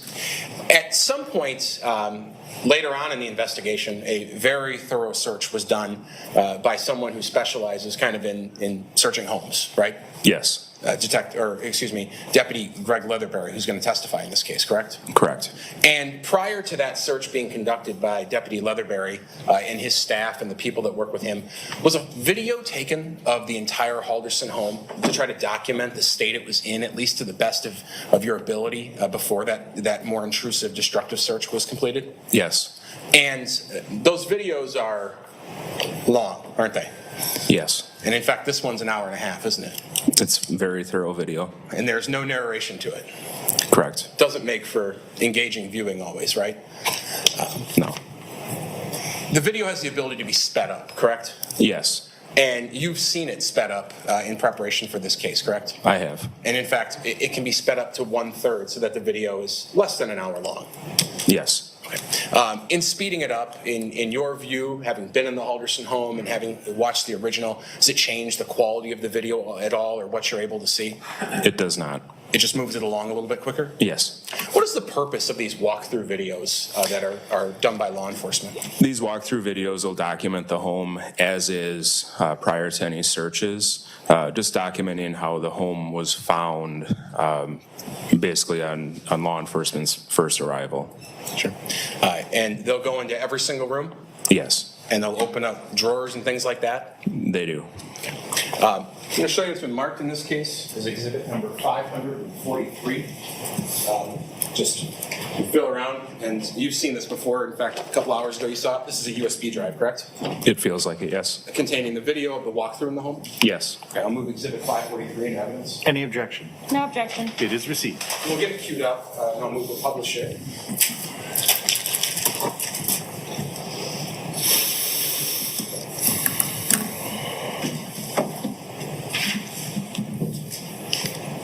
So as we're getting it queued up, and if you could switch to HDMI on your left. Thank you. Just to preface this, again, this is going to be a walkthrough of the Halderson home. We'll pause it right there at 4595 Oak Spring Circle. And it's going to take, well, it says an hour and 28 minutes and 55 seconds. We're going to speed it up by about a third. It's going to be just under an hour, correct? Yes. Okay. And I will hit play here in a second. Judge, if you wanted to dim the lights, and I know everyone probably wants to get comfortable, it's going to take a minute.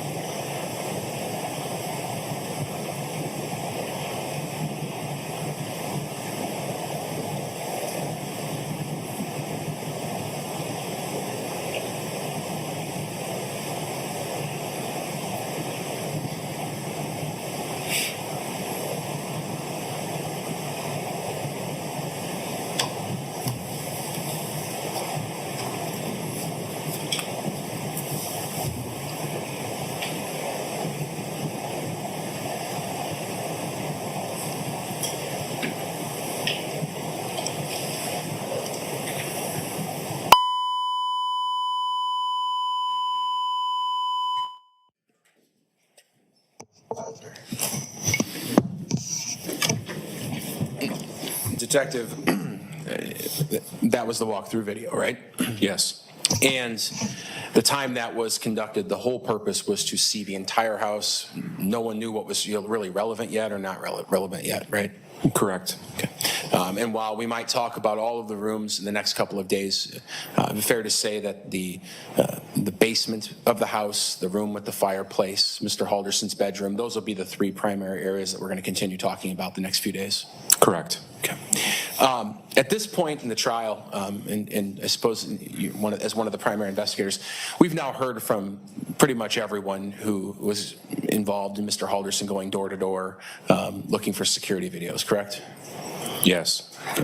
We might hear from a few more people that were in the area, but at this point, we've heard from those folks. One of those folks, Mr. Linsmeyer, mentioned to Chandler that he should give the cops a call. In fact, you were one of the people who left a card and ultimately got some calls from Chandler, right? Yes. And we're going to hear about that later on in the trial? We will. Okay. Now, that home, the Halderson home, obviously there was a large amount of police presence there in early July of this year. At points, Chandler was there, and then at some point, I think we're all in agreement that he was arrested. In fact, you were one of the people in the room when he was arrested on the 8th in the afternoon or early evening, correct? Correct. From the 8th onward, so let's say July 8th when Chandler was arrested, all the way through August 4th, that house remained in the custody of the Dane County Sheriff's Department, correct? Yes. And it was guarded at all times, was it not? Definitely.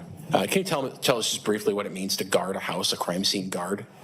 Yes. So our crime scene investigators will secure the home. They'll put up some type of evidence tape on the doorway to make sure that no one, snuck into the home. There'll be a deputy assigned to that location, to that crime scene, and they'll remain there for their entire shift. They won't leave unless they're relieved. So no bathroom breaks, no going to a restaurant. They are there guarding that home. Sure. So from the time of Mr. Halderson's arrest on July 8th all the way through August 4th, nearly a month, at 24 hours a day, 7 days a week, there was a Dane County Sheriff's deputy guarding that home. Yes. And they kept a log of everyone who came and went, correct? Correct. And that was turned over to my office and the defense. It's a normal part of the process in the court system. Yes. And people who entered that home, I think we may have saw people wearing booties when they passed by a mirror. People were outfitted with appropriate equipment to protect any biological evidence when they were coming and going. Yes. Okay, including yourself at times. Correct. Okay, no further questions at this time. Cross-examination? No, thank you. I would just ask one clarifying point. The deputy in charge or assigned to guard the home, did they guard from the outside or the inside? No one's allowed inside the home except for the crime scene investigators at that time, so they are outside of the home. Thank you. Anything in follow-up to my question? No, thank you. Detective, you may return back to the table. Would this be a good point for us to break for the day? I think we've been staring at that snow showers message on the bottom right for a while, so I think that'd be a good idea. Very good. Ladies and gentlemen, at this point then, we will adjourn for the remainder of today. I don't think there's any bad weather this afternoon or tonight or tomorrow, so that should relieve us. However, it's supposed to be very cold tomorrow, so if you want to make any different plans other than leaving the building tomorrow, you'll still have plenty of time to do so. You also may wish to leave, or we'll take enough breaks tomorrow, because as I understand, the flow of the presentation that the state is providing tomorrow will be a day of more difficulty as far as the testimony and evidence which the state will need to present as we move into some of the things which were discussed in the opening statement, which haven't been brought out yet today or up to today in the testimony. Your notebooks stay here, and I charge you once again to not discuss anything about this case with anyone where you are headed to or who you are with between now and tomorrow morning, and to not look at any news reports, seek out any information on the internet or the print or digital media or television of any kind. And if you are subject to anyone trying to speak to you about the case, please ignore them or walk away or put a stop to that, and remain as you have been, diligent, until we see you tomorrow morning. I have a very good and restful evening. Thank you. Oh, and what time? Same time if we could. Same time. So we'll strive to start at 8:45 if everybody's here by 8:45. All right, the jury.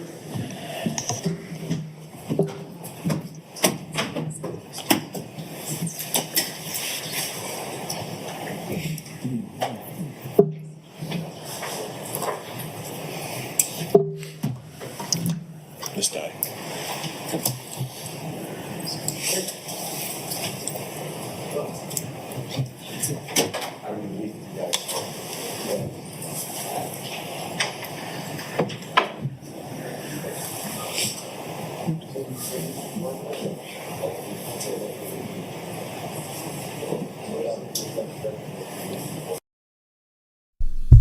All right, so that concludes day 2.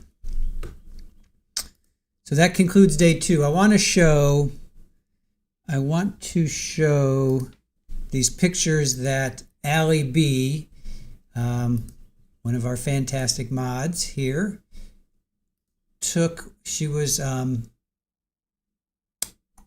me find it. She took some photos for us, right? She took the photos for us the other day on Friday. Let me just get this pulled up. So she took these photos for us on Friday. So there's the house. Let me just blow this up real quick. So there's their house. And then if you remember in that video, you could see, no, don't do that. You could see the pond. And in that video that we just saw, you saw the pond through the window. So there is the pond. So there's their house, right? Their house is, I didn't understand that at the time, but there's their house on the right side of this picture, and then there's that pond. So again, I didn't catch that. I mean, I kind of knew that this was their house or whatever, this was the area, but that, but seeing that, here's another one, seeing the that video just now, and Detective Shunk, he was, I think at one point he was like in the kitchen or whatever, and he kind of pointed the camera outside, and then the pond was looking, we were looking that way. So now this is another angle. So pretty cool, right? So Allie B with the photos. Good job. All right. All right. One more time before we wrap up, I'm going to show. One more time before we wrap up, going to show our Halloween video to get you guys. Oh, wait a minute. Get you guys excited about it one more time.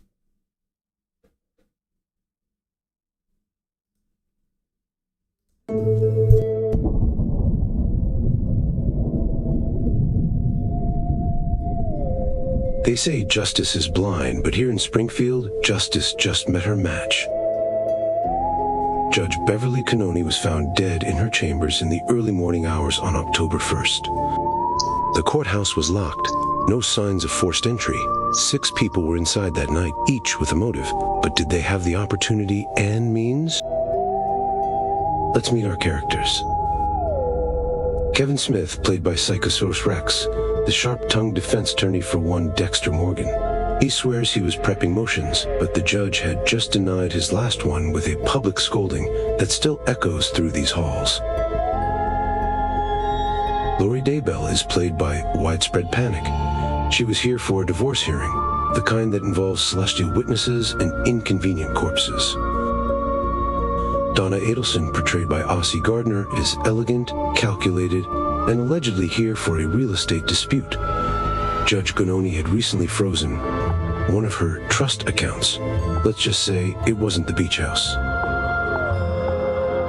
Sarah Boone, played by Green-Eyed Cat, back for a pretrial conference. Her relationship with confinement is complicated. Courthouse Public Information Officer Vincent Finari, portrayed by Joe Schmo. He's the man who knows everything that's about to go public, and a lot that isn't. Detective Mitzi Roberts, played by the Trial Channel, has seen it all. Crime scenes, courtroom chaos, and text messages no one should ever have to read. But when Judge Beverly Connolly ends up dead, this time the detective's the one under the microscope. Detective Sam, played by Florida PI Sam, she was first on the crime scene, and what she saw still haunts her. Notorious Jules as the lead prosecutor. Will she ask the right questions to uncover the killer, or will the killer get to her first?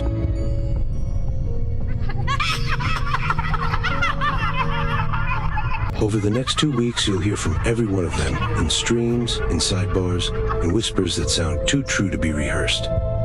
Each one claims innocence. Will you be able to uncover the truth? On Halloween night, we'll bring them all to the stand in a mock trial to uncover the truth. The jury, you, will have a chance to ask questions of our suspects and ultimately uncover who killed Judge Bev Cannoni. Welcome to the Courthouse of Horror, the case of the Black Mask. Court is now in session.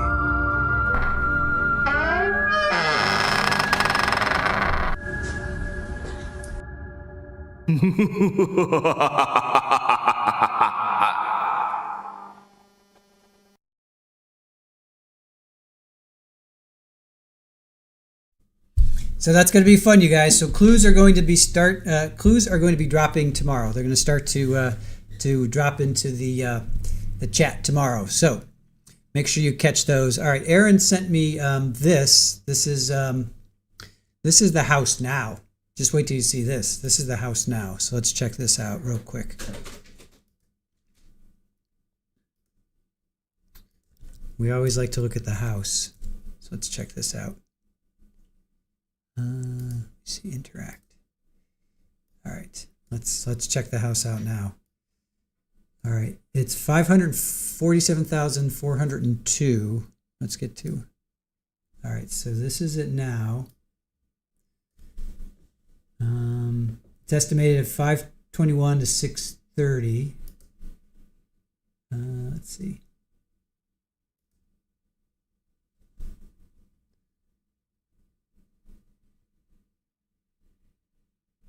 Pretty decent. I mean, this whoever's fixed it up has turned it. Here, hold on. Let me get better. Let me get. Can I? Okay, here we go. Yeah, whoever's fixed this up has definitely done a really nice job. Because look at that. That looks like completely different. Here, let me blow it up a little bit. Right. I mean, that is completely different from what we saw. So that's the fireplace, right? They moved the fireplace because there were steps to the right of the fireplace as you're looking at it. So they moved the fireplace, I guess. Right? Because weren't the steps coming down from like the kitchen area? Unless, no, this is still upstairs. So there's a fireplace upstairs. Yeah, I mean, this is like a completely different house, right? It just looks completely different. All right, so this is their backyard, obviously. So there's that pond. That's the picture that we just saw of Allie's picture, her photos. Right? I mean, this is just really nice. We've seen that before. Yeah, they've just opened it up. Okay, so so this I think is the downstairs, those steps, and then where that lamp is with the table, I think that's where the fireplace was. I think that's where the fireplace, like we're looking right at the fireplace. I think that's, because remember there was like those steps, and then the fireplace was right there.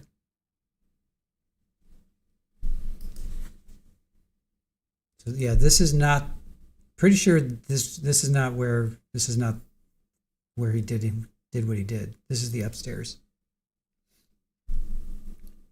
I mean, this looks like a completely different house. Absolutely stunning.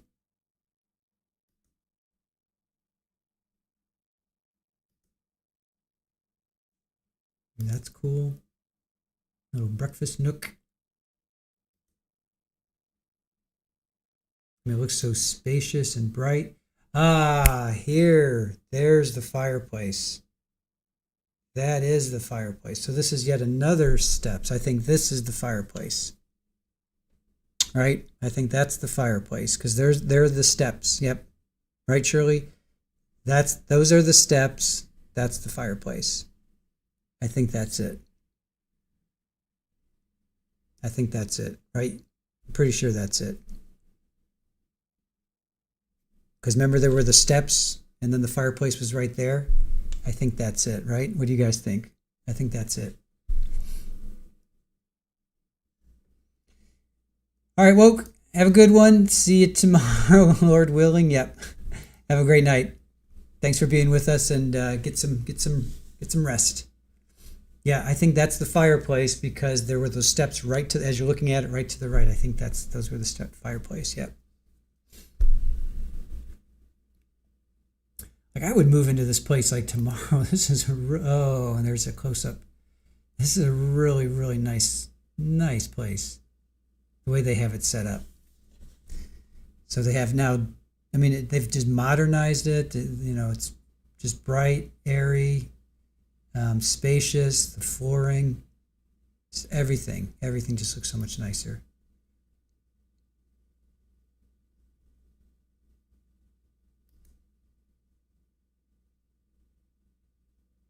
I guess that's kind of like the entryway.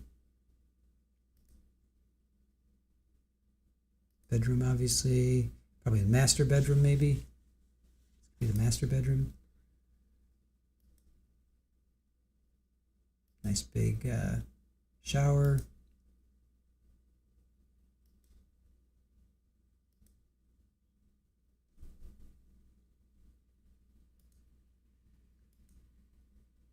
Outside area.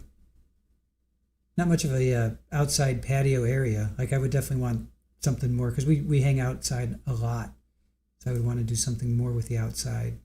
Little backyard. I would do more like a little patio thing. build that patio out a little bit. But yeah, Barry, every time I see water I think mosquitoes. They're not too close, right? I mean, they're not too close. That's a pretty significant distance. Nice backyard, right? It's nice, sweet little backyard. Enough for a dog. Enough for a dog to run around. That's the front. All right, then we're going back again. All right, definitely need a patio. Yeah, catio for sure, right?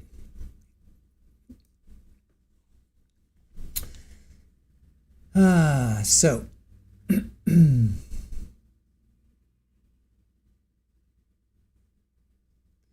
So that's hold on. Let me get out of here. Schedule a consultation. No.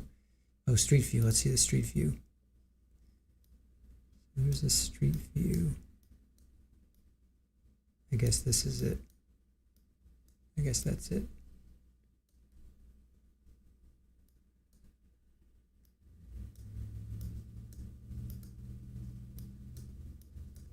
Shoot, everybody's got like I love the trees. Right? Oops. Shoot. There. Right? That's it, right? Yeah. Very well manicured, yeah. They said that all the neighbors, you know, there was kind of a challenge in the neighborhood to keep your lawn really nice. You know, these lawns are really, really nice. Oh wait, is that their house? Oh wait, now I'm confused. That looks like their house. I forgot which one is theirs now. I think it was back here. All right, yeah, it is that one. I guess it's that one. Wow, that looks like the other one. Interesting. All right. Not hardwood floors, the faux wood, embossed linoleum. Yeah, I know, but it looks nice, right? It looks nice. Yeah, I want to see the basement. You're right. There was no photo of the basement. Interesting, right? There was no photo of the basement, Paula. Let me have a picture of the storage area, Shirley. There's no. Is it for sale right now? You're looking to move? Let me see. I can't scroll down. Here's sales tax. Okay, here we go. Sold in 2022, October of 2022. So they sold it. Now this trial took place in January. This trial took place in January of 2022. So they sold it in October.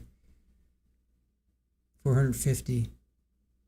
I can't scroll down. I hate when I can't scroll down. Here, property details. Come on. I want to get to this. There we go.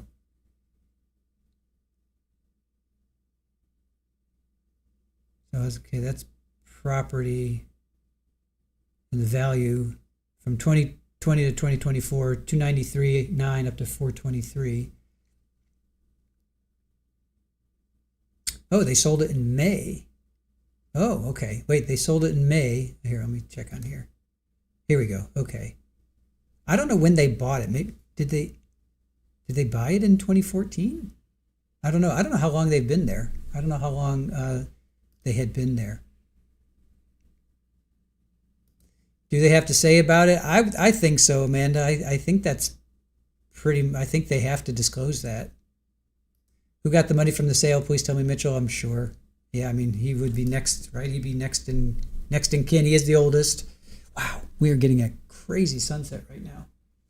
Like it's just brilliant. Like that gloaming. We're getting that gloaming right now. Yeah, Amanda, I'm almost positive you have to divulge if there's been any kind of,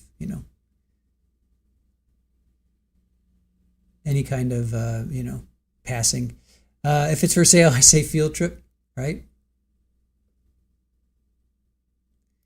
All right, so I don't know when they bought it, when the Haldersons bought it, but you can see how it's progressed in price. But I guess 2016, I'm guessing then 2016 they bought it in 2016. And then they get knocked off in 2021 and it gets sold in 2022. But look at so the person who bought it in May of 2022 clearly fixed it up because it was $295, then went up to $450. So whoever bought it probably has an investment because then they flipped it. So they bought it in May, and then May, June, July, August, September, October. 4 months later, they flip it. So they bought it, renovated it, and then resold it, I would think.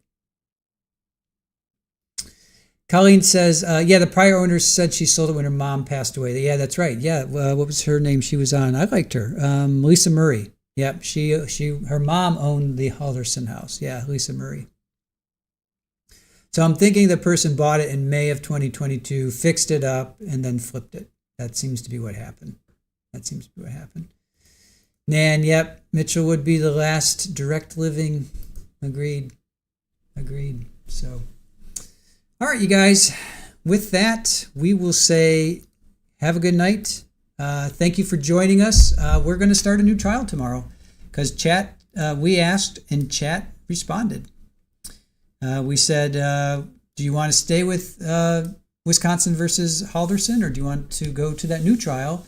And 64% of you said New Hampshire versus Duran. 36% said stay with Chaz. So we will not give up on Chaz. Don't worry. We're not going anywhere with Chaz. We will definitely pick back up on Mr. Halderson here. But this new one out of New Hampshire looks like it's pretty interesting. So we'll pick up on that tomorrow. I don't know when Aaron scheduled it. Maybe, let's see, is it 9 o'clock maybe? Let me see when we're scheduled.